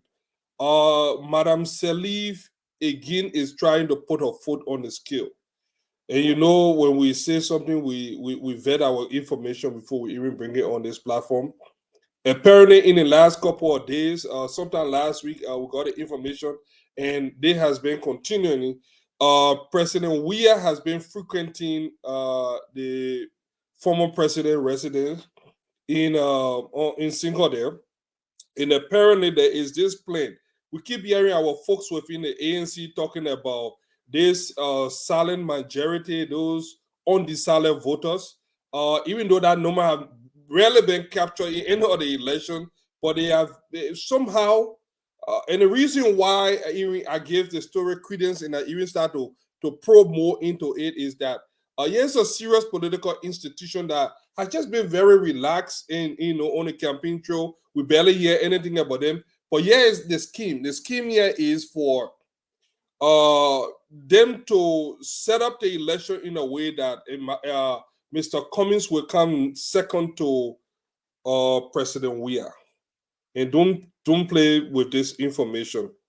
The person is very close to the president. They were able to provide information that actually convinced me that the whole scheme here is for them to set up the election in a way that Mr. Alexander Cummings of the CPP will come second to George Weah, and we all know what that will lead to. So those were the two information that I thought I would share. And I will just do my closing argument on this. Look, to the young children of Liberia, this election is about your future.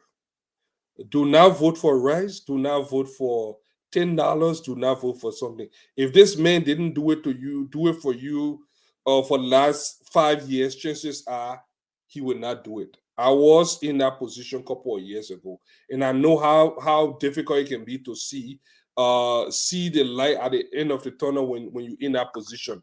You can be so blinded and so starstruck to the point that you really don't see beyond your own interests, or even So what we are noticing is a lot of first-time voters gravitating towards the CDC, and we know why. But we want all our parents out there, we want you to set your children aside and tell them that this election will decide their future. It is very important that they pay attention to this election. That if George Weah, another 6 year or George Weah, they might never have a future. For me, I'm in my 40s. I'll be 50 soon. For a lot of us here, some of us out of the country already. But for some of you that do not know what your next day meal will be, you have to vote wisely and do the right thing. For the last 6 years, have your life been any better? If it wasn't, then you have to start thinking that give somebody else a try. And we know who that person is. The oldest statesman, the man with a steady hand, the man with a lengthy governmental experience, the man who has served 2 terms as vice president. That's no other than Ambassador Joseph Yuma Boyka. And then you guys need to tell me, congratulate me too. I just made a campaign team. I was added to the campaign team today, so you guys need to congratulate me too. I'll close on that. Send a note, tell people to congratulate me too, man. I need a clap. Congratulations. I mean, let me say this to all you guys that are trying to make campaign team. No one should add me to the campaign team. I'm supporting the Liberian people, and no one. But man, no, we care for you. Without adding you there, stay on your side. We'll stay on our side. Georgia, congratulate me. I mean, I'm sorry for you. After you did, or you people didn't trust you. They put Fagon first before you. And I don't care. Clap for you. I don't care. They didn't trust you. They put say you left Mr. Comey because he didn't give you the money and you came behind Joseph Boyka, so they were vetting you. I hope these are not square pegs in round holes. No square peg in round hole. You see, you ready to give me a square peg in round hole. Yeah, I want to close with. Is that true? You got 3 children on the 5? No, not true. Please get my pictures from Grand Jesus, Red City, Reddit, please. 3 of them. Okay. So I want to close on a message from Councillor Gonglo, but then firstly I will talk about before you do that, when is that will coming on? He's already in the US. He's already in the US as of today. So we can make the arrangement between now and Tuesday. Oh yeah, today the 25th. Yeah, he came yesterday. He's already here. So we can do it on the back end. We can set the date. He's ready. We can just set a date. He will come on. Which name he came on? Yagbawolo or Ure? Which name? Yagbawolo, that's his name. So he came on Ure or Yagbawolo? He came on his name. But you said both. You said his name. Which one? But that's his name. The man coming on the show. Emmanuel King Ure Yagbawolo. Man, go ahead, my man. Yeah, so I will encourage, Speaker Tyler, if he's listening, his proposal at the time for the 1 million per district was a very progressive proposal. The only bottleneck to that is the accountability mechanism so that lawmakers don't follow it and in their pockets. Once you can ensure that they are being invested in the strategic issues you spoke about, health, education, infrastructure, it will really boom, gradual development across the country. We encourage him to really pay attention to doing that. Education, everybody will talk about it on their platform, but the structure that we keep investing in is not working. That structure that we set with the Ministry of Education sitting in Monrovia and detecting what happened in the school districts, they're responsible for policy, they're responsible for supervision, they're responsible for monitoring. Somebody making sound in the background. They're responsible for policy, supervision, monitoring. That's Gibson.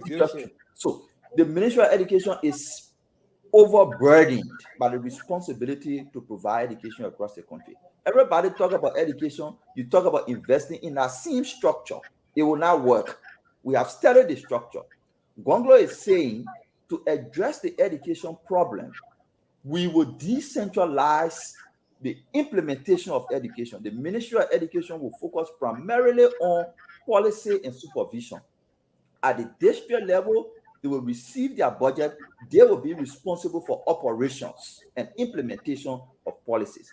District will have their own budget. They will spend, they will account, the ministry will supervise. But currently, the ministry is buying truck for schools way in Belfast-Sama. It doesn't work that way. Then the same ministry will go and supervise. The same ministry can report to itself. So we decentralize. When we do that, the school district will have the opportunity to make decisions and the Ministry of Education will supervise. We believe when we do that, education resources will be equitably distributed across the country and will feel the impact. Election monitoring. We should not, I know there are legitimate concerns, we should not keep ringing the bell of fear and showing the strength of George Weah to rig the election. I know he has intention, but he doesn't have the capacity. United Party announced James Fromoya on their campaign team. He's the former National Elections Commission chairman. I know of other former Election Commission chairmen, executive directors, election experts who are not supporting George Weah and supporting the opposition, including my party. If we can put our best, like you, Hassan Fadiga, if you can go to Liberia like I'm planning to do and be a pool washer in a polling center, who will cheat in that polling center? If I am in a polling center, who will cheat in that polling center? So once we can put our best to man our vote at those polling precincts and polling centers, the issue about rigging election, if you do it, you will enter the Yahya Jammeh. Because the results will just be clear. If you do it, it will enter the WAEC result. They were attempting to alter the WAEC result so we can use that to campaign too. But you saw how it turned out because the results were just the fact and they were trying to alter it. So we shouldn't highlight so much this man's capacity to cheat until our people get afraid and decide to just vote for him. Say they may already cheat the election, so no need to just vote for him. No, we will protect the vote. We get the capacity to protect the vote. He has the intention to cheat, but we'll cut that intention short at the ballot box by having qualified and competent poll watchers who knows how to check and present credible reports. Thank you. Thank you very much, our brother Mohammed. Thank you a lot, my friend. Let me bring in Gibson. Can you take us home? First of all, I'm sorry for Dolly. He has a tough task to explain to the people of Bombing why he won $100,000 for legislators' benefits and now withdrawing it and saying he take it back. I don't know how you're going to explain that, but that is the worst politics in this particular political season. I don't know how you're going to get out of it, but it's going to be reverberating all over the villages, the towns in Bombay County, and he just gave more ammunition to his opponents, and I don't think it's a good thing for him. But I want to just say these are some of the reasons why Councillor Gonglo said the salaries of the president, the salaries of cabinet ministers, the salary of director for government parastatals, the salary of the legislators, their benefits will be put on the government website. It's going to be public, it's going to be open, so that Liberian people will know how much their lawmakers will be making, how much their president is making, how much their ministers are making. This also solves two problems. One, it will reduce this personality, aggrandizement. This self-aggrandizement where people just use money and build houses and build property and buy properties that they normally would not have in 4 years, in 5 years. So if your salary is on the website, is on the government website, and Gibson can go there and see that you are making $5,000 a month, but you have a $200,000 or $500,000 building. We want to know, how did you get that money? And that's how Councillor Gonglo wants to solve that problem. This issue of lifestyle audit is going to be one of the two stones, one of the two birds that this one stone is going to kill. One, to expose people who may have intention to go and steal, so that the public will know how much you're making and compare what you are doing now and what you earn. So I am so glad of. And secondly, I want to say, Stanton, this issue of bond, we needed to discuss it, but I get it from where perspective you're trying to slow it down. I said it from the beginning. They are trying to do now what they wanted to do from the beginning. In Liberia, Liberian government, not just this government, many government, the people always catch the media institution on the bond. You were even lucky that the people approved your bond from the beginning. But they were going to threaten these guys saying, get them a bond, we revoke your license. You get them a bond, we revoke your license, and you've been running all over the place. You will not get bond. Now they're trying to do it now. They forgot that now they're trying to do it now. But it's going to be late because it looks like it's necessary after the fight, and there'll be a lot of political debt that will be dropping out of there against the president. And I don't think they're going to close Spoon down again. I doubt it. Spoon will not be closed. And let's increase all the radio stations that will be broadcasting. If you like, I can make contact with my boys in Grand Jeda County, and they can also carry us live. Well, what do you mean if I like? Are we not doing Gonglo a favor? You ask me if I like. Is that how you want to run the country? Somebody do you do them. You're going to say if I like. If you get means that the people can hear about Gonglo in Grand Jeda, then you asking me. Fagon, how dare is this older brother of ours to ask me if you like? Every day and night he get 2-3 people on the show. No man, these are words. That Clarence Mobile can never do that. That Clarence Mobile will tell us straight up, say, I got people in Basso, let's go there. I got people in Lofa, let's go there. How dare you to say if you like? No, I don't like. I do not like. Don't do it. You're talking like Jowia now. You're not here. You're talking like Jowia now. You care? No. Listen, guys. I'm on the show. They might have my feeling. Trying to cut my leg, my man. No. But your representation of Gonglo is paramount. Okay, you are doing Gonglo work. The people of Grand Jeda, if you do it, they will listen and know about Gonglo. Then you tell me if I like. Yeah, but here's the thing. If you want, and find these guys are editor-in-chief. The whole newspaper now. Hold on. The reason I use if you like, if I can just go independently and tell you, say, okay, the guys are ready, let them broadcast you. Is it going to be good, or you want us to pass it through the management? That's why I say if you like, I can ring. All right, I don't like. Let election come and go. I don't like. Let no the people okay. No. I mean, it's fair enough. But if you wanted to pass through the administration, we can connect you with. You're not saying something to me, man. You're giving this guy a pass. I told you. Where is Gonglo? Where is Gonglo? So long as not Gonglo, you're frying, no problem. You go ahead and fry me. 46 political parties, 20 candidates. You are talking here. I said to say we should waste our time waiting for our no closing. Gibson, Grand Jeda, the people in Grand Jeda that say they're not waiting for Bwaka, they're launching their own campaign. Share the picture. That's you said it. That's why I send the photographs. I'm waiting for my own closing. I told you, Gibson, Grand Jedans are people that can only take so much. Their loyalty is not stupidity. I told you they went with Jowia for 12 years. Then they 6 years out to 18 years. They are done. Without fighting you, Grand Jeda Association will come in for them. No problem. Stanton, I don't care how you do it. Anyways, I will still call you later on. We'll talk. But we have to Stanton. We have to think about Grand Bassa though. People are saying that they're not reaching. People are saying not reaching Grand Bassa. Tell that Moruba to take us there. Sure. I just want to bring that up. So you said that Moruba can take out the Grand Bassa? Look at Jiro. What you tell me? Look at Jiro. That tonight they will take the Grand Bassa. That tonight they radio station been started before you can take the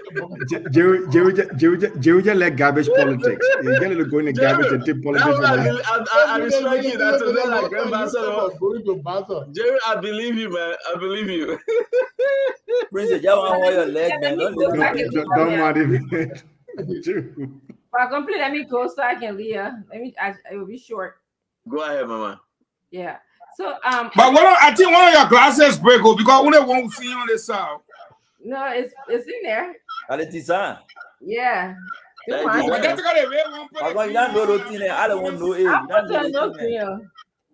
So what Kumi's color? What is Kumi's color in the Kumi's color like red, white, and blue. The only color. Let me. I have some concerns about the former speaker Tyler. The man was connected to a lot of corruption allegations, like the Nucal Bribery, the 66 Bogus agreement, 950,000 with the Stable Mining Company, and there was some conflict of interest, some ethical stuff that he was accused of. But his response today was, the Liberian people are gullible. They will believe anything. We, the intellectuals, should be able to follow up with these allegations. I did not like that at all. I think he's kind of excused himself. I think that he should have at least taken some responsibility of his role that he played in being named the corruption king Kong. My second thought about him was, what is it that he wanted to do in government? Maybe he can tell us. He was there for a long time. So I have a question like, what does he think he can do now? And then my third question is, does he think that the money that Bomi gets is adequate enough to create a modern city in Tuttmansburg, also create healthcare, a shopping center? Because Bomi is very, it's old, it was left behind. So I wonder if he thinks that the money that Bomi gets from the mining company, if it's enough to just modernize the city, give good schools, fix the roads and all of those things. And lastly, I just want to tell you guys that Mr. Cummings has a great plan for healthcare. I'm going to name a few to you guys. Like his plan. The first one is to prioritize care for children up to 6 years old, because he knows how important it is to have healthy children in the developmental stage for the future. And also to give health care to the elderly. Most people, we don't talk about giving health care to our elderly. He wants to focus on primary and preventative diseases in health care, so that, because we know that a lot of times we die from malaria, typhoid, and cholera. And so if we can prevent those things by creating clean water and bringing awareness to people, then maybe we'll decrease the amount of people that go to the hospital. And lastly, he wants to strengthen the technical capacity of Liberian hospitals and clinics to ensure Liberian has access to world-class healthcare. So I'm going to stop there. There's a lot more that Mr. Cummings has to offer us, but I will just stop here because I'm tired and I got to go. I'll listen to what you guys have to say. That's the Richardson. If I'm going to left, please don't go. I'm not going. I won't be rude. I often ask you guys to stay. Yeah. That is not what I'm going to have to say, because what's happening is that, thank you very much, Joe. Through it all, you still support Mr. Cummings and you stand by him. That's good of you. You're supposed to sing the song. Through it all. Hallelujah, through it all. I learned to trust in Jesus. I learned to be with Cummings. Through it all. Hallelujah, through it all. I learned to depend on. We have to separate it. Y'all should go ahead. Well, as a matter of fact, let me close by sending a clear message to the mayor of Foya, the city mayoress of Foya, that yes, you can choose to act like Jefferson Koji or any of the guys, but the statute of limitation must be something you should look into before you tear down somebody's billboard or their campaign stuff. What you did to Unity Party by bringing down that board was on the front. We are happy that the police, NEC, and other people got involved and the issue was resolved. This should strike a warning. And yes, our billboard has been put back up. This should strike a warning to everybody in the counties that are local leaders. The fact that you work for a CDC government does not mean when you violate the law in a CDC government, it's over. We'll bring you back in 2024 and we'll punish you for your actions. So just get to know the wind has changed and the people are there. The second thing I want to say is this.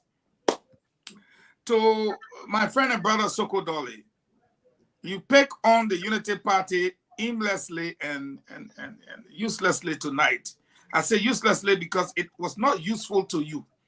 You are an independent candidate. The man you're running against is an independent candidate. And our people have a saying, you don't get here, you get Sabu le Stanton with a spoon. The other man gets Sabu le Ahusin. Look at the two of Ahusin and Stanton. Should they be fighting over Kum? And you and Taylor running as independents. And then you are attacking Unity Party. What good is that to you? If the people approach you, say, let Unity Party bring win-win. Why? Now they put a video for you. A video that if Tyler like, he can just sit down in a horse, send his people with $250 generator, a projector, a screen. That's all they need with a laptop. They just go and just show it to the people and explain what you said. Your campaign is over. I suggest you focus on the rhetoric that will improve your campaign and bring it to the people. On the other hand, today JMB was in District 5, Buchanan. And as he toured Grand Bassa County in District 5 particularly, what the people of Bassa have done brings me to the conclusion once again, Stanton. I am telling Liberian people, Mr. President went to Bapolu today. You're who's sitting on the platform. Every day, y'all say, oh, we can get news. Stanton can be talking about all the news. Why you not tell what happened in Bapolu today? Why you not show up picture of what happened in Bapolu today? But let me say this way, Liberian people. The reason why Stanton not show you, send the money, say so class, Stanton hustle. No way. Why? Because of the meeting last night. President Weah said to Eugene Nangbe and all the whole crew that if I go anywhere again, they boo me. I'm not going by on the campaign trail. Stanton is right about the information. So before they entered Bapolu today, he told everybody to call their cell phone up. He told the security he wants to see nobody recording nothing.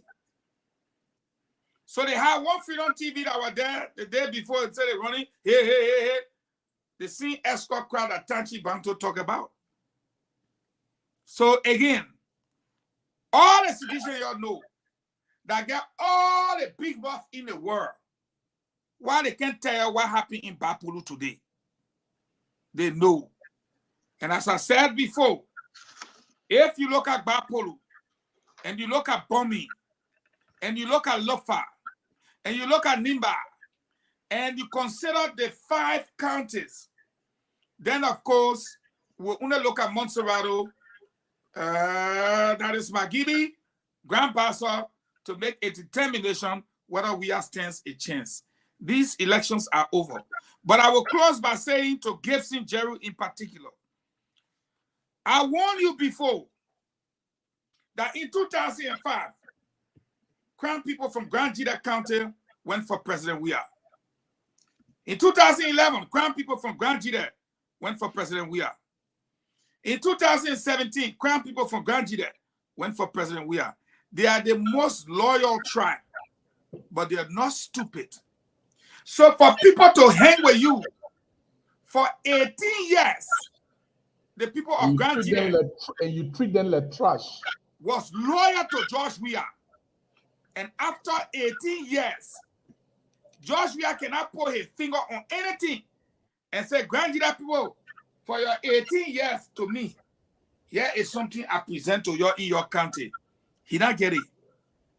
The people of Grand Jida County day before yesterday, with all Joseph Parker or any candidate, they launched their own campaign in their own country. They crap people. Please put a picture. Let me see what you, man. Let me see what you, man. Please, I'm begging you. Let me see what you. Let's see people can tell us only. That man the 6 Congo months. picture I brought the other day. Why I don't put it up? The Congo picture I brought the other day from Grand Jira. That No, that picture they want that district 5 Grand Jira County.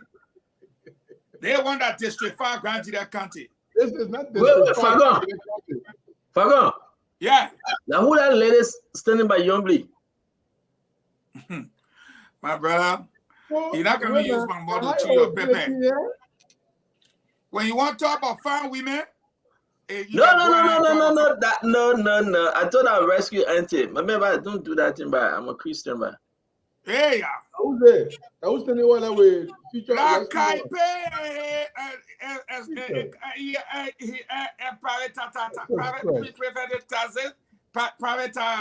private wedding. So Hey, mama, now I'm a picture. I want grandchildren. I want sweat you. I mean, I get it, but you're not up. No. I send it to you. I come send it to you again too.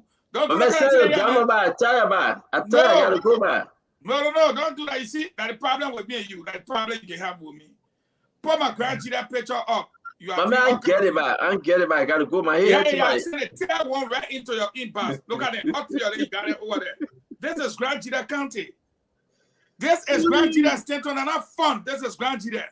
Dama, can you put it up? Dama, put it up, please. This is not Grand Jira, my friend.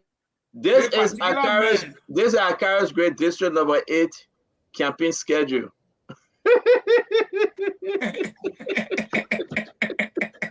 Akaris Great say, I beg you, Fago. Akaris Great say he want me to announce this. Let me do Akaris Great a favor. He want me to announce this. August 25th, which was today, Akaris Great say he will be meeting Johnson Street, Lane Street, Cities, Clay Street, and McDonald Street. That today. Tomorrow, August 26th, 10 a.m., in front of the Foreign Ministry. Akaris Great is saying in front of the Foreign Ministry. God bless me community, City Hall community, Ocean View community, 9th Street, 10th Street, 11th Street, and 12th Street. Akaris Great will be there. The last engagement, which will be on Sunday, August 27, 2023 at 12 p.m. Akaris Great says, Stanton, you're my brother, you're my friend. Help me win this election. Please give the announcement. So that's the best I can do for Akaris Great. And he's saying that Perry Street, Bernard Quarter, Camp Johnson Street, Bishop Brooks community, on Sunday, 12 p.m. He is asking all you guys to be there for God. He want to speak to the people. Yo. So now you CDC people thing, and we told you to show Grand Jira picture, you refuse. I can't get on my friend to that. How many related party thing will show here before you set it back? No, but it's not picture, it's not video. It's no, I said that he's slowing it. Dama, can you come on? Let me bring one more picture from Grand Jira. Why would a man show Akaris Great picture? Because it's a picture of the schedule. Look at the Akaris Great in front of Foreign Ministry. Who they live in front of Foreign? That guy is just anyway the bossy wickedness. He will embrace it. But he said that wickedness of a friend. I want to have the man said the people want to go for the passport in front of Foreign Ministry. You're going to get your passport. Who across the way from Foreign Ministry at LU campus? On the other side of the campus, but why would they restaurant there? Even a VIP like that, it's dangerous. But guys, thank you for a wonderful show. I mean, you put a country that picture up. You put it up. I don't have it. I seriously. I come and take a picture. Amen. So I'm listening, Stanton. Maswell, go ahead. No, man. You put it up. No. On a serious note, let's do it tomorrow. Man, I tell you about hungry. No, you can say yes tomorrow. Yeah, pick on you. Finishing you. Yes, stand on there. Finishing all the pick on you. Ever say you laughing? That particular man is an undercover sedition, and that thing can fool us. We finish paying all our sending them for the station. The people can say we withdraw. I don't know. What are you going to withdraw something for? You're good, man. Wait,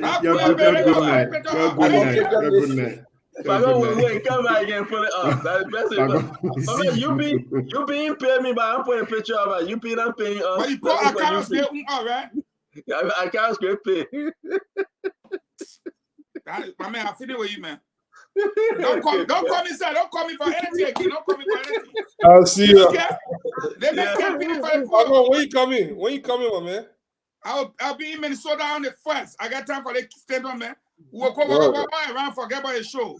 Forget what you show. We call you. It's a big citizen. This man is a big citizen. My man, Fadiga, you that coming on the show? They better talking. The thing I will tell you, Fadiga, be careful how you work. Fagon, be careful how you work, Fadiga.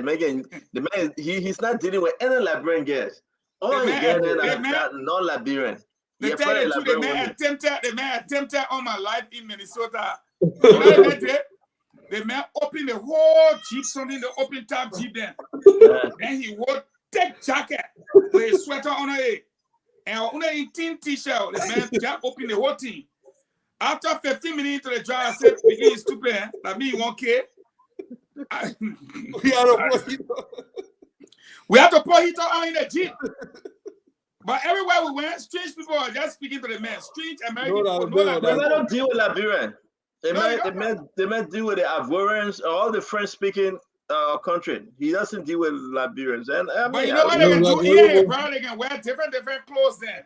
But still, they put no then. If I don't pick up Maxwell left, I was surprised. No, Fadiga, Maxwell left. I was surprised. Someone sent me the man family picture from Liberia. Look at it all one. I see you, man. I'm gonna cry. Bye, guys. I think we're good. Folks, have a wonderful evening. Thank you for sharing the fun and have a good night till we meet again. May God bless you. May God keep you. May God bless our dear country, Liberia. If you want to hang around, I have another 8 more minutes. I got nothing to do. You want to call and talk, You want to put your comment, go ahead. This is your network. This is the Spoon Talk. Till then, I will go and take my rest. Again, Solomon Asumani, you say amen.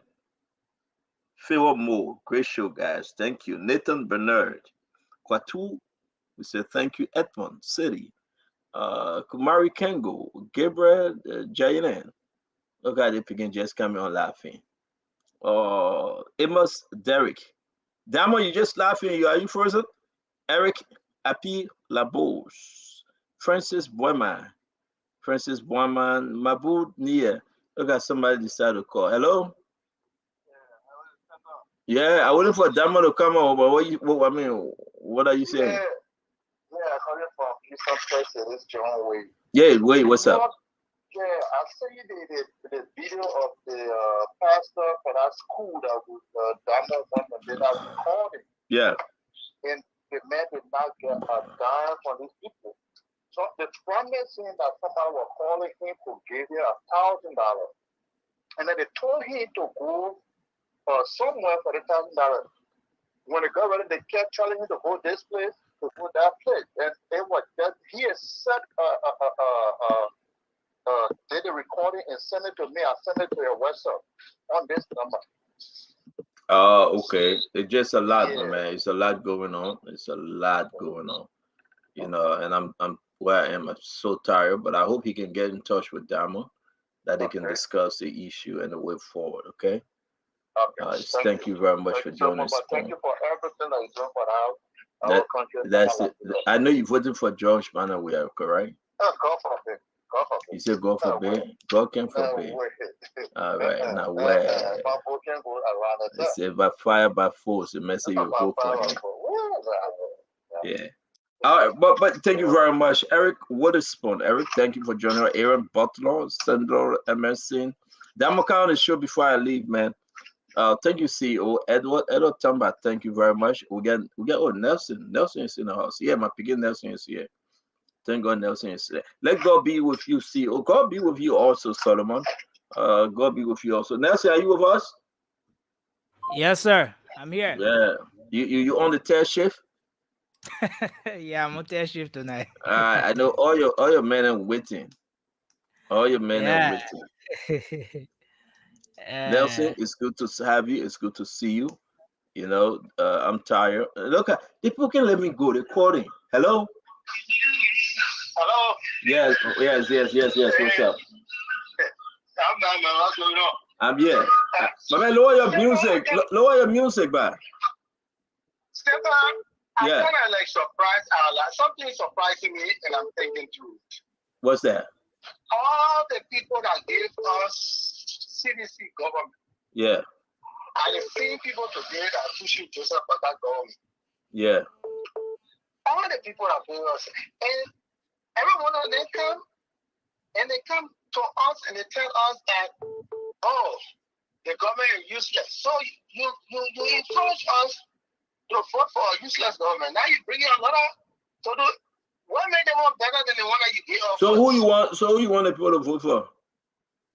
No. It's not no. Who do you want them to vote for? What? In my preference, I will go for in my preference of order, I will go for Tiago Bonglo first. If they don't want Tiago Bonglo, then they can take what you call him? They can take You say you don't even know, then you wasting our time. Man, leave me alone, man.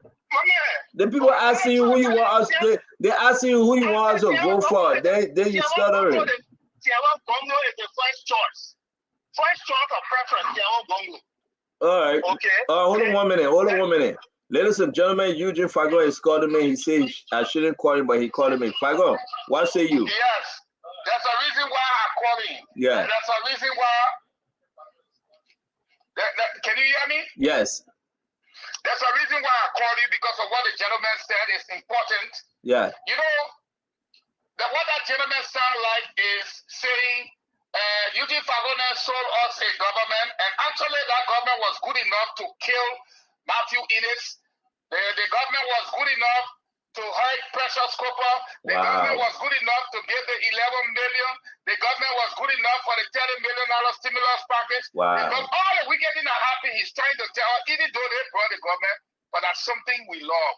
For us, yes, we don't shy from the fact that we came and we brought the CDC government, but we did not go tell George we have said you should take people 30 million for a stimulus package, give 11 million to business people, and increase the price of rice, increase the price of gasoline, at the same time cut the people's salary from $150 to $45, and you expect us to stay with that kind of government? There's something wrong with you. You don't even know who to vote for. So how you come and tell us we brought in bad government and we're trying to sell you another government? You can stay with that government if you like, but we choose not to stay with that government because of what they have done. So you go and bring us back the 8 auditors. I always say 8 because we don't pay attention to the other ones. Go and bring us back Tottenham's son. Go and bring us back Toba's son. Go bring us back Precious Cooper. Go and find the 3 missing boys, and you can stay there if you wish. But don't come and tell us because we brought the people, so therefore we forced to stay there. And that's the point I wanted to make. The Honorable Eugene Tuma Fagon Lamin, thank you. Thank you. Let's get Ojuku. Let's get Ojuku a little bit. Ojuku, what's up? How you doing? I'm good. Put the number up and I'll see other people call if you can. Go ahead. Yeah, there are some people who have already started calling from here. All right. Yeah, you know, Eugene just called just now, and I want people to know, and I want people to know that maybe they think that Eugene is a free flapper, but it's not.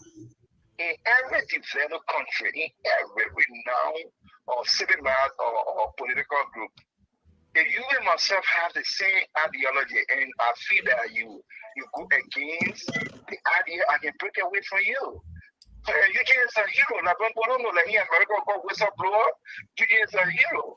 I'm speaking to you. I'm a veteran of the Arizona of Vazi. My uncle died in Vazi. And you just my grandmother was killing people, but the time was wrong. That's why they fired him. So I don't know why people don't understand. I don't know in government. He spoke for the Labrador people. You know, even though one day on his show I called because the difference that happened is that promoting Prince Johnson, he said to me about this, and you know, we and my family and brother we discussed it before. But he is a hero. Thank you. Thank you very much. I wish you luck. I'm not his fan. I don't know him. But we said thank you very much. So yes, sir. Let's go ahead. Take us from Monrovia, Liberia. Take us from the country. And I want to say something about Taranto. No, I got. Yeah, we got another person on the line. Hold on 1 minute, Ojuku. Okay. So we got this person. Hello. Hello, Nelson. Yeah, hello. You are live. Go ahead. Okay. Thank you, Nelson. Thank you. Look, this is James Lossa calling. Look, I'm calling to commend the Spoon program. It's critical, and I wanted to make just a few points quickly. One, I was kind of, and I think many Liberians were disappointed in the candidate for Bomi, one, I think, Sego Dollar, who said he thought members of the House should be making $100,000. That is just, $100,000 or taking $100,000. That is just unimaginable. It shows that he's incompetent and undesirable, but it also says much about the risks the future of Liberia faces. And also with Speaker Tyler now even appearing to want to know the details of a huge contract in his county. He said he didn't know about the... Oh. Hey man, he was making a very brilliant point. Is he on? Yeah, he speaker, and he said you don't know much. Yeah, it doesn't say much. But look, I want to ask Mr. Stanton Witherspoon. He may go ahead. What's happening? Yeah, go ahead. We haven't heard from him. One, for example, is when he spoke about the building that is allegedly owned by Mr. Cummings in Sinka, and he said that was a corporation owned by a couple of people. Mr. Cummings called some journalists, and he tried to debunk that, and I haven't heard the Spoon Show coming to explain that.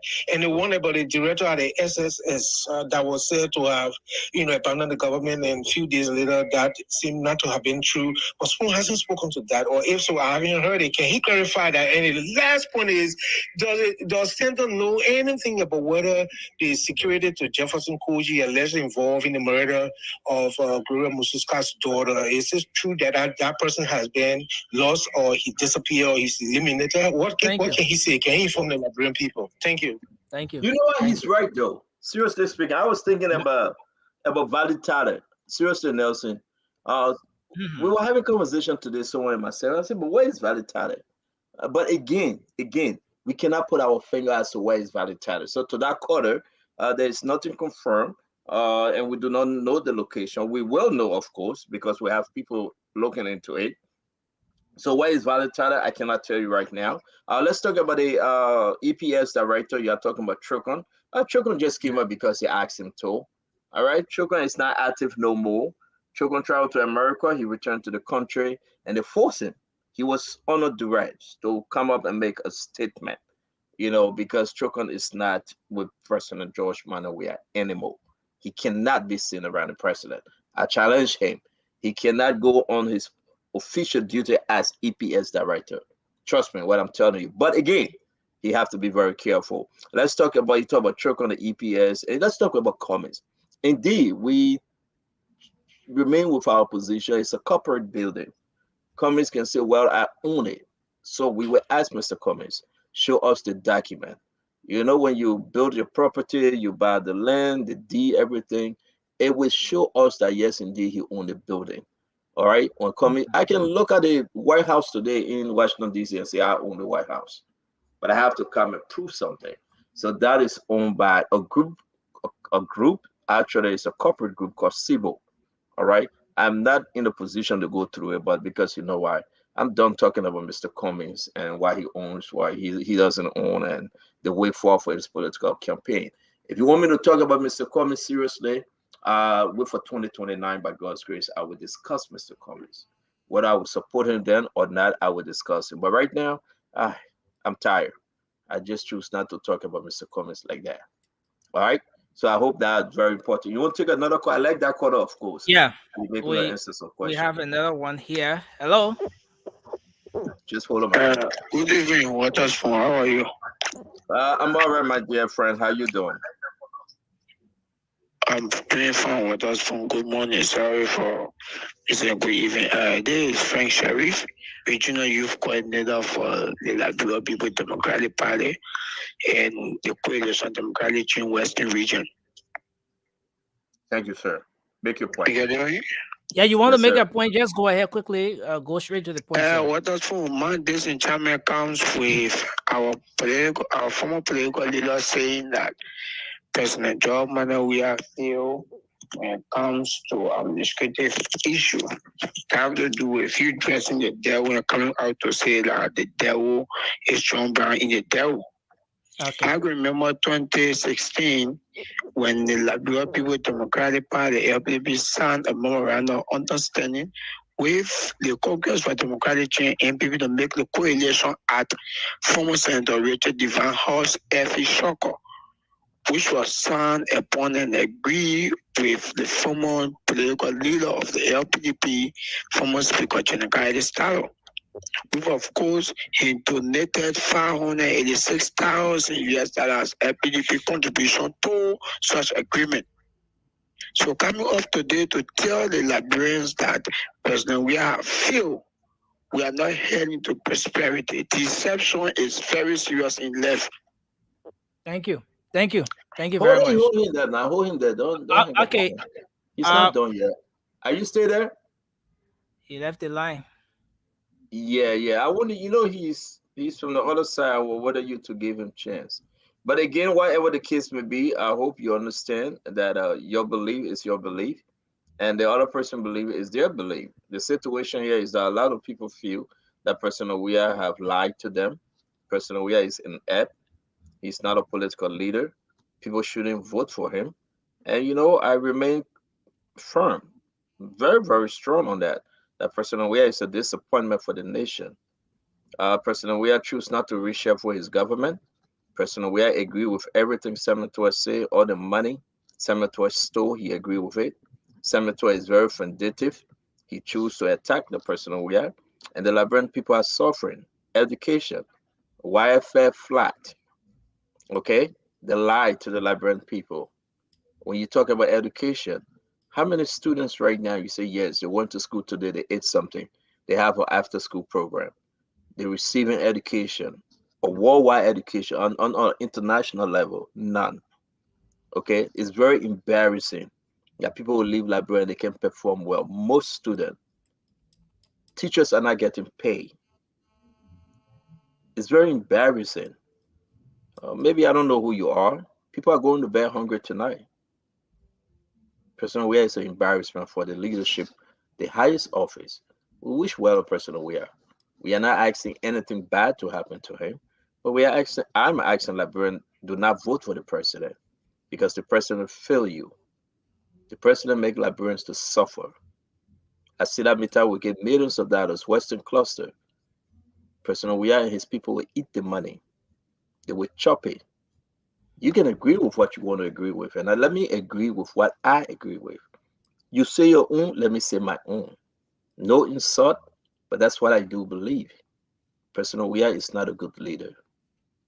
You can have a better leader in the country, someone that would change the system, somebody that will make Liberia to be Liberia. Somebody that will elevate the discussion, somebody that will embrace international norms, somebody that will change the system. Electricity, education, healthcare, real good infrastructure. Not like the D-hole cover whole roads where the president facing and now they're saying after the election. No.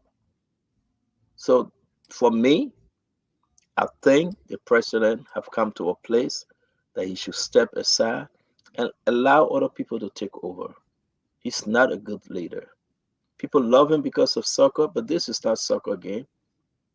What kind of president would dance to a buka dance when you have 4 auditors dying and you are dancing to zombie? Like you are celebrating the death of those auditors. This is where we are. This is who we are. It is embarrassing. It is bad for our nation. Liberia deserves better. Say what you want to say about Stanton Witherspoon, that's fine. But we will say this. Stanton Witherspoon is not on the ballot. President Weah, JMB, Mr. Cummings, Teron Gonglo, and the rest of them.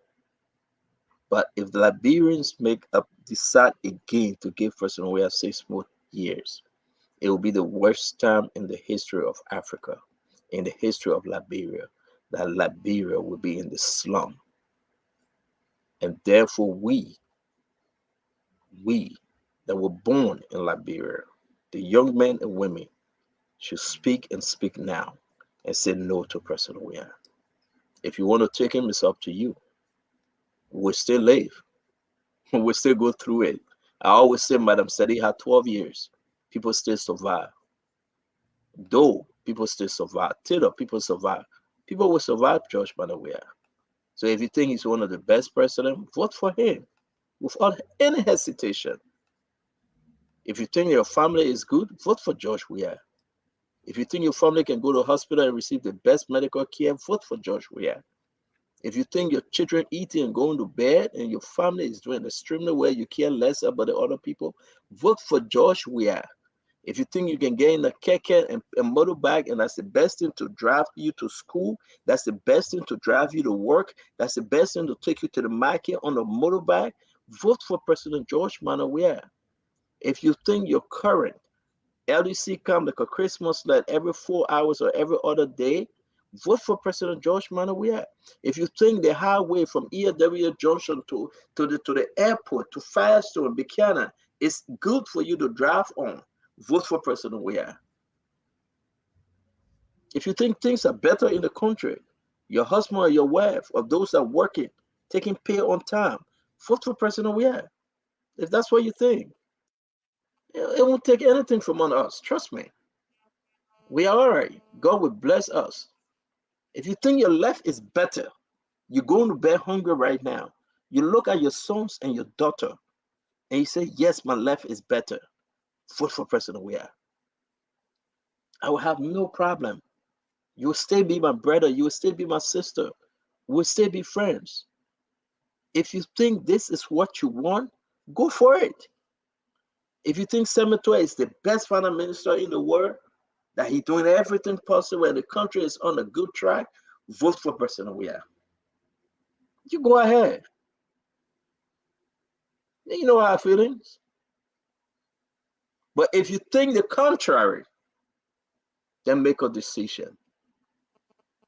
Then vote for the presidential candidate you believe in. And encourage others to do the same. This is who we are. So if you have opposition insulting opposition, that's the business. If you have opposition attacking Stanton Witherspoon, I care less. I don't worry about it. It's up to them. My message is to the Liberian people. So whatever the case may be, you decide, my brother and sister. But to me, President Weah and all of them, they are terrible. Those guys don't have the country at heart. You sit there suffering, the president bought a private jet that taking him all over and lied to the Liberian people that his friend from Ivory Coast or Burkina Faso gave it to him. And you sit down there, you celebrate to him.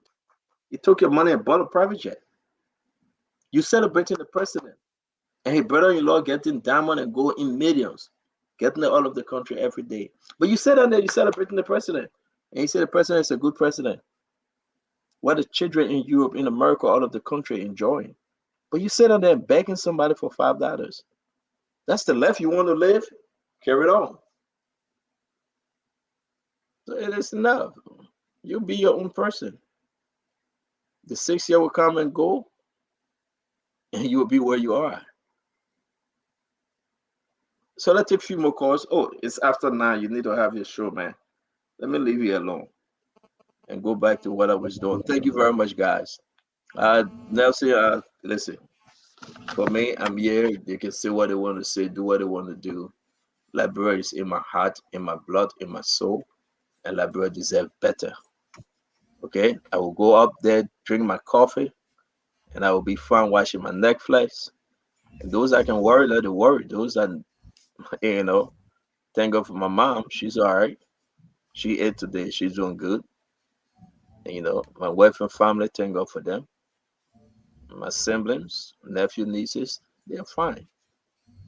But again, I say congrats to Diamond Paiva. She got out of college today.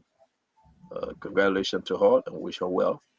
And to the rest of the team, the Spoon Talk family, we want to wish you guys well as well. Take heart, be blessed. Let me speak to the last caller, Ted William. and then we out. Tell the way, how you doing? The person hang up. All right. So I will say to you, my dear brother, who's this? Somebody calling from Liberia. Hello? And they hang up. All right, Nelson, take the number down. You guys have to do your show, and I will talk to you. There you go. Hello? Can you lower your volume?